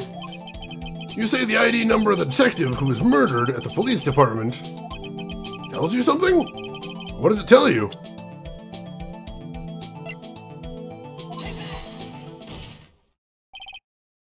Witness. What is it, Mr. Wright? You're grinning like a schoolgirl on prom night. No, it's just, I got confused. And this is news. Huh? Just come out with both guns blazing like you always do. The police department, the prosecutor's office. 2 places, 2 detectives murdered at one time. Actually, I happen to have a police ID number right here. Oh, is it yours? No, Your Honor. I'm a defense attorney, remember? This is the ID number of our victim, Detective Goodman. Shame on you, Righto. Personal IDs are top secret. Detective Goodman's ID number is 5842189. And that means what exactly? Huh? Wait, that ID number we heard from the chief earlier.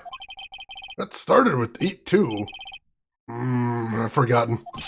Didn't even get the first number right! Again! The number the chief of police gave us was 5842189. Wait a second, Wright. What does this mean? That's what I want to know. The two ID numbers are identical. In other words, the detective killed in the police department's evidence room was Bruce Goodman. What does our witness think about that?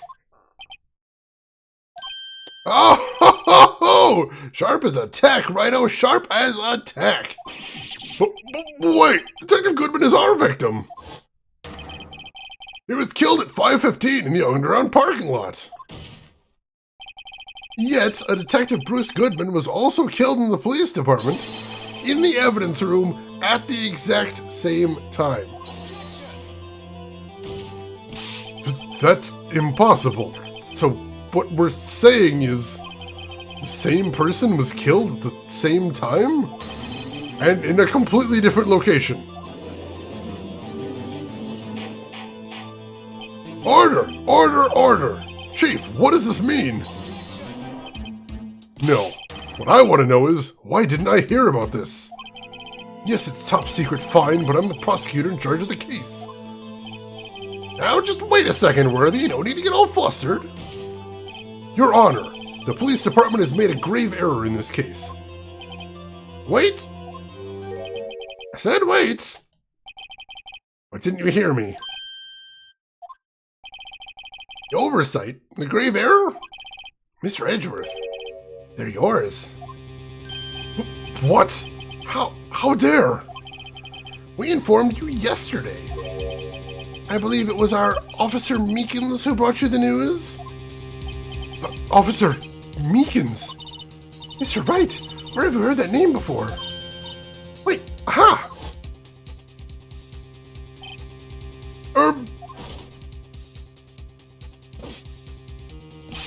Excuse me, but is Mr. Edgeworth, anywhere on the premises?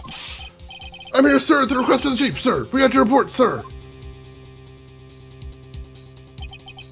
You don't mean him?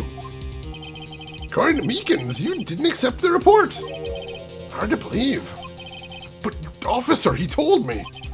He said the report had nothing to do with the Lana Sky incident. Detective Bruce Goodman murdered in the police department evidence room. Mr. Edgeworth, the victim's name is written right on the top of the report. Ugh! Why didn't your officer tell me? Honestly, I'm not sure if that officer was capable of making the connection. It did seem challenged. In any case, this is a serious error. Gross negligence of duty on your part, Worthy. But, sir, you could have submitted that report this morning to the court as evidence. Then I...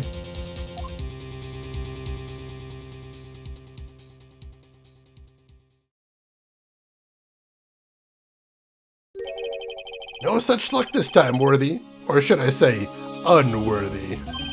What? Now, what was the second rule of evidence law, Well, Mr. Wright? Huh? Oh, well, it's, Rule 2. Unregistered evidence presented must be relevant to the case on trial. And how is this rule relevant? Normally, you submit a list of evidence to be used in court before the trial. His report wasn't on that list. So, what does this mean? I couldn't submit this evidence until a connection was proven in court. The connection was just proven by Righto over here. Good job, Righto, my boy. Huh? I was just doing my job. No. No!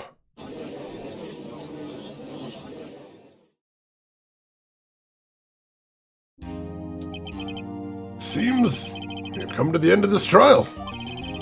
I know you're going through a tough time, Worthy, what with all those rumors. You're even in the defendant's chair just this past December. I apologize for this terrible lack of due diligence on my part. Mr. Edgeworth! Please, just give me one day. I'll get to the bottom of what happened. It's the last thing I do. You'd better get results this time, really. You have my profound apologies, sir. Poor Mr. Edgeworth. I don't think there's ever been an error this serious in the history of this court. I will grant one further day as the prosecution has requested. Will that be sufficient, Mr. Edgeworth? Yes, Your Honor. Thank you. Whatever your punishment is for this day, I hope it's not decisive. Very well. Court is adjourned.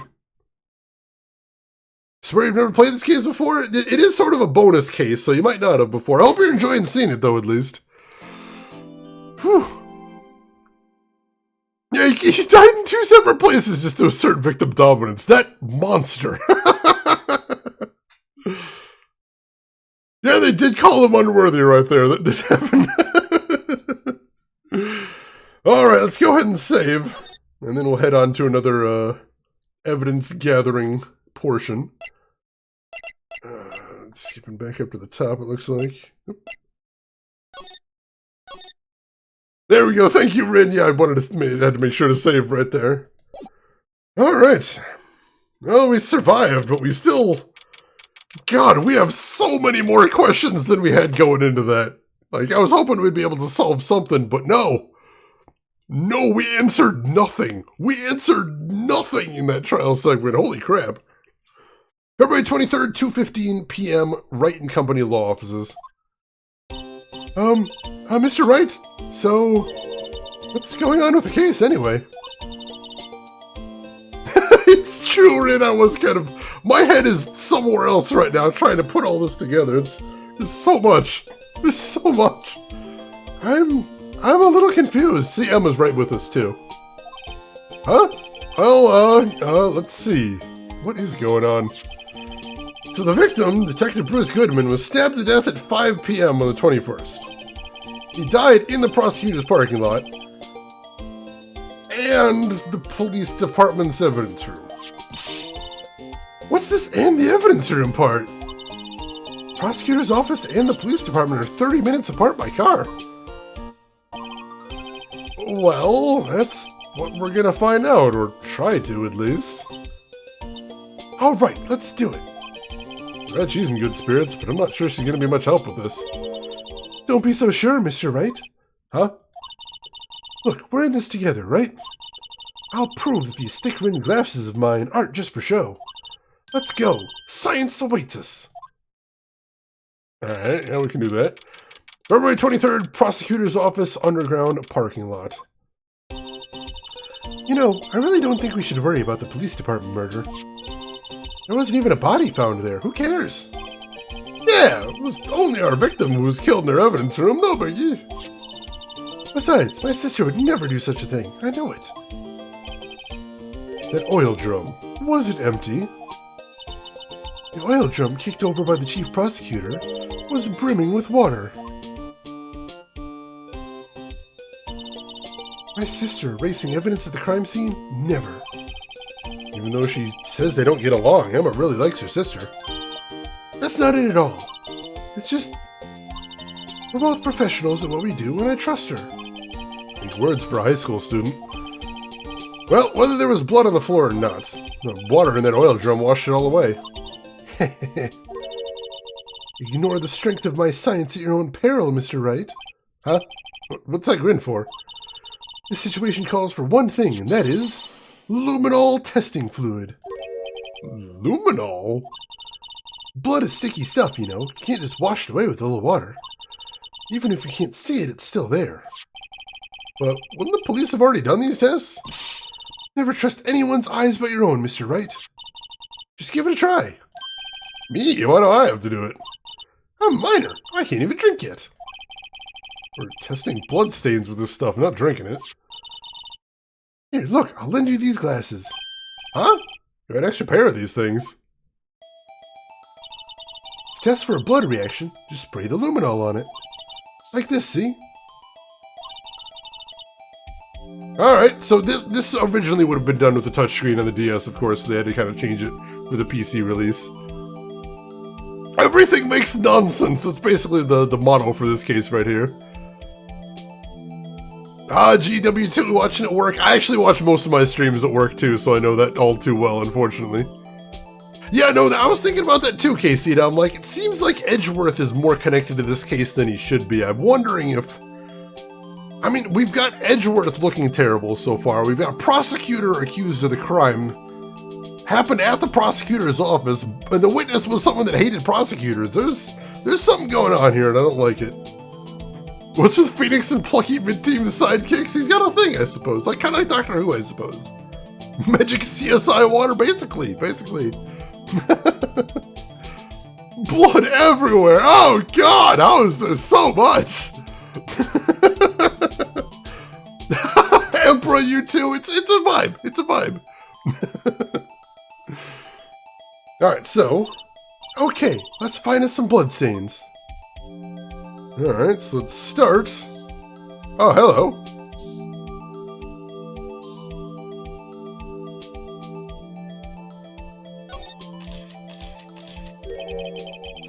I can see her eyes shining behind those glasses.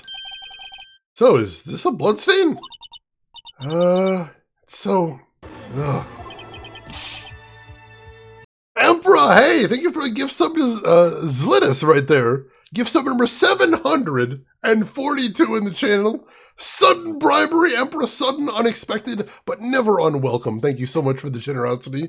And Zlitus, enjoy your badge and your emotes. Have fun with those. What would CSI Kane do after removing his shades? Simple, geek boy, he'd slap them right back on, because he's just sort of got a thing going with the shades. It's a trademark, you know, the fans expect certain things. Emma is shaking. It's just, this is my first time seeing real blood. Scientific investigation in action. Oh, okay, we definitely know that this is a bloodstain. But doesn't something strike you as odd? Scientifically speaking, of course. What's odd about this? Scientifically. The amount of blood? The perpetrator and Detective Goodman fought here, right? Don't you think there'd be a little more blood? I definitely think so. I mean, look at all the blood on the sole of the victim's shoe. This is pretty strange. If they fought here, there have to have been more blood than this. Hey, Mr. Wright! I'm gonna mark up the floor plans when we find a bloodstain, okay? I actually think I've got an idea where this is going, but I'm not gonna say anything just yet. We'll keep gathering evidence and we'll see how this plays out. See, I'm pretty handy to have around, right? Yeah, and this stuff's pretty handy too. I saved up my allowance to buy that. Alright, so we have luminol that we can use now. Received from one very proud-looking Emma Skye. You can't be sure that the police will reveal all their evidence in court. Sometimes they fail to mention evidence that doesn't fit with their view of the case. And let's drag that hidden evidence out into the light of day. Yeah. Feels like we're really investigating crime now, doesn't it? So I should give us a spray on anything suspicious. Ha! Oh, jeez. I wonder how that fluid of yours will react to a nice deli box. Miss Star! You only trust your own eyes, hmm? Not bad, you two. This day-old deli box is on the house. Sorry, it's just that kind of lead-in doesn't really get my mouth watering. You certainly put me in a tight spot today.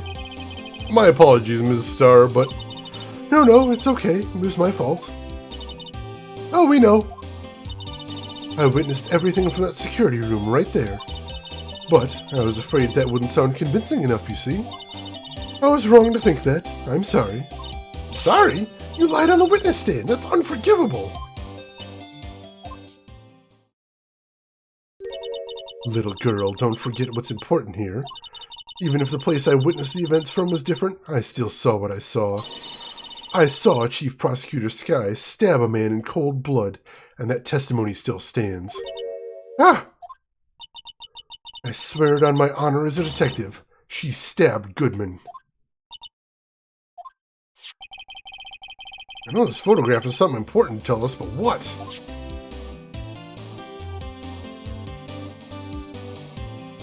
Spray it on every witness. We may as well see what they got on them. Quite possibly. E to be explosive. That would have been a nice thing. Yeah, even if I didn't tell the truth most of the time, that one time I was telling the truth, yeah, I'm sure. So, you were a detective, weren't you, Ms. Starr? Yes, it was a long time ago. Well, 2 years ago. No matter how hardened the criminal when they faced me, they coughed it up. Coughed it up? They confessed. They babbled like babies. You know, I may seem like a demon sometimes, but I can be an angel too. I wouldn't doubt it. Every day I dragged the dirt out of the mouths of suspect after suspect. And before long they called me the Cough-Up Queen. Oh, and here I thought someone had gotten food poisoning from your lunches. And you were let go? Fired? I felt that I had found my dream job when I became an investigator. And if these prim and proper prosecutors hadn't let me go, I'd still be one today. Remember it was like it was yesterday. It was actually yesterday. It's all because of that case. The SL9 incident. Wait, isn't that what the tag was on the knife? SL9? Wait, she doesn't mean... Hang on, wait. Hang on a second.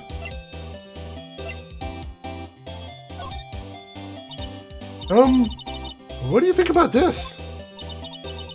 The SL9 incident. It's written on that knife. And on that note.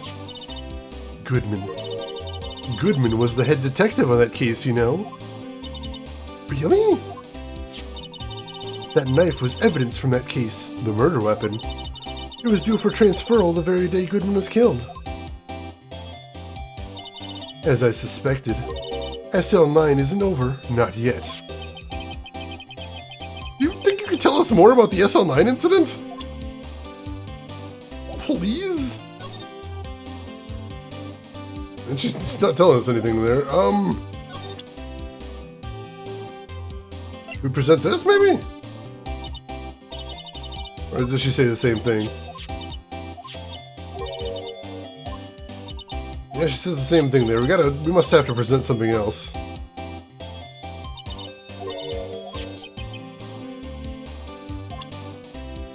Alright, what about Goodman's badge? I had one of those up until 2 years ago. Back when you were the Cough-Up Queen, right? We found this ID card here in this parking lot. Well, there's no mistaking that. It's definitely Goodman's. But it's the same ID as the man who was killed at the police department. That's impossible. I wish I could be so sure.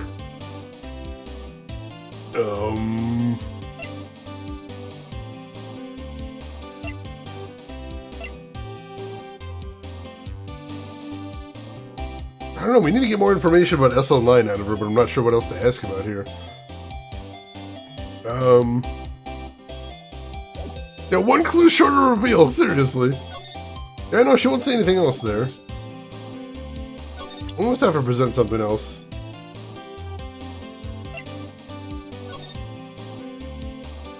Let's see, let's present the photo.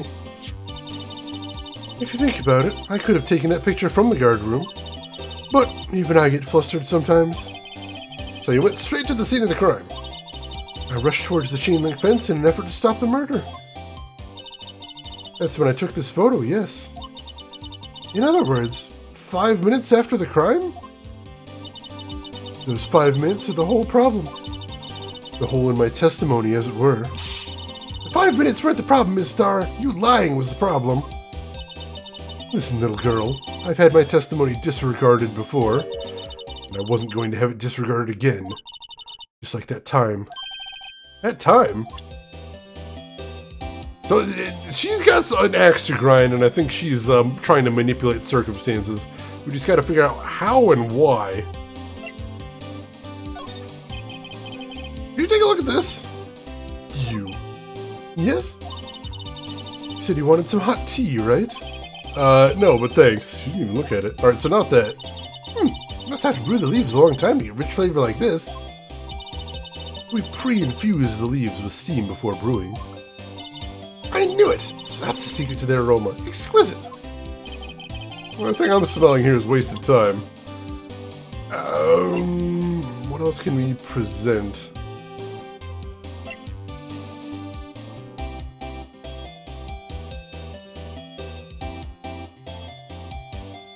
I'm gonna try the badge, actually, because occasionally that does things. That looks like a petrified piece of provolone. Huh? It's not! It's my attorney's badge! I think a petrified piece of provolone would fetch more on the open market.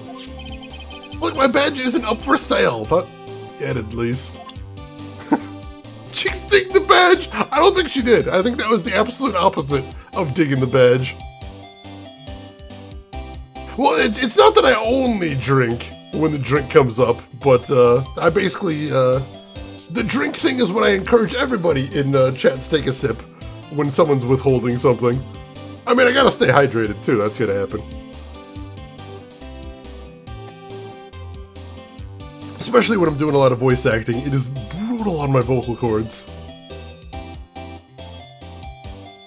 I don't know that we can get anything else out of her. Let's examine the room a little bit more. Let's see if there's any more blood around here, I'm curious.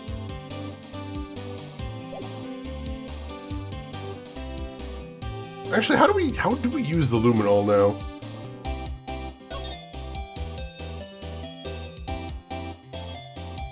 Do we...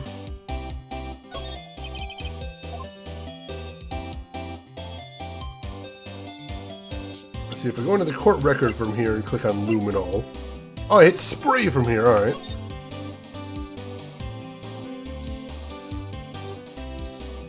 Spray some more luminol around and see if we see any more blood traces. Let's slide over. Just curious to see if there's anything else here. Nope, just looks like that one spot. Can we spray her sort of bad kitty? Unfortunately, I don't think we can. Alright,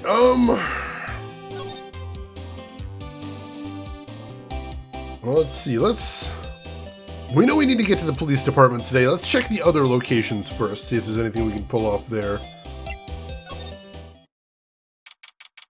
February 23rd, Detention Center Visitors Room. Looks like Ms. Sky is in questioning. Hope the detectives aren't yelling at her. How did you kill him in 2 places at the same time? Can you imagine? How was she supposed to answer that? Wait a second. Didn't Mr. Gant say they had arrested a subject in the police department murder?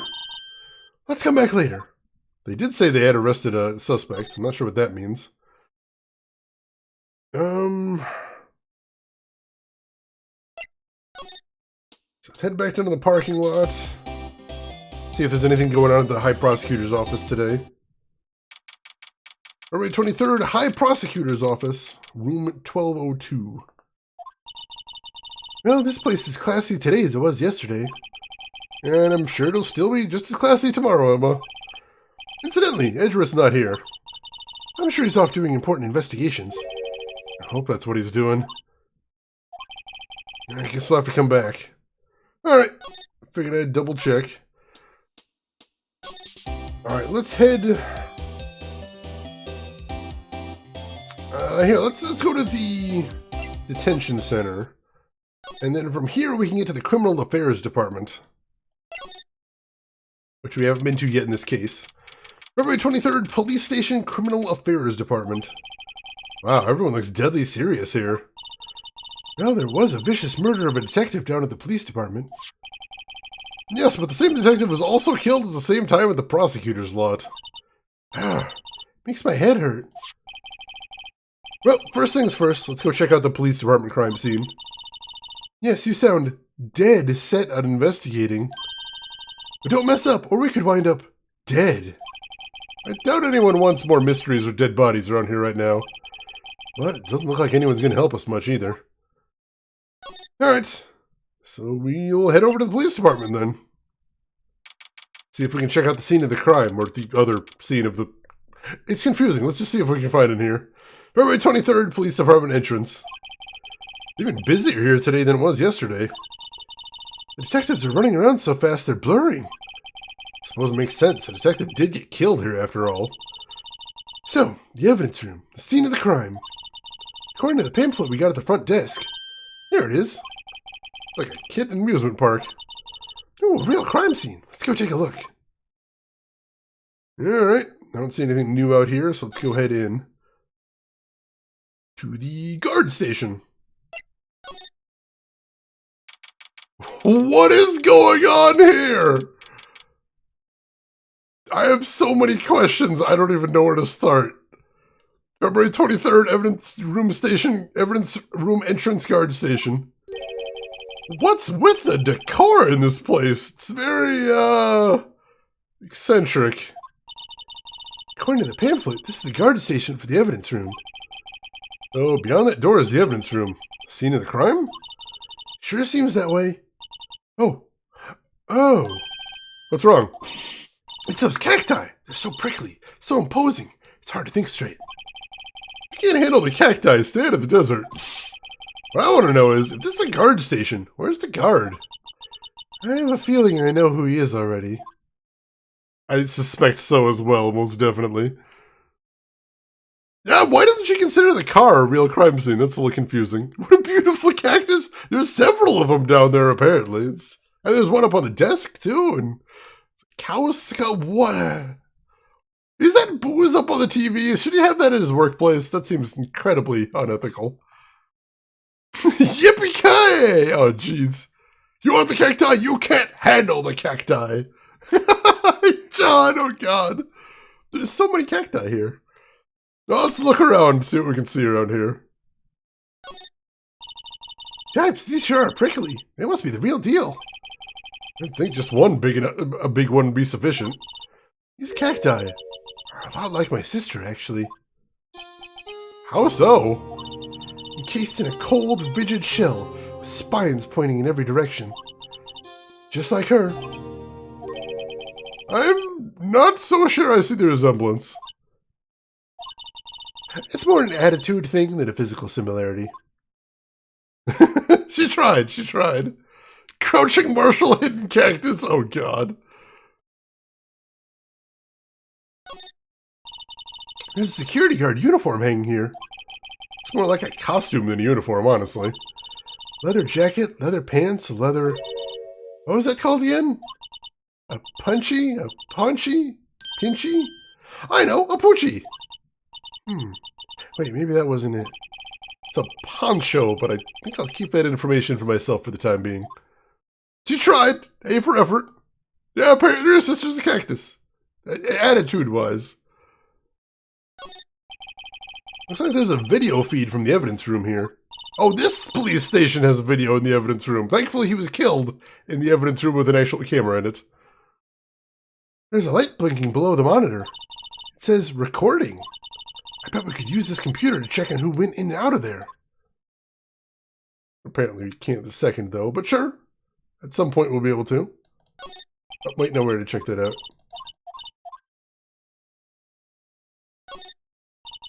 Look, on the floor, a lasso. Looks like it's set up to trap something. A trap? Here? Wait, I know. Maybe someone was trying to catch a wild bull in here. But the lasso missed. You sure have an active imagination. The evidence room is beyond that door. Let's just walk in. Won't open. Ought to be open? I think we need someone's permission to go in there first. Is there anything else to see around here then? Or will we have to come back here later?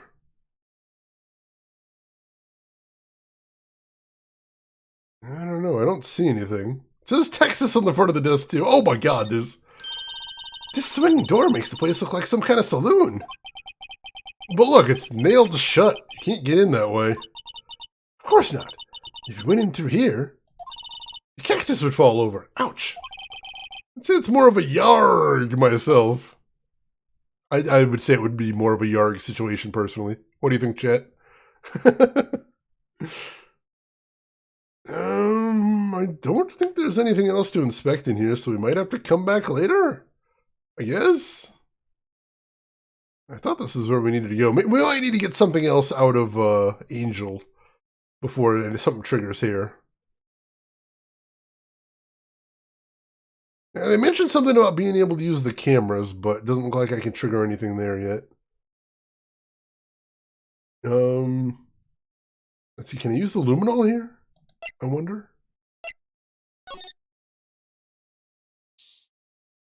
Blood in front of the door? No. Blood on the handle? No. Blood on the door itself? No.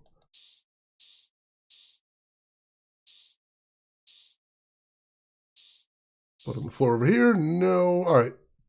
Thought there might have been something on the way there. Say it's more of a gah situation. That's fair. That's fair. Hey, he's real lucky the police apparently have no dress code whatsoever.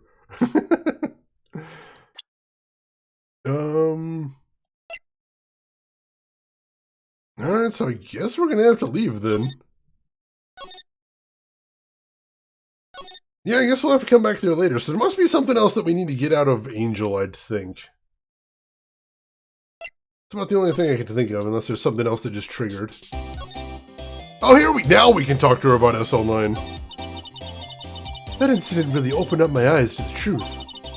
We're nothing to them. Disposable. Disposable? To who? 2 years ago, it was the biggest case I'd ever handled. The police and the prosecutors were desperate for decisive evidence. Notice Marshall's up there, too. So they didn't solve it? On the contrary, it was solved quite cleanly. The criminal was caught and executed. Executed? Yes, the criminal got what was coming to him. Doesn't get any cleaner than that. The only problem was, they never did find decisive evidence, not a shred. What? The criminal was executed, right? On the basis of evidence, of a sort. Made-up evidence. What? You mean they executed someone with fabricated evidence? The best part came several months after the trial. Every detective involved with the case was dealt with. Some were demoted to patrolmen, others found themselves out of a job. And you are one of those? Myself and one other person you know well. Could it be? Exactly. Detective Jake Marshall. Oops, I mean Police Department Security Detail Officer Jake Marshall. As professional detectives, we investigated that case from every angle. Jake was particularly determined. And then, it was over, and he was demoted. However, he hasn't forgotten, and neither have I. You haven't forgotten SL9? There is another side to that case, a hidden side. That's what we're after now. And no one up in their fancy offices can stop us. Wait! Those lunches you sell! There's only one reason I come to sell lunches in this accursed office. I come here to meet old friends. Boyfriends that can help me investigate.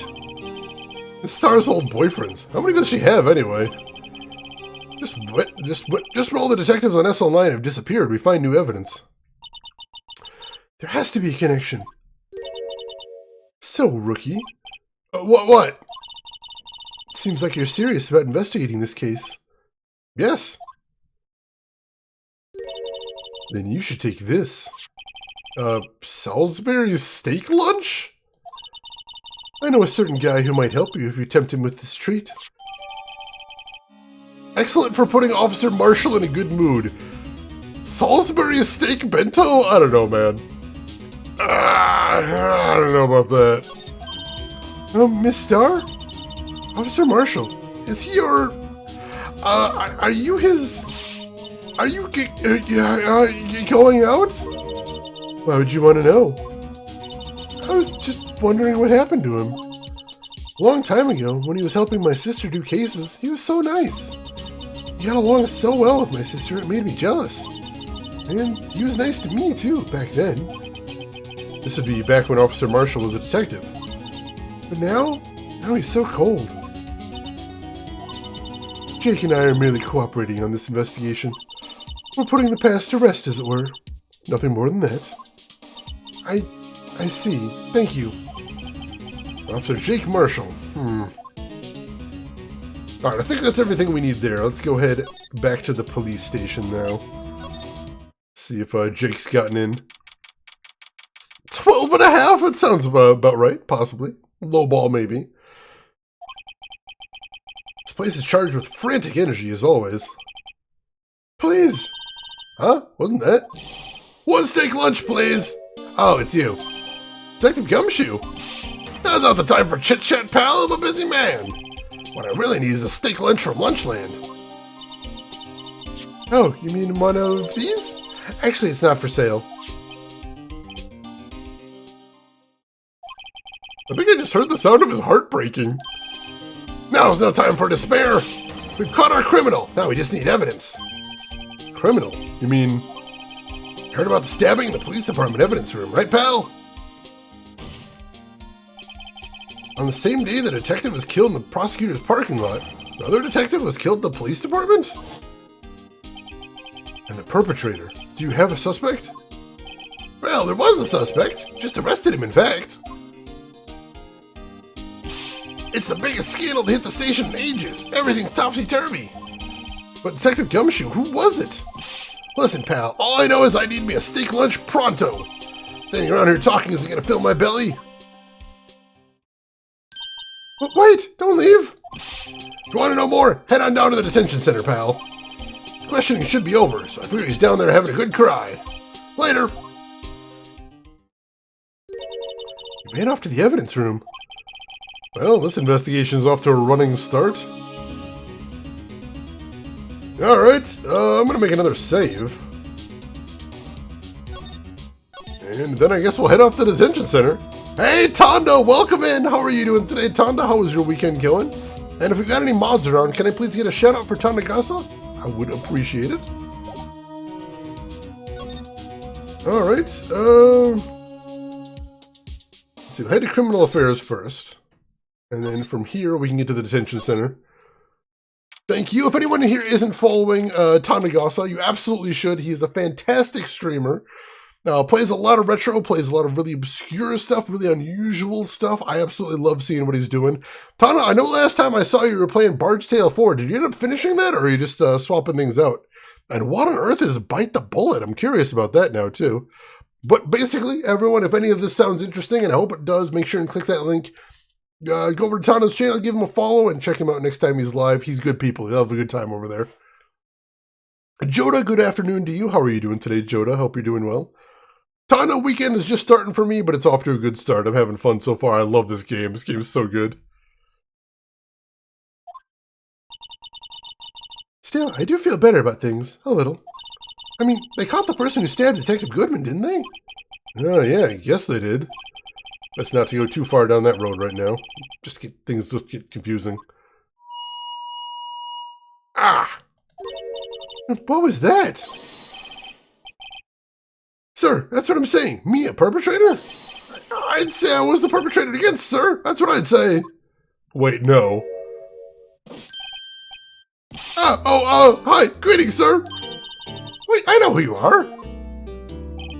Excuse me, but is Mr. Edgeworth, anywhere in the premises? I'm here, sir, at the request of the chief, sir. I got your report, sir.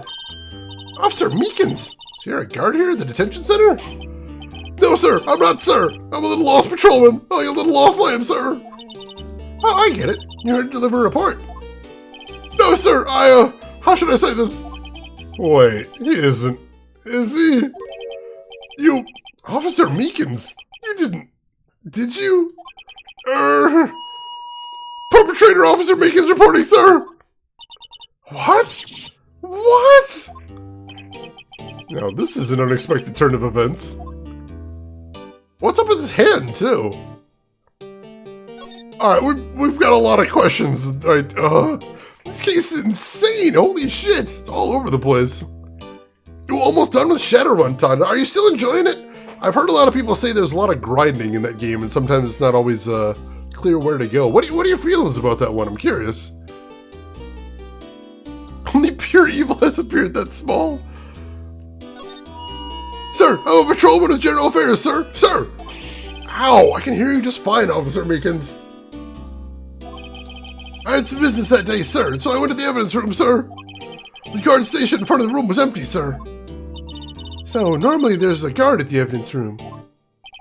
That's right, sir, because evidence is kept in the evidence room, sir. Now, the security officer was none other than Officer Marshall. Marshall? Then, sir, I happened to glance at the security room monitor. That's when I saw him, sir.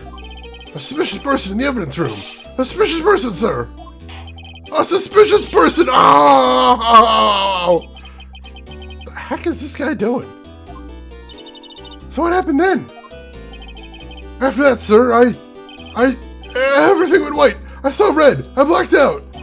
And when I came to, I was here, in the detention center. How long were you out? Days? Might I ask? What happened to your hand? Sir, there was no one to bandage me, sir. I did what I could to wrap it up, sir. Bandage on his hand. Just like Ms. Sky. Yet another similarity between this case and the one at the prosecutor's office. First things first, tell us how you hurt your hand. About your hand, did that happen during the course of the crime? Well, you say, sir, don't you think you should just confess? But sir, but there was nothing I could do. Nothing you could do? Sir, tell the truth, sir, what had happened? When the detective pointed that knife at me, I just hollered, sir. And the next thing I knew, I was unconscious. Next thing you knew, you were... Uh-huh? Then when I opened my eyes, I was alone in the evidence room, sir, all alone. Alone because Detective Goodman had disappeared. What? Then when I looked down, I was gushing blood from my hand, sir. Oh, the shock, oh, the sorrow, sir. Can you imagine how I felt? The victim's body disappeared? That's some story. I don't mean to pry, but are you you are the perpetrator, correct? You killed Detective Bruce Goodman in the evidence room, right? Sir, please don't look at me with those sad puppy dog eyes, sir. If you have to label me as perpetrator or victim, sir, then label me victim. I would, but you happen to be in detention, and alive and well at that. Ah, yes, well, that's true, sir. I suppose you can say that. Did you know the victim, Detective Goodman? Well, sir, if I had to label him as a stranger or a total stranger, I'd say he leans heavily on the total stranger side. So you didn't know him. Sir, I work in a tiny department devoid of light and other creature comforts. I don't know any detectives. So if he was a total stranger, why did you stab him? Sir, I had no intention of killing him, sir, none. Nor do I have any recollection of killing him, sir. At least someone around here is more confused than I am. So he says he saw the detective in the evidence room. He saw something suspicious on the cameras.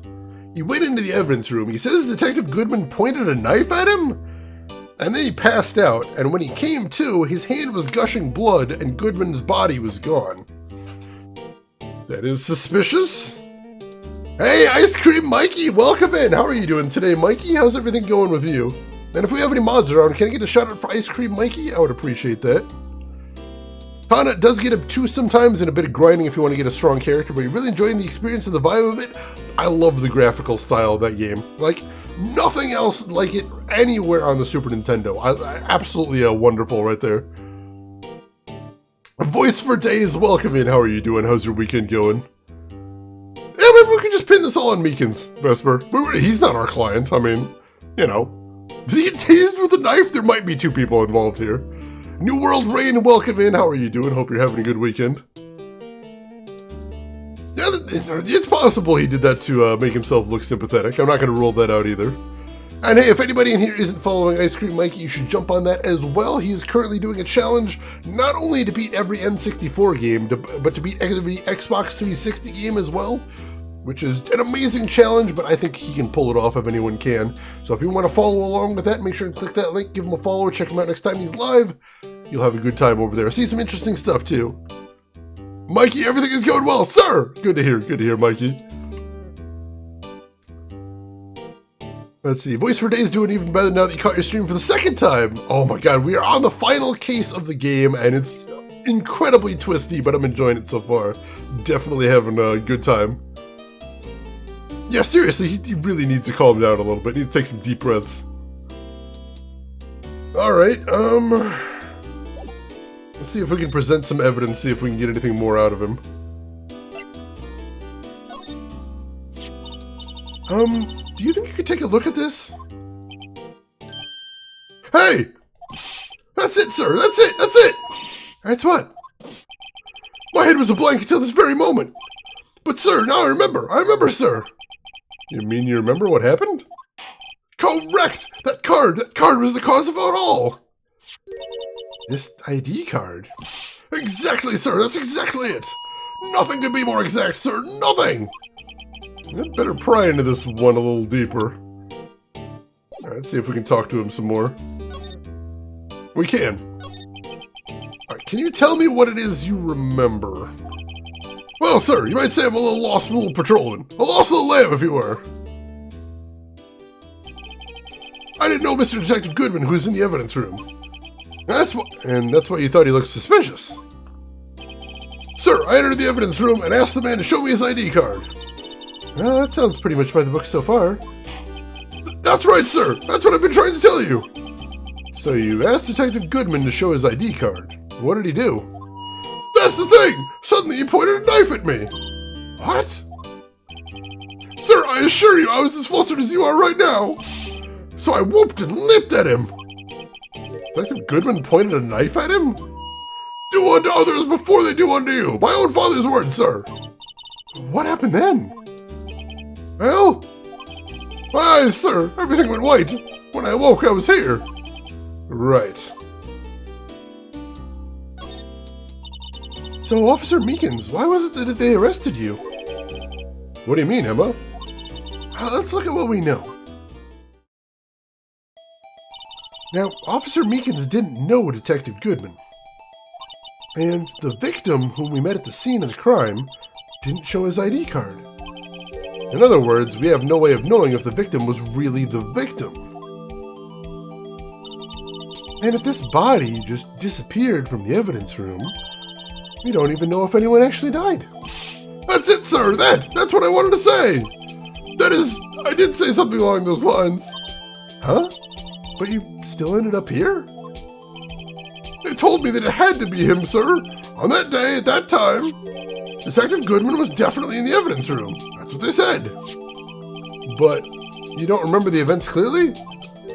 No, but the videotape is quite clear. Huh? Videotape? From the security camera. The crime! My crime! The crime I swore to stamp out! It's there! It's me! It's on tape!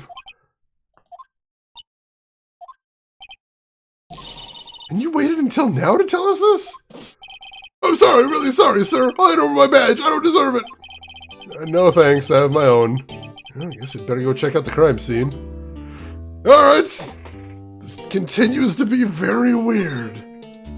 Very, very weird. Meekins is a fake. He's a moron, I'll give you that. Do unto others before they do unto you. I'm taking that one. That's my new motto right now, Haunted Velvet. I'm stealing it and I'm keeping it. DB Stewart, you might say I asked him to look at the photograph. What does it do to him, DB Stewart? What does it do when he looks at that photograph? I need to know what happens. What does it do there? He does very much have Rocket League energy, Raffle Coop. He really does. And he keeps slapping his hand. The whole Phoenix Wright series is very weird. That's kind of why I love it. I'm having so much fun with this. Hey, Mr. Wright. Look who's standing at the Chief of Detectives desk. Police Chief Gant. And you're sure this is all, You know what it means if there's anything missing. Sir, I'm sure it's most likely perfect. We checked all of his drawers, lockers, garbage cans, bags, coat pockets, hats. Under his seat cushion, behind his computer monitor, inside his personal coffee machine.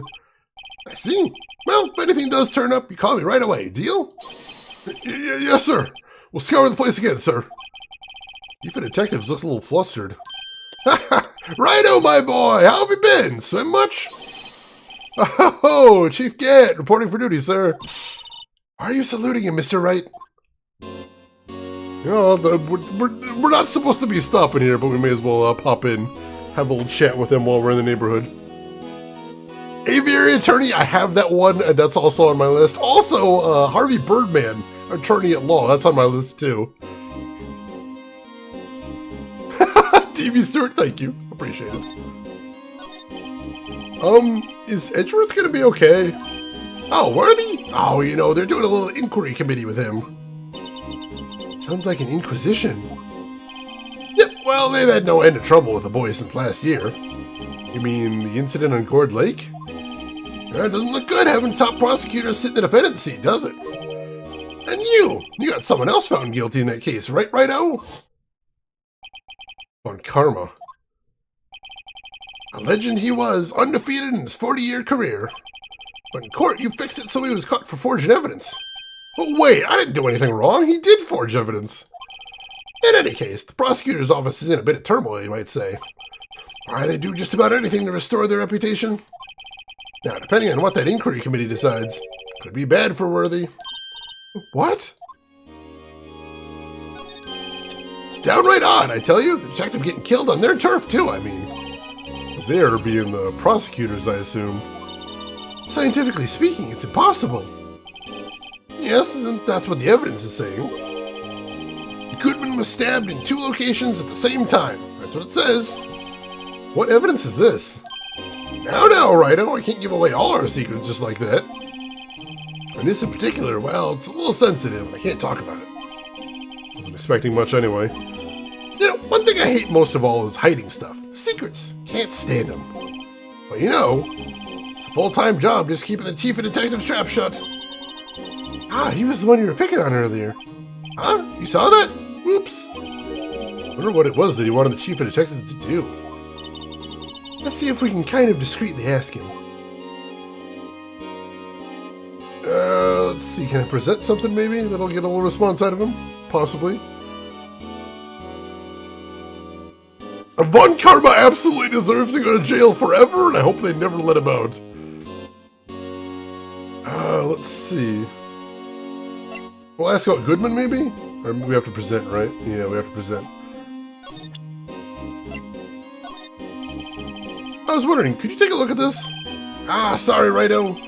I'm through with that stuff. Through, I say. You'll find that guy who can't seem to sit still out there, the busy one.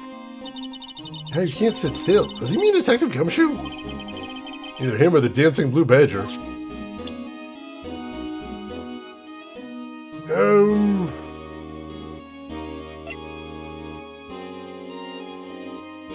Yeah, I guess let's go see if we can find him. We got other places to be right now anyway. Check the guard station, see if anybody's there again. No, we must still have to get something out of him then.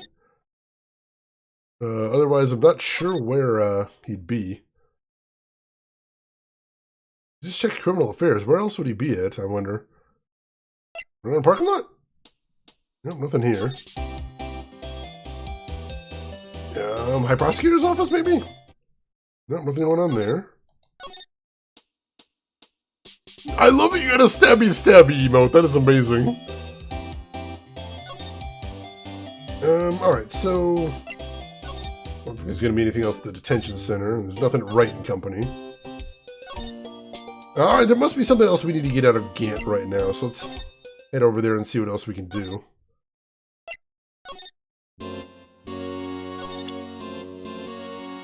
Sometimes you just gotta express yourself. It's true. It's true. Have you played the CSI games? I have not. I'm aware of them, though. I might want to look into them at some point. I think one of the CSI games was actually made by Telltale. I believe it was their very first game. Can you ask him about the Switchblade? No, he doesn't want to talk about that either. Let's go find Gumshoe. Can we ask him about the photo?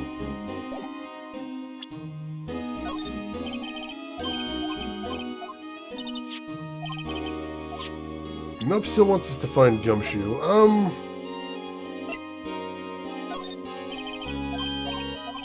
Nope, says I gotta find Gumshoe. Alright, so there's gotta be something else we gotta do here.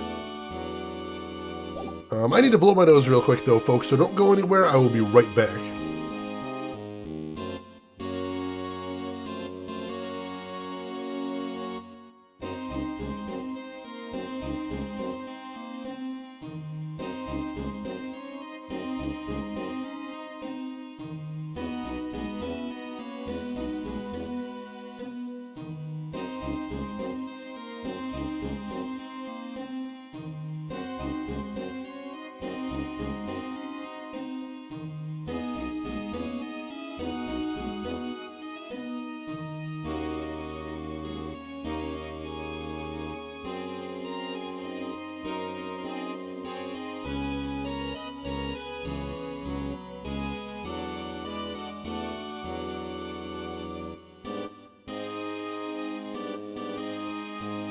Alright, we're back, folks. Rin, thank you so much for the links in chat, and thank you for the shout-out as well. I was going to ask you to do that. I read my mind right there. So if anybody in chat isn't following Rin right now, you should definitely jump on that. She is a fantastic streamer. Plays all kinds of short little indie games. She also does some block building streams where she builds some Lego and nano blocks, and just overall wonderful, wonderful chill person to hang out with. You'll learn some things, you'll have some good laughs, you'll have a wonderful time. So make sure, if you haven't already, click that link, head over to her channel, give her a follow, and check her out next time she's live. You're going to have a fantastic time over there, I promise you. God damn it, what's going on, Rin? Did I miss something? Let's see. Also, Emperor, that first of all emote, oh my god. And I actually know some people. I actually do know some people that are subbed to people they've never watched before just because they think their emotes are amazing. It's not as unusual as you might think. It's really bizarre. Alright, so... I don't know, are we actually supposed to be finding Gumshoe right now? I think we've been everywhere. So I don't think we're supposed to be finding Gumshoe, but is there something else I need to present to him here? I don't know. Let's see.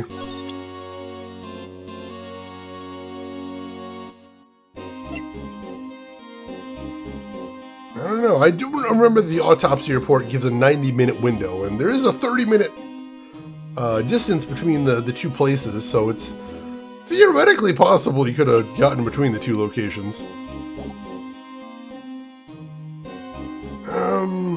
See, we haven't got anything new recently, have we? Well, we got the steak lunch, but we need that for Marshall. We can't just ask him about the switchblade, can we? No, he doesn't want to look at anything. We gotta find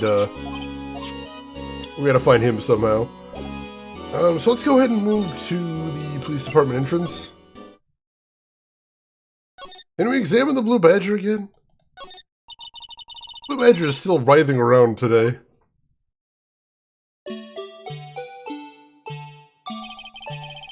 Let's give him the benefit of the doubt and say he's dancing. Speaking of dancing, the whole police department has been dancing around like crazy since yesterday.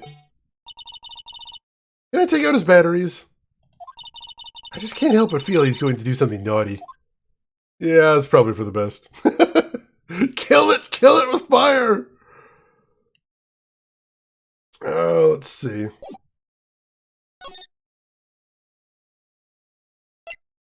So we can still get to the guard station. Can we actually check those tapes now like they were talking about before?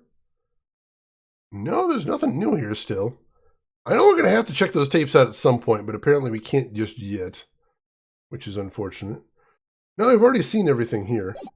We're missing the trigger for something here. I'm not sure what, though. I still think it has something to do with Gant.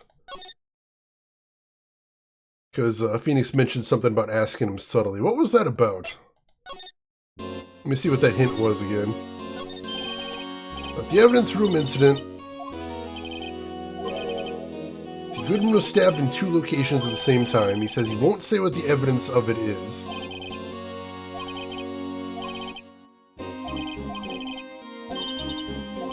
And he was talking about the, what he was talking to about the captain back there. The chief of detectives, that's it. See if we can kind of discreetly ask him. So there's got to be some way to get him to talk about what he was talking about. Perhaps. Maybe?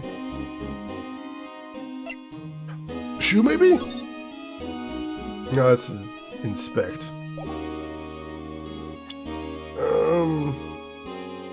Back. Present the shoe. That's still not present. Present. Nope, he doesn't want to look at that one either. Show him the badge! Show him the badge! Let's do that. That's probably what it is. I bet that's it. Nope, not that one either. That has actually worked a couple of times. I do know how to press buttons. I'm very good at that. No, I don't see any really subtle way to ask him. What else do we need to do here? We did look at every location, didn't we? I think we did. Is there any place we missed?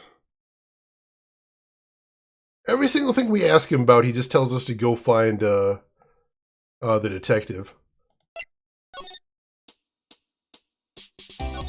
Can't talk to her about anything new. Like a brown book or something? That is a Salisbury steak bento box, which apparently we're going to use for bribing Officer Marshall later. Let's see, High Prosecutor's Office, nothing. Detention Center, we already asked him about everything. Just like Ma used to make. Ugh. Like, would that even be good? Like Salisbury steak and rice? Salisbury steak bento? I don't know. It would be messy anyway. Salisbury steak bento. I have my concerns. I have serious concerns. I think we've been everywhere, so there must be some sort of trigger that we're missing here. It would be, that's true. Did we show Meekins the knife? I think we showed Meekins. I guess we may as well try at this point. Present the knife. Officer Meekins, this is for you. I was here to knife, sir. Okay, just wanted you to take a look at it. That's it, sir. Last night, sir. That's the one. I was an apple, sir, in my dreams, sir, and I was being peeled. On second thought, you don't have to look at the knife. He's overreacting to the knife, but I guess he's been through a lot. Interesting, but doesn't really get us anywhere. Emperor, thank you for the gift sub to Plushie right there. Gift sub number 743 in the channel. Bribery, thank you so much, Emperor. That means a ton. I appreciate it. And Plushie, welcome in. How are you doing today? Hope you're doing good. You say it would be good. You say a Salisbury steak bento would be tasty. What else do we have in there? Let's see, it looks like some bamboo, maybe? Some carrots? Maybe some daikon off in the corner? I'm not 100% sure. And a pat of butter on top of it as well, which is kind of wild. But you say it's a pretty usual bento. Interesting. I've never heard of that one before. I'm certainly not an expert, but that is interesting. You can't scare people into giving out answers to hard questions. This is true. Alright.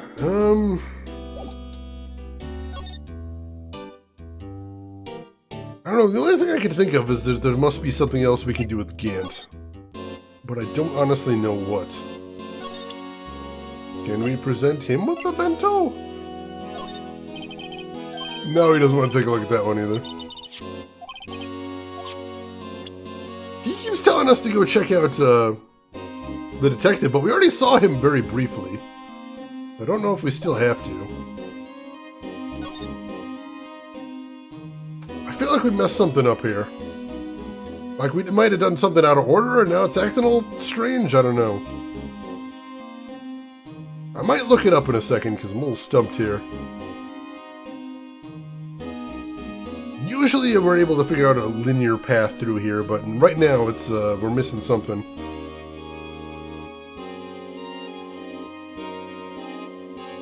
Let's see. New World Rain, thank you very much for the follow and welcome in. I appreciate having you here. Oscar Mayer is giving away bacon-scented shoelaces.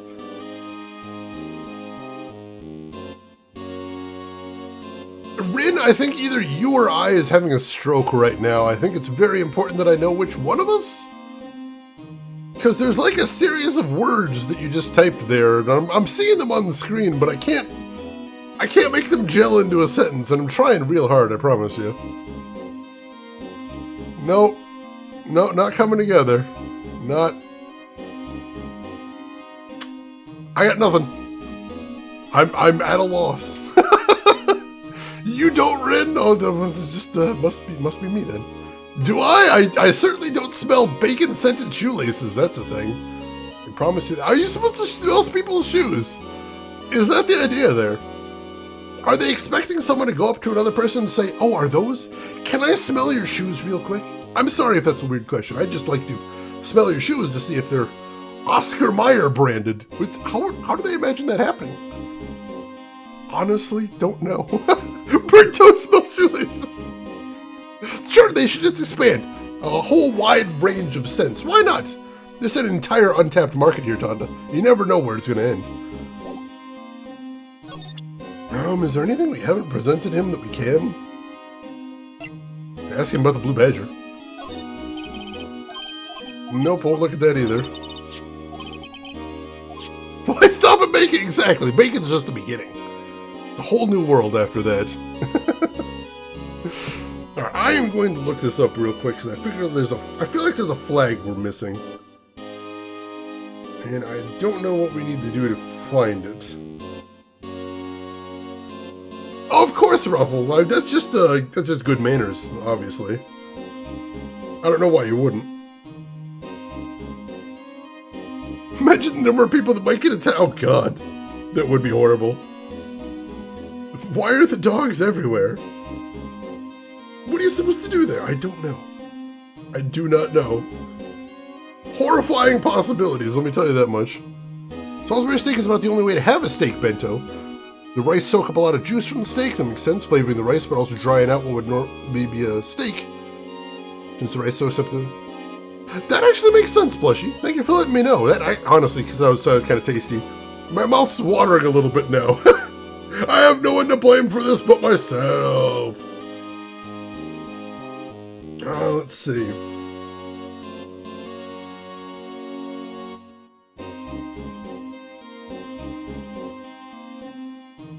Alright, so...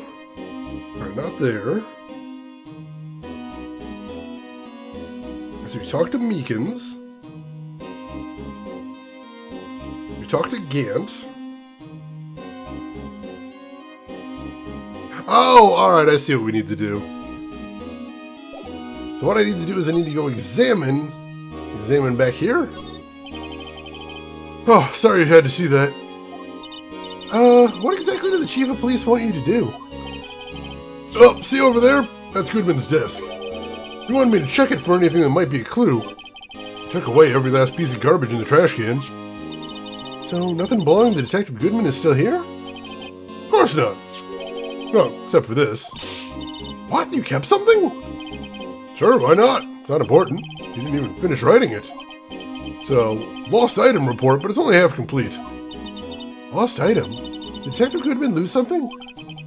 Date on it's February 21st. Better make a note of that just in case. A half-written document dated 2/21 can only be submitted to the Chief of Police.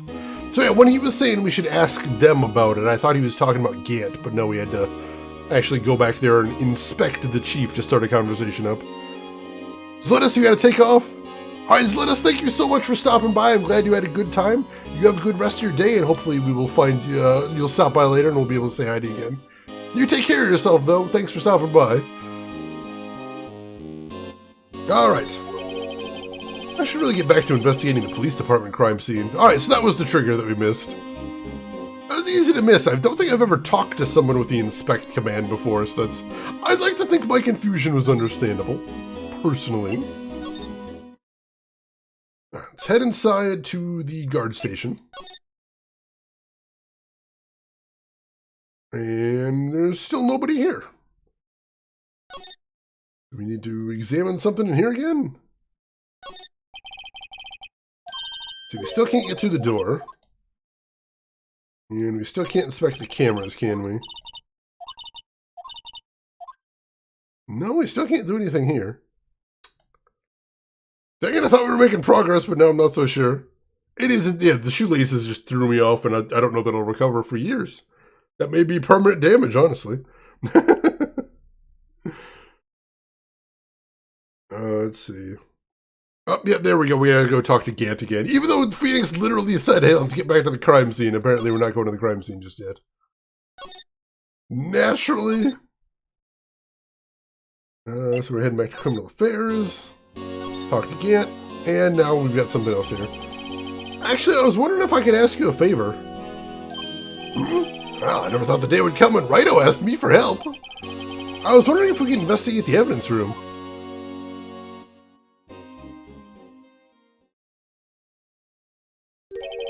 Now, Righto. Actually, I'm sorry, I don't need to investigate it after all. Righto, please, do I look like a selfish man? Huh?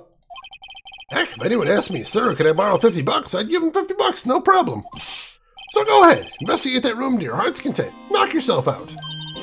Just goes to show, you never know until you ask. And for you, here, you can borrow this. Huh? Hey, this is a detective's ID card, isn't it?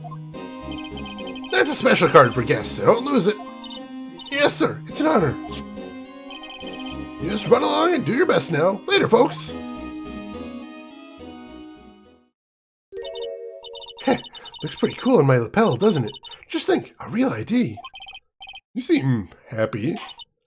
Yes, sir. Because, sir, we're going to the evidence room now, sir. I think this placed a bad influence on the girl. Alright, so now we should be able to get into the room, so that's a good thing. Making progress. Hey, Shiro, welcome in. How's your weekend going? Hope everything's going well with you. Yeah, he seems to have pet names for everyone. It's rather strange. He seems like a weird guy overall, honestly. Alright, so back to the guard station. And examine the door again. The evidence room is beyond that door. And we have the ID card from Chief Gant. Let's just walk in. It won't open. Aha! The card reader's turned off, see? What is that security guard thinking?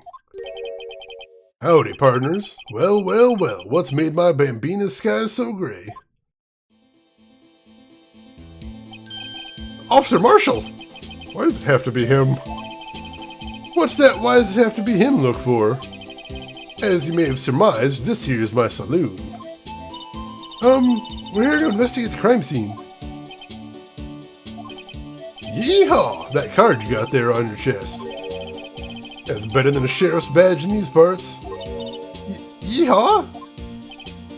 Well, what are you standing there for? Get along, little doggies. Crime scene's awaiting. Looks like the card reader's on again. While we're here, I was wondering if we could ask you some questions. Sorry, cowboy, but I got no mind to tangle with you hombres. You're busy, then. Did I say that? I only said I didn't wish to speak with you. Actually, you said you had no mind to tangle with us hombres. Well, luckily we've got a way to get him to talk to us, and it involves food. The smell. Ah, reminds me of Texas. So, Officer Marshall, you're from Texas? No, I saw a special on television the other day. Is this from my baby? Yeah, Miss Starr. What's this? What's wrong? Filet steak lunch. I see. I don't see. I wonder what it means. Alright, give him a steak lunch. Alright, Bambina, you win. Ask him anything. Finally, it seems like. He's willing to talk. Alright, let's see if we can talk to him then. Officer Marshall, you're in charge of security for the evidence room, right? You got good eyes, partner. It's an easy job, and I'm grateful for it. Actually, Officer Meekins at the detention center told us. Ah, that poor little doggy. Poor guy, I keep getting his name wrong and calling him Meekly. He told us something. He said that when the stabbing occurred, you weren't at your station. Well, maybe I shouldn't be telling you this, since I got demoted from detective 2 years ago. Well, you might not look it, but I lost my fire for the job, you know? So, what were you doing around 5:15 when the murder took place? Well, I reckon I was galloping down the highway on the back of my steed, Zippy. No, he was riding down the highway on his horse named Zippy. There's no need for people here anyhow. These newfangled machines do a bang-up job of keeping an eye on the place. You mean the security camera system? I don't take the machines much. Kinda like that stupid broccoli they sneak in next to your steak, you know? I do know, actually. I do. Salisbury's in the UK. There is Salisbury in the UK. I think that might have some connection to the name of it. I don't actually know. Maximum disaffection gauge. There you go. Just game in the system. Texans do know their steaks. This is a thing. Very good steak down in Texas, though, if you can find it. Miss Starr told us something. She said that you were a detective until 2 years ago. It was always my dream to be a rawhide wrangler on the scene of the crime. That's all gone now, like a drinking hole in a prairie fire. You're still investigating the SL9 incident with Miss Starr, aren't you? That was my case. It's all solved on the record books. Smells like a bad game of poker. I can't let it go. That's all there is to it. What kind of case was it, anyway? We've heard the name so many times, but no one tells us what actually happened. There's some things you're better off not knowing, Bambina. Anyway, that case is officially dead as of 2 days ago. 2 days ago? Day of our case? That's right. The evidence transferals. Edgeworth was talking about the transferals, too. I know it may be 2 of the machines in here do. Only 2 of them? There must be a dozen. Like I said, Bambina, me and machines, well, I like them about as much as I like stewed cauliflower with my steaks. The easiest ones to understand are these here security cameras. Those are the ones that Officer Meekins mentioned. Nothing happens, tapes are automatically erased every few hours. Officer Meekins and Detective Goodman, are they on one of those tapes? I reckon they might be. You're the security guard and you reckon? One more thing. When you go into the evidence room, you need an ID card. Thus the card reader by the door. Card reader leaves a record of every ID that passes through.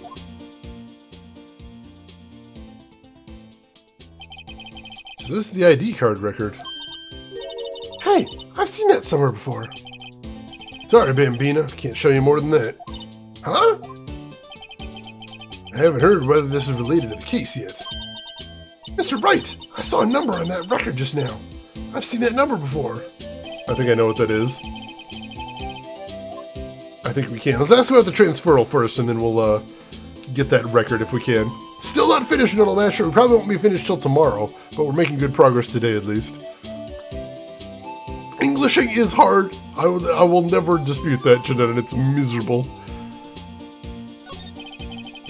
Sorry, but can you explain what this whole transferal thing is about? We keep only evidence from solved cases in this room. They're kept here under the presiding detective's supervision for 2 years. So we can reinvestigate them if it turns out there was a mistake, see? So what happens to the evidence after 2 years? It was asleep forever in the underground vault of the county sheriff's department. That's what we call a transferal. We do it every February. I see now. Transferal is like a funeral for old cases. 2 years after a case is solved, closed forever, dead. Never to be reopened again, never to be reinvestigated. That happened to SL9 2 days ago. So I suspect whatever happened in SL9, someone was trying to cover it up. And I think the victim was about to find out something that actually went down there. That's what I'm thinking anyway. Alright, so let's present Goodman's card. See this? This is the victim's ID card. Ah, the one that was on the ground in the parking lot. The number on this is 5842189. Officer Marshall, show us that ID card record again.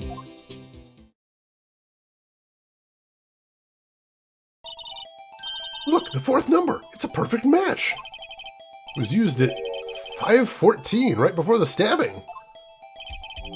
What's more, there's only one of those cards in the world. So when the incident occurred, Detective Goodman was in the evidence room.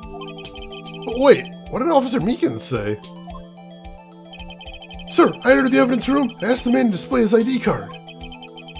So you asked Detective Goodman to show his ID card. What did he do? That's the thing. Suddenly he pointed a knife at me. If he had his ID card then, why would he have pointed a knife at Officer Meekins? Alright, compadre, you win. I guess I can give you this ID card record. I've got an idea. Maybe I should show this list to other people with IDs here. So Goodman is a good guy, and Meekins, I think Meekins is a patsy here. I don't think Meekins has actually done anything wrong. But yeah, I think Goodman was trying to figure out the actual, what was going on in the SL9 case, and he got murdered to cover it up, I suspect. Yeah, I saw the one that was all 7s. That's kind of suspicious, too. Oh, thank you, Lost. I really appreciate that. That's very kind of you. Why do they need the vaulted? I guess, I mean, they've still got it in the vault. Just, they'd probably have to go through a legal process to reopen the case is all I'd suspect anyway. Hey, J. Melman, good day to you as well. How are you doing today, J. Melman? Hope everything's going well with you. Alright, so we got everything we need to know from him, so let's head into the evidence room then. A red herring or a hint? It does sound suspicious, it really does. February 23rd, evidence room, sector 3. It's quiet. The investigation must be over here. So this is the evidence room? It really is kind of like a graveyard. Graveyards are supposed to have grass and trees. This feels more like a morgue. Nice try, Mr. Wright. You can't scare me. Eek! Whoa!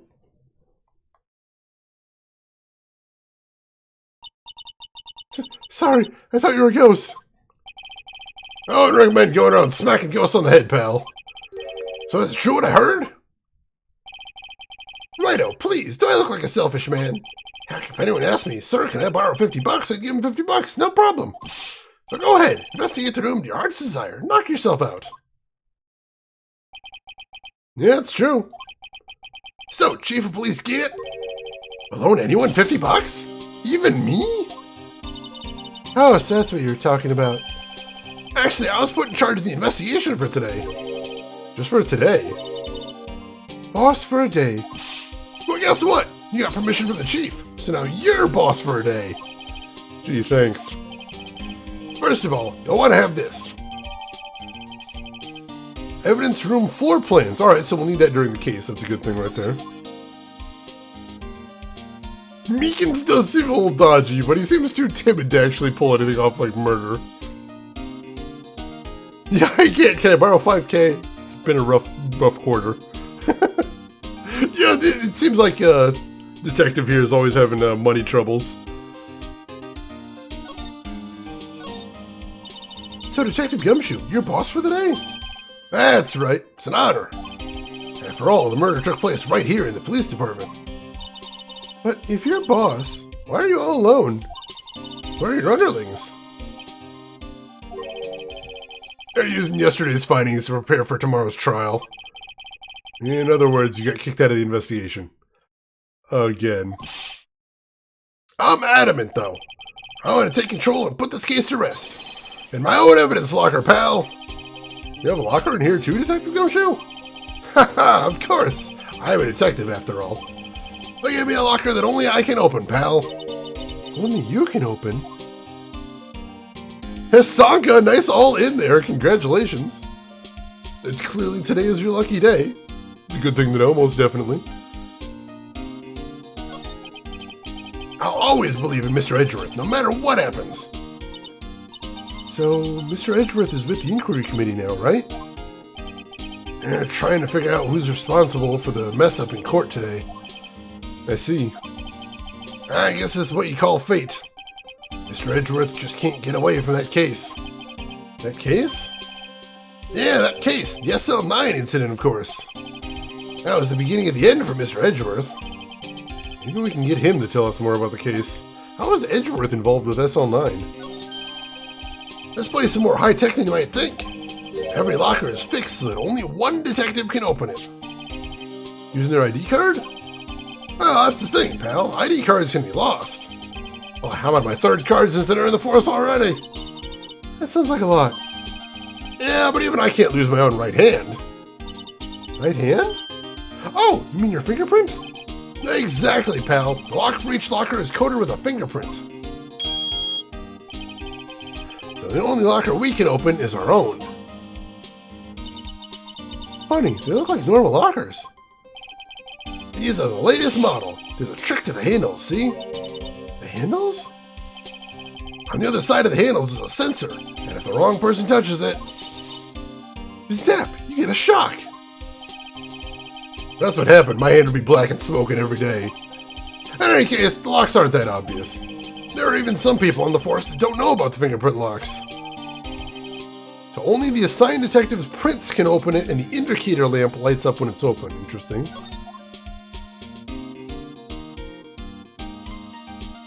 Oh, that beep made you look around. That was a very tech-sounding beep right there. Alright, let's see. Do we need to present anything to him?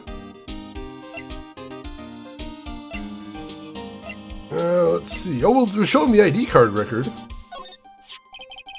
Could you take a look at this? This is the ID card record of the people that came in on the room on the day of the stabbing. I heard the rumors. So it was Goodman who came in here at the time of the murder. Whoa! What is it? That second number. Not your ID number, is it, Detective? Mr. Edgeworth! What? The second number on this list belongs to Mr. Edgeworth. What?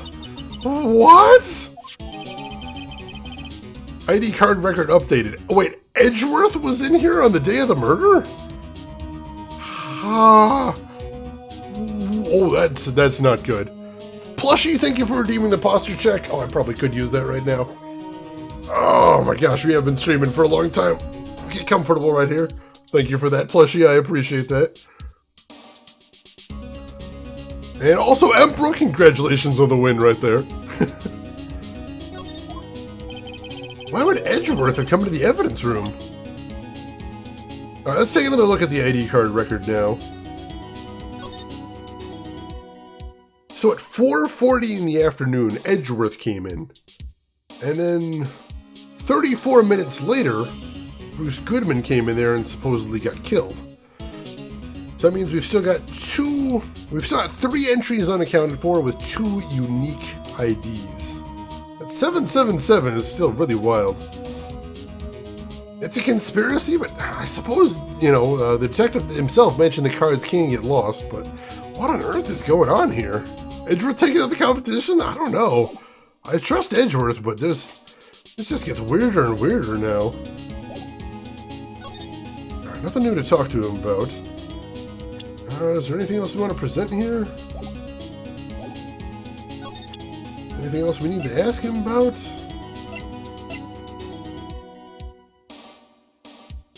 I'm going to see if he has anything to say about this. Let me say one thing. Speaking as a detective, if I see a piece of evidence I know nothing about, I say nothing. Nothing! That's fine. Yeah, bet it's fine, pal. Alright, so he doesn't know anything about that. Probably nothing else we're going to get out of him because he is kind of a moron. Alright, let's look around the room. Kind of start searching for evidence in here.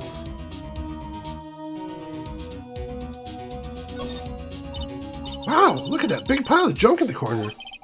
Looks like a car door. There's a pair of handcuffs attached to the frame. Maybe the guy they caught was some sort of escape artist and he got away? Yeah, it's one of those human profiles for range testing. He's been shot square in the forehead. Better him than us. Nothing else to see over there. Some sort of bulky equipment is gathering dust here. What a sorry-looking fishing pole that is. Ah, it's my personal pole. I never did get around to using it. Wait, I've seen that somewhere before. Right, pal. That's my metal. That's that metal detector. The one that led to the solving of that case out on Gourd Lake, remember? Oh, right. Wow, it feels like it was ages ago. And I don't think I've seen this one before. Oh, that's a bug sweeper. I'm sure it'll come in handy in solving some cases sooner or later. Cheap looking box? Can't judge a person or a machine by its cover. You gotta look at their heart. Alright, I'll take your word for it. There's something sticking out of here. Looks like a shirt. Guess it must be evidence for some case. Wonder if Detective Gumshoe put this here. There you go, pal. Making me out to be some kind of slob. I'm not responsible for the evidence here. That said, I bet that evidence locker was open recently. How do you know? If you leave things hanging out like that, the evidence gets dirty or ripped. The guard checks on that kind of stuff and notifies the detective responsible. How many times have I had him breathing down my neck about some silly evidence? I like Detective Gumshoe leaves evidence hanging out a lot too. I bet he doesn't tuck in his shirt under that trench coat either. You gotta talk behind someone's back, don't do it right in front of him, pal. Alright, let's slide over first. See what else there is in here. Ooh. What's this? Blood! It's a little worn, but there's definitely a handprint here. Looks like someone tried to wipe it off. Mr. Wright! What if there are other bloodstains left in the room? We should use our testing fluid to check it out. We will. I want to check the rest of the room first. That could be foreshadowing, I think. This is the first game, but this case was a bonus case that was written after game 2 and 3 were already released, so it could be foreshadowing. What is this saw and paint doing here? Since the dawn of time, true art has always been a war against suppression. True art? Notice there's blue and yellow paint here. Perhaps we're witnessing the birthplace of the Blue Badger. Well, you might say this is my studio. Here, in the evidence room. That is the most unethical thing I've heard all case. Wow, someone must have broken something big to make all these pieces. Detective Gumshoe, perhaps? There you go, pal, making me out to be some kind of hooligan. That's apparently from the case.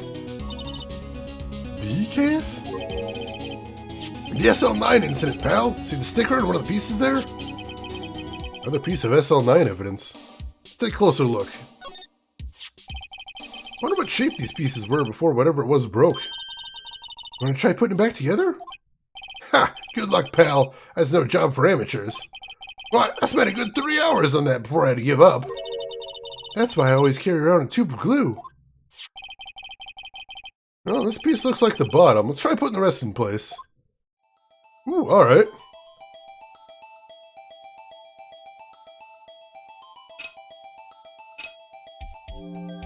Are we looking for what fits in there? Alright, interesting, interesting. So that is not going to fit there, any orientation. What else have we got? No, not that. That's a very distinctive shape. Should be able to find that here somewhere, like... I think this one's the one. Yep, there we go. Alright, next piece. Let's see, not that one. It's got a bit of a flat bottom, this one. But a sloped side. No, that looks like the top.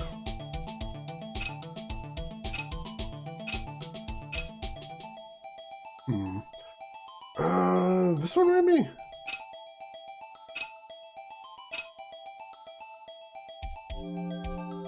Looking at it from a weird angle?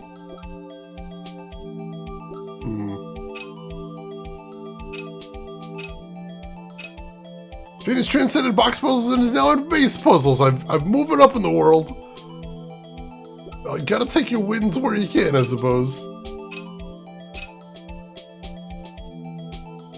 Let's see, I'm looking for that one single flat part on the bottom. That seems like the most distinctive bit here. And then the angle of the side should be the other thing I'm looking for. Oh, it might actually be this one, I think. There we go. All right, cool, cool. We got that. And I think that's actually the piece. It is. That was easy enough. And then here we've got that very distinctive notch at the bottom. And we've seen a couple pieces that look like that.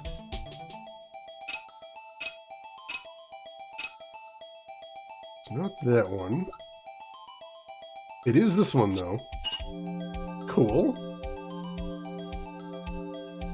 And now we're getting up to the top. Let's see, what can we put right there?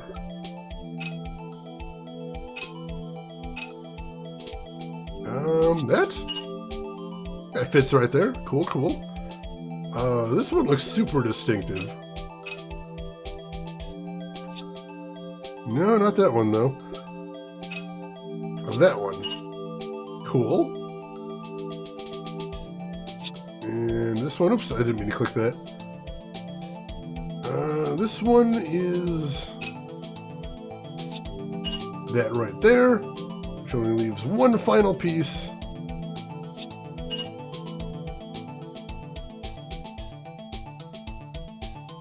Oh, it's still missing a whole bunch. Huh? Well, I think we did it, but some of the pieces are missing. Yeah, I got that far in 2 minutes myself. The problem is finishing it. Were some pieces stolen? I bet they were missing to begin with. Still, doesn't look like the most stable kind of jar. I can't understand how it got broken. Jar piece back together from fragments at the crime scene. A piece is missing. That does seem like a weird shape for a jar. Why is it all top-heavy like that? Alright, is there anything else to examine around here? What is this glove? Someone left a glove here, but only one. Detective Gumshoe, maybe? There you go, pal, making me out to be some kind of absent-minded detective. That's evidence from the case, you know. I mean, SL9? Doesn't have a tag on it. Tag evidence from the SL9 incident, extremely thin rubber glove. That's interesting. Could be an ancient jar, but what does that have to do with SL9 is the question. What does any of this have to do with anything, honestly? Put these pieces together, it makes a jar. There are two things that bother me. One, why are some of the pieces missing? Two, doesn't it seem a little unstable? No wonder it broke. I'll make sure to remember that next time I make a jar. Look, this one's open, and the red indicator light above the door is lit. That locker is coated with Detective Goodman's fingerprint. Detective Goodman's locker. Are you sure it's okay to leave it open like that? Well, it'd be hard to get it open again if we close it. It's empty. We must have taken the contents elsewhere. Alright. Time to start using the luminol now, I think. So let's go into the court record. Pull out the luminol and start spraying. There's the handprint, of course, but we already knew that was there.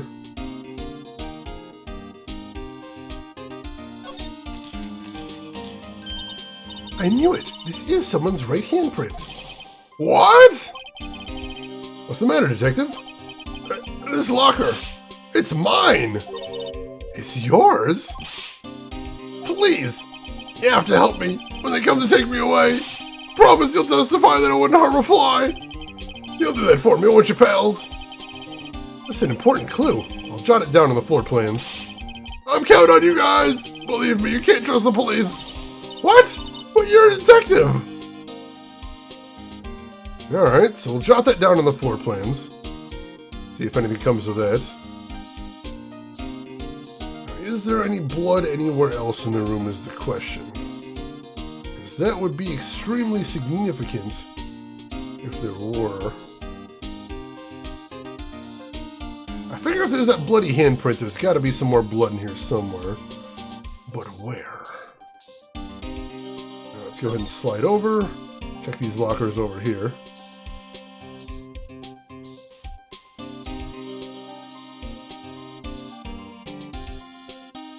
Nope, I don't see any more blood in the room. Maybe I was wrong? Maybe that was the only blood to be found in here? Possibly? Oh no, here we go. What is this?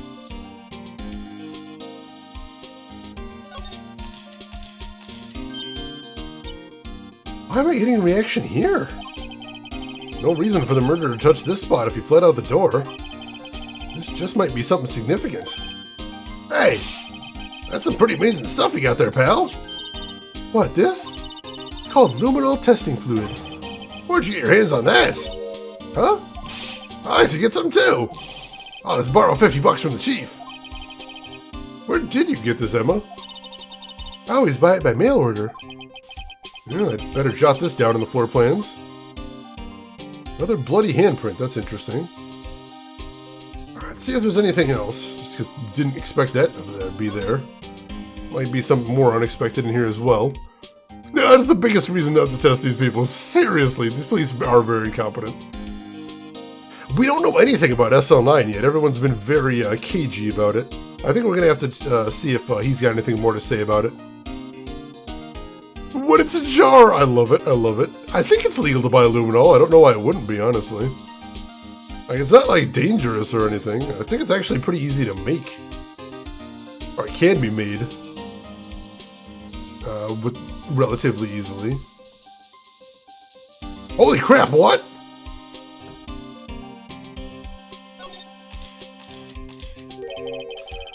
There must have been one massive pool of blood. I've never seen anything like it. I'm not a professional. What's your opinion, detective? Pale blue blood. Maybe Detective Goodman was actually an alien.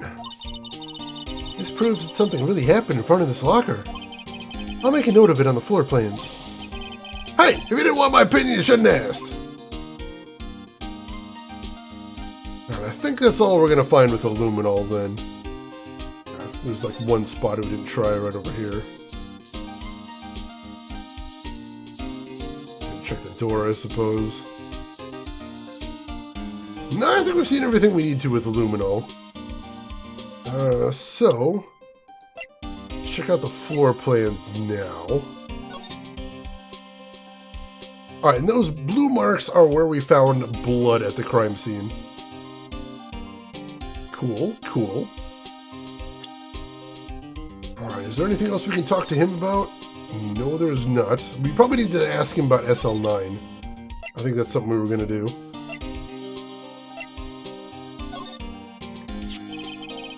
Detective Goodman's note and the switchblade knife.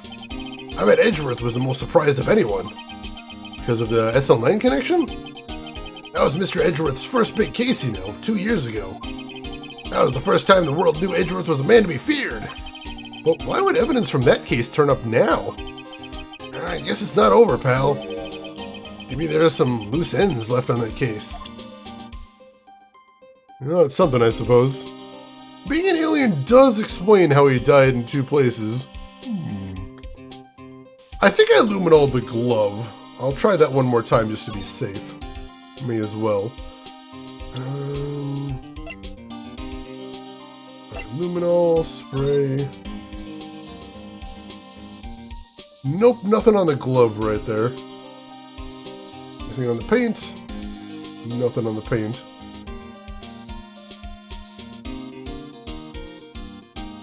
No, I think we've seen everything we need to with the luminol in here. Let's see, can we present... what else?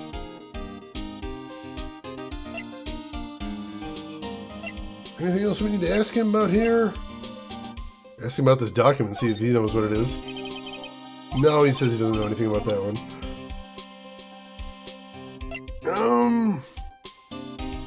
I think that's probably about all we're going to get out of him then. Alright, well, let's see if anything has changed around, see if there's anybody else we can talk to about those numbers. What happens if we present him the numbers? Does he know what any of them are?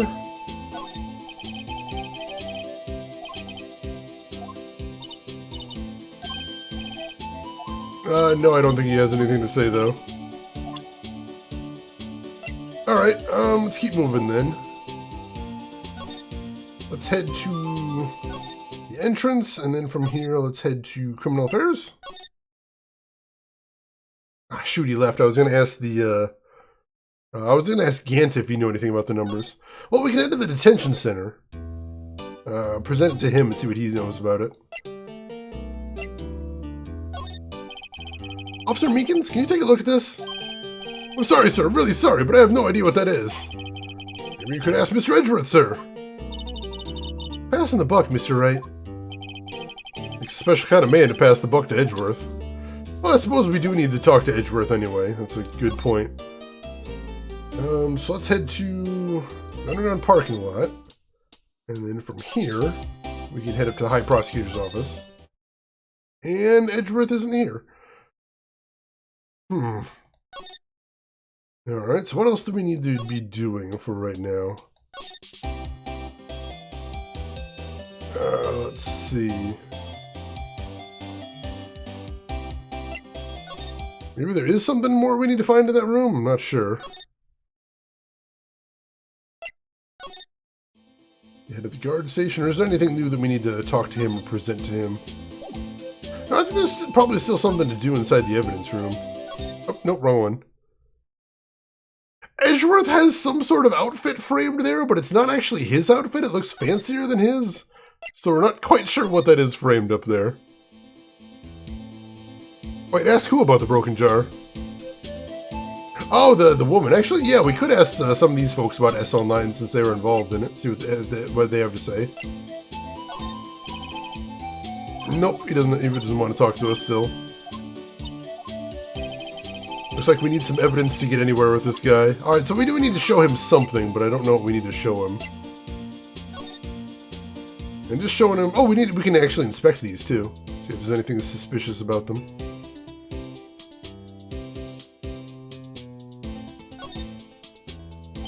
The tag says SL911. Guess this is another piece of evidence from that case. You know, I never did care for the word tag. It's confusing. Huh? What's so confusing about that? Do you know how many other words sound like it? Bag, gag, ag, zag. Zag? Is that a word? You challenge me? What, are we playing a word game now? Alright, so not much else to see there. Interesting. Let's see, what else can we look at? There's the jar pieced back together. Let's see, did that have a tag on it? Huh? This thing doesn't have a bottom. That's weird. Wonder which side is up. Better yet, what's the purpose of a bottomless jar? At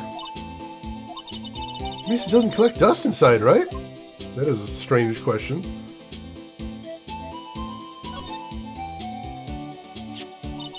Hey, look! They're hard to make out, but there's some dark red stains here. Looks like blood. Do you think Detective Goodman's blood somehow got on this when he was stabbed?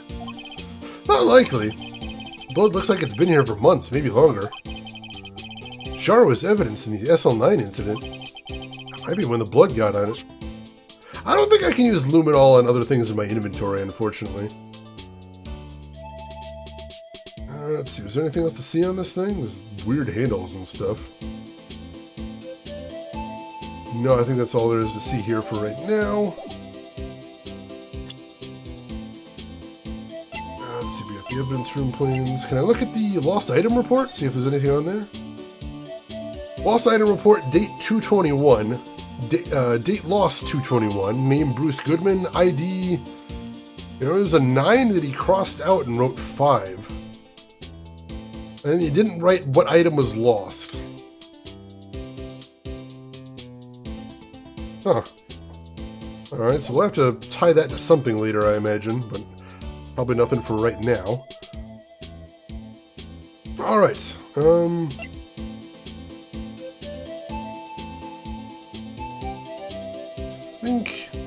let's see, let me try presenting this again. Nope, nothing else to show him there. He keeps saying that we need some sort of evidence to show him. But I'm not sure what we could show him.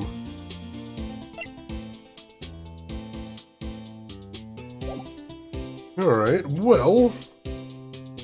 where are we heading to? We're heading into the evidence room anyway to see if we missed anything in here. Evidence in a murder case is more likely than you might think, Emperor. Oh yeah, alright, so now we can ask him about SL9. That was a bloody, violent case. Violent? So it was a murder? Serial killing. Serial killing? Maybe I don't want to get involved in this after all.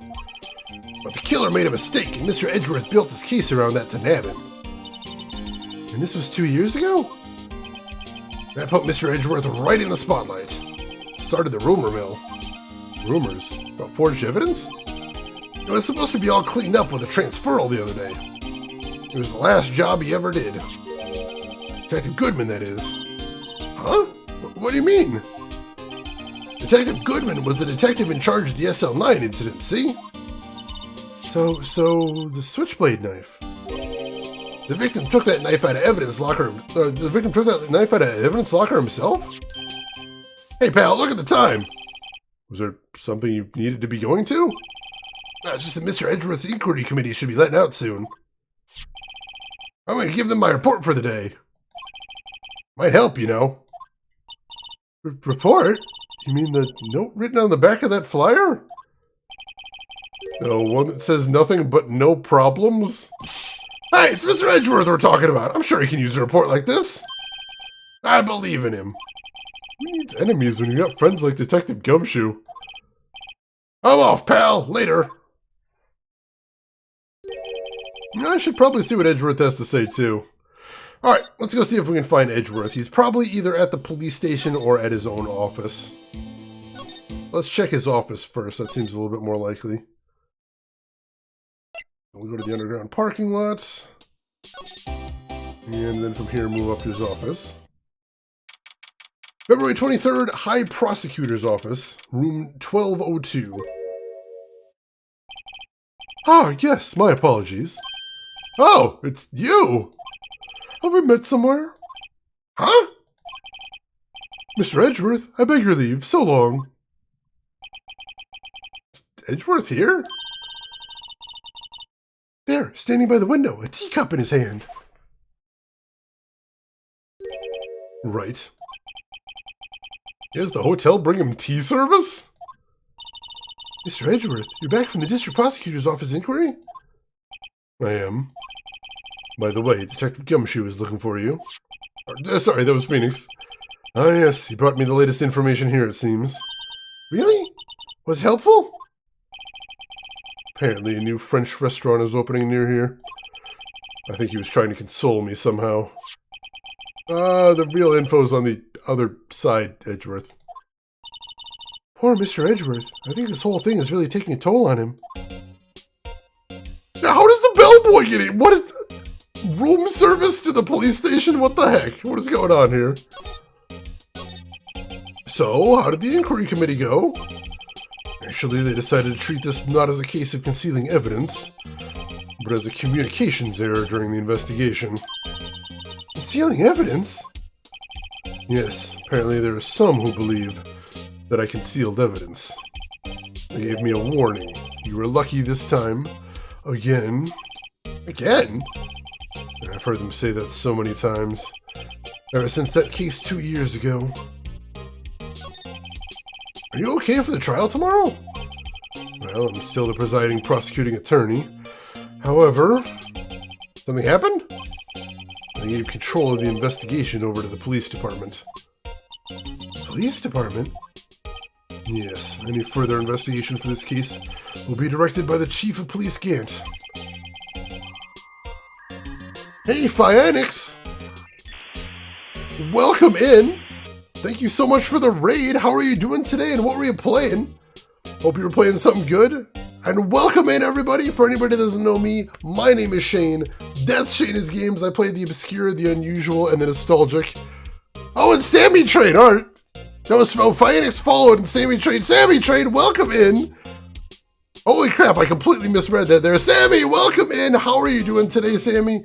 What were you doing on your stream today, and how are you doing? For anybody from Sammy's stream that doesn't know me, my name is Shane. That's Shane's Games. I play the obscure, the unusual, and nostalgic. I'm just running through my pitch now on autopilot. We're playing Phoenix Wright today, although I'm playing the PC version, not the DS version. This is just a flex.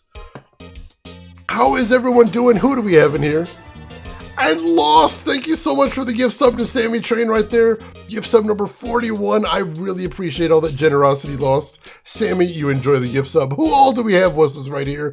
I see Phyanics, I see Moonstar, I see Zubir, Sammy Train herself, of course. And Rin, I see you already did a shout out for Sammy Train. Welcome, excellent, thank you for that. So if anybody here isn't following Sammy Train, take a moment out of your day, fix that immediately, click that link, give her a follow. You're not gonna regret it. She plays all kinds of cool game, a lot of modern stuff, but also some retro stuff. She was playing Monkey Island 2 the other day. I know we got some Monkey Island fans in here as well.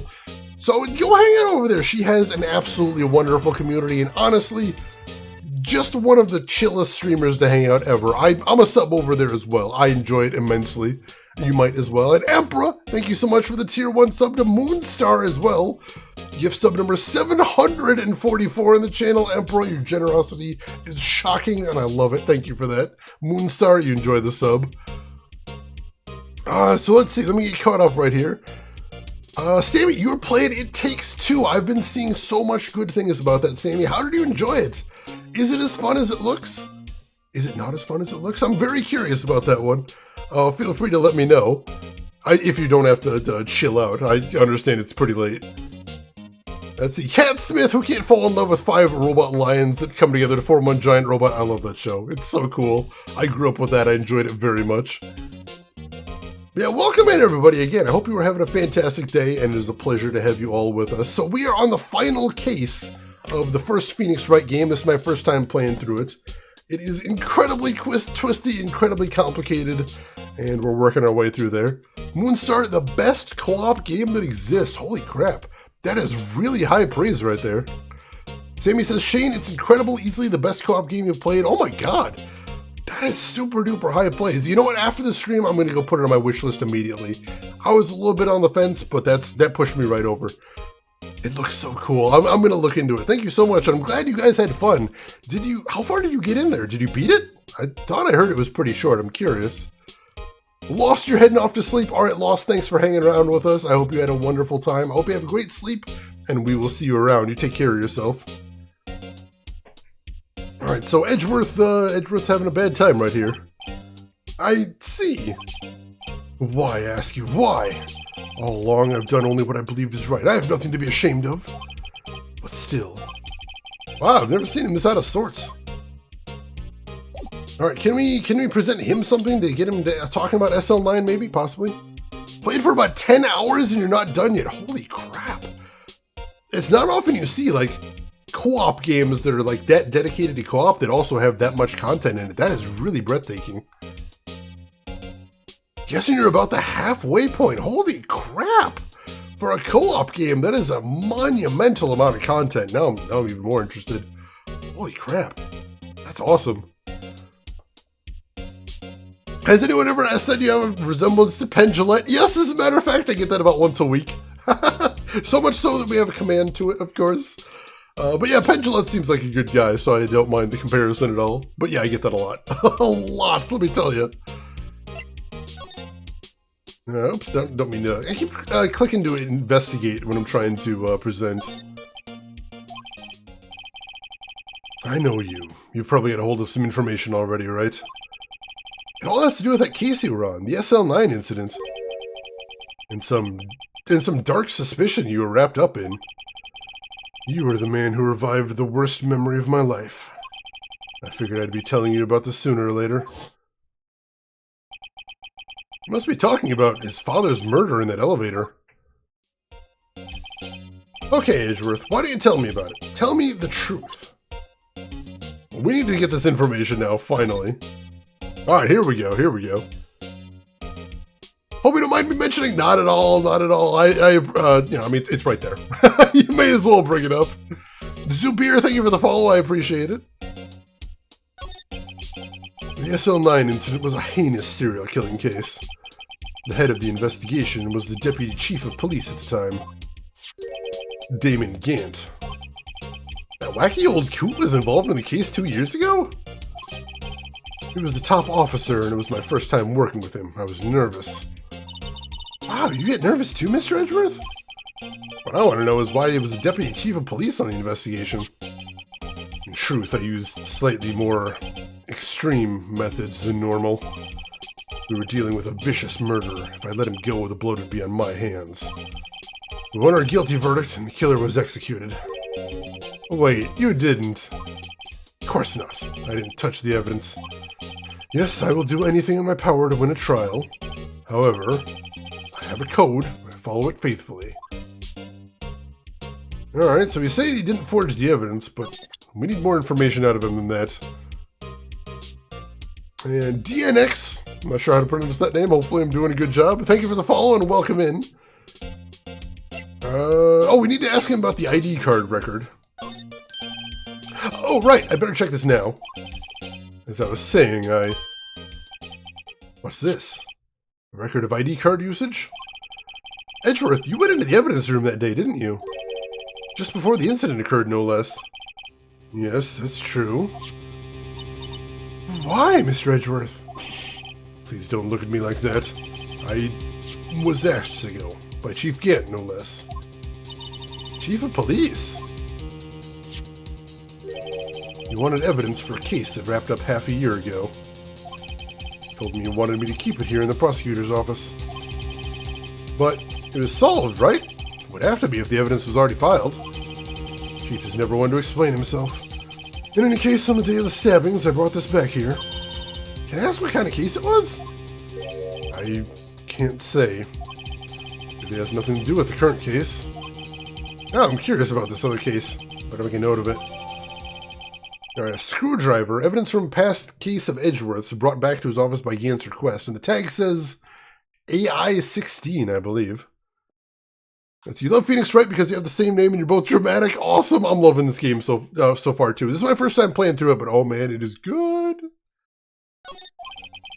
Stubborn as always. I told you this has nothing to do with the current case. By the way, Emma, Chief Prosecutor wanted to know something. My sister? What? If you were still studying forensic science? Huh? Yes, of course. Why, just today, Mr. Wright and I were using this. Luminol testing fluid, Well then, you might have use for this. Aluminum powder for taking fingerprints. Been chemically treated for better adhesion. For me? Are you sure? We're the enemy, you know. I've no say in today's investigation. Do as you will. Edgeworth, I'm really... No need to thank me. Here, take your powder and these fingerprint files for everyone involved. Thanks. How about giving these to Detective Gumshoe as well? Alright, recovers fingerprints from handprints for comparison with fingerprint file. Oh, we know some handprints. We can go look at those. Well, let's get going. One last investigation. Right. I do seem to remember seeing a suspicious handprint somewhere. Yeah, we gotta go check those out immediately. Alright. Good, we know where we're going now. Edgeworth only has one mode, or he's mostly always smug. I mean, sometimes we do knock him off his game, and that is hilarious to see him like that. But yeah, we do see him like that a lot. Seems to be his default, at least. Alright, so we'll head to the guard station, and then from here, we will move into the evidence room. February 23rd, evidence room, Sector 3. Our investigation turned up a suspicious handprint. Here, in this blood on the detective's evidence locker. Let's use the secret weapon we just borrowed. Right, let's get started. First, choose a finger. A finger? Each finger leaves behind a slightly different imprint. So let's choose the finger that'll have left behind the clearest print. I really can't tell the difference at a glance. But procrastinating and choose a finger. This one looks clearest.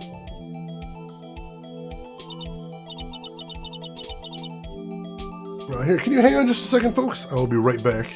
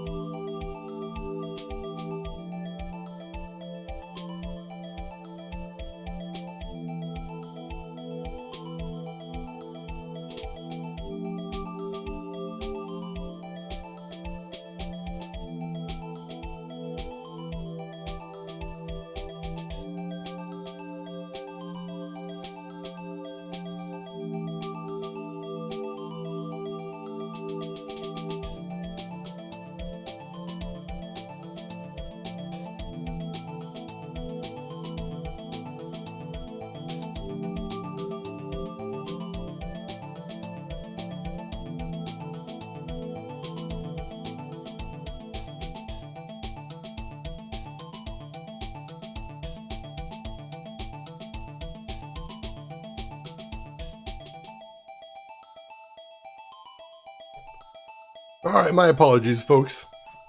Might have actually been a ghost. Heard some weird banging. Had to go look into it. Don't think it was anything, though. Alright, time to check for prints. Let me show you how it's done. I'm starting to get a sparkle in her eyes. First, we sprinkle the aluminum powder around. Huh? How do you do that? With enter. See? Ah, looks like that did the trick. The aluminum powder adheres completely to the print. Once the powder is well spread, just blow away the excess.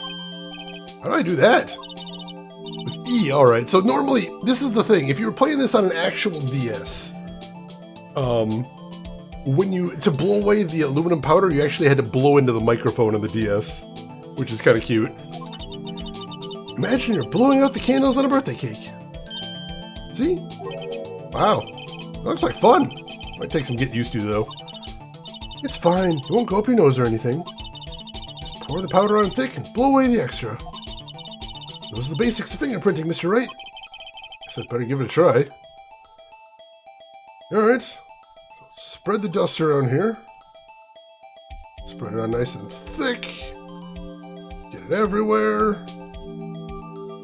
There we go. Alright, that should be good. And now we just blow it away. Aha! You did it! You found one! But this looks nothing like a fingerprint.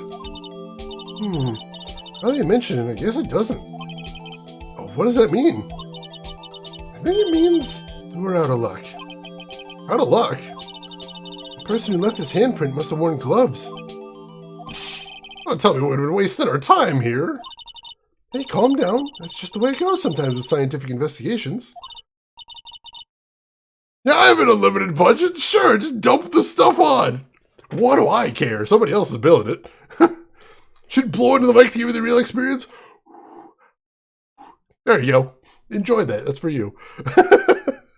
Powder for everyone. Just literally, I'm just turning the bottle upside down and just smacking it like a ketchup bottle. There's like a pile like 2 inches high on every surface at this point. I'm glad, Haunted Velvet. But it does seem a shame. While we're at it, why don't we look for other prints? Other prints? Looking at the locker door again closely. Oh, there is that little mark next to it. Seems like there are fingerprints outside the bloody handprint as well. Let's see if we can find a clear print. Fingerprints outside the blood. Alright, let's see if there's something there worth looking at. Alright, once again, dust it on good and thick. Because who cares? I'm just going to expense it and move on with my life. Then it's someone else's problem. And then we blow it away. Wow, there we go. There was a Phoenix Wright where he had to blow off the powder as well. I think this one, actually. I believe this one was. Every time you say handprint, I have the computer prompt from Spaceballs. Oh my god, I haven't seen that in forever. Wait, why am I still dusting? Did I miss something? Do I have to go back? What's going on now? Got a nice clear fingerprint here. Oh, there we go. I must have missed a little bit. Yay! A print so clear it's dazzling. Dazzling? Anyway, this print took a lot of effort to find. Let's match it up right away. So we're not done yet? It's quite a process. Well, there's no point in finding a fingerprint. Not knowing who the owner is, right? Guess she's right. Look at the fingerprint data we got from Mr. Edgeworth. Point out the person you think left these prints. Huh? How am I supposed to know who it was? I can make a pretty good guess. The bloody handprint and the fingerprints are different in different places, right? That means that the prints probably don't have anything to do with our case. So, whose fingerprints would we most likely find on this evidence locker? Oh, let's see. We've got a very distinctive pattern. That little whorl right there in the center. And of course, it's Dick frickin' Gumshoes. My voice is my passport, verify me. Oh god. Shane, about to indulge in that Coke? Aluminum powder. Just some aluminum powder.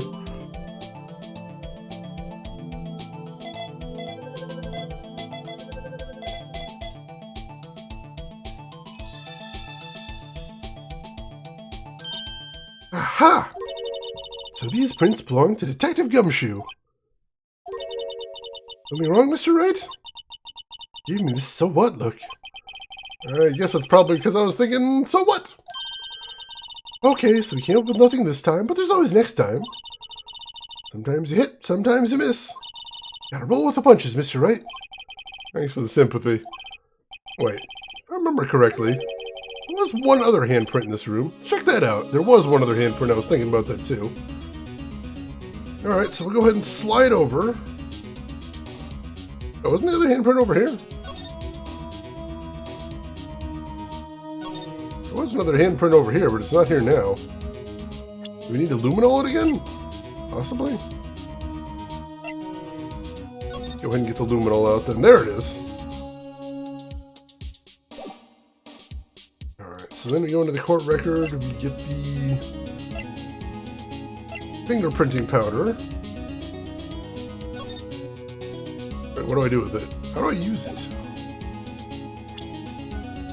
Alright, let's try this. Let's go into the luminol and spray it. Oh, I've already got the handprint right there. How do I... Maybe we just inspect it? That could be a thing. This is where we got a luminol fluid reaction, right? Right! There was a handprint here. Okay, want to try using this? There you go, our eyes sparkling again. Yeah, Gumshoe just is always in the middle of the worst things. Let's check this one for prints, we may as well. Alright, check for prints. That's the spirit. Oh, but I have to warn you about something first. What? The area with the blood was wiped away, right? We only ended up finding it using chemical means. Any prints in that area will have been wiped away too. Oh, right. So that means no prints. Would you say the probability of your hypothesis is high? Don't ask me! Anyway, we must try to find prints that weren't wiped away. Prints other than the ones left by the bloody hand.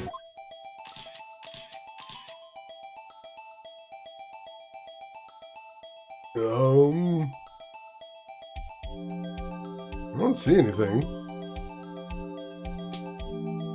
Oh, we can just dust around this?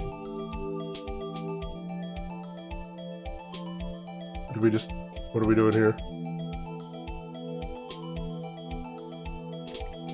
It says enter to dust. Can't actually click it there.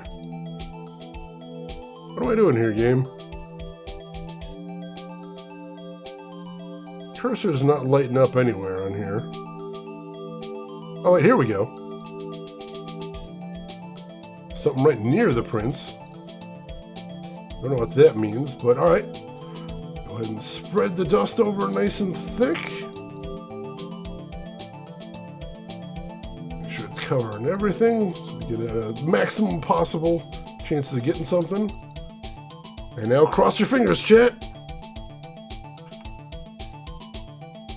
That looks like a fingerprint to me. See if we can clear it up a little bit. A little bit more powder. Gotta love some pixel hunts. Yeah, it was a little bit of a weird one.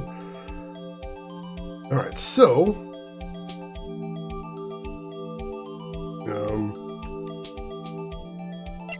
Oh, there we go. No, I didn't mean to... The interface is working a little strangely here. Yeah, I know that's not a match. What are you doing here, game? There we go. Alright, so we're looking for the center. Jake Marshall. That looks like Jake Marshall's fingerprint. I'm out of powder! I should have been so hard on it before. Dang it, that would be so horrifying. I would get so upset, Shannon. Hey, these fingerprints, they... Whose are they? Is it someone I know? It's Officer Marshall. Huh? Officer Jake Marshall. Marshall's fingerprints found on a bloody handprint left in the evidence room. The print had been wiped. That's gotta be a coincidence. He's not involved in the crime. Emma?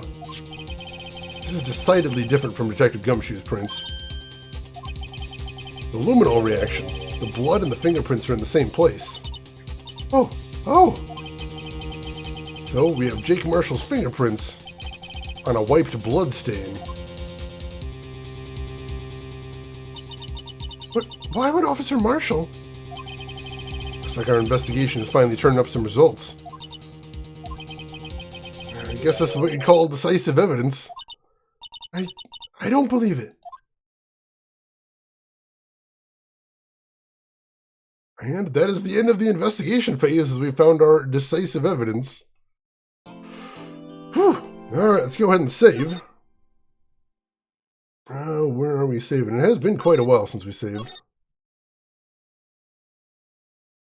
Alright, and I think this is going to be an excellent place to stop for the night. Because we've still got a good chunk ahead of us, so that will have to wait till tomorrow. It is that time again, Emperor, but I hope everyone's been enjoying themselves today, and I hope you will come back tomorrow, because tomorrow we're going to try and finish not just this case, but the entire game. We're going to see if we can beat the game. That time, John, it is. So once again, I hope everyone's having an awesome time. We went extra long today, but I can't stop playing this game. I love it that much. It's nearly 1 a.m. I gotta go to bed. I'm on night shift. This is my bedtime. Yeah, I hope you're having a wonderful time, and I hope you will show up to see what this twisty mess is going to end up as. I'm very curious where we're going with all this. There's so much going on. So thank you, as always, for hanging around with me. I hope you had a wonderful time, and I really appreciate all of you folks hanging out with me. Now, of course, we do have one last thing I want to get done before we call it a night, so don't go anywhere just yet, because let's see who all else is online so we can find somebody else to hang out with before we call it a night. So I'm going to see who all else is live right now. And while I'm looking, make sure to hit follow, first of all, to make sure you'll be able to find me tomorrow if that is a thing you want. And while I'm seeing who's live, there are some links in chat you might want to check out if you haven't seen them already.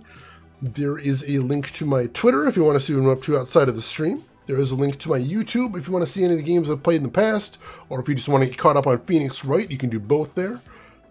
And there is a link to my Discord if you'd like to continue the conversation with us outside of the stream. Feel free to jump on that. Everyone is welcome in there. And where in the heck are we going to go today? You know, I see someone that we haven't rated in a while who is playing a game that I've been very curious about before, a retro game that I've only heard the name of and have never gotten to check out before. So folks, I would really appreciate if you join me as we raid none other than Retrograde Tom. He is one of my favorite retro streamers on all of Twitch. He's a great guy with a great community, and he plays incredibly obscure retro games, stuff that you don't see anywhere else on Twitch, which I love very dearly. So I'd appreciate if you join me over at Tom's stream, say hi to him, hang out for a little bit, throw him a follow if you like what he's doing. But as always, if you've got other things to do, I will just say as I always do, have a good morning, afternoon, or evening, wherever you're at in the world. And I'll see you folks tomorrow for the finale of Phoenix Wright. Take care of yourselves till then, everybody.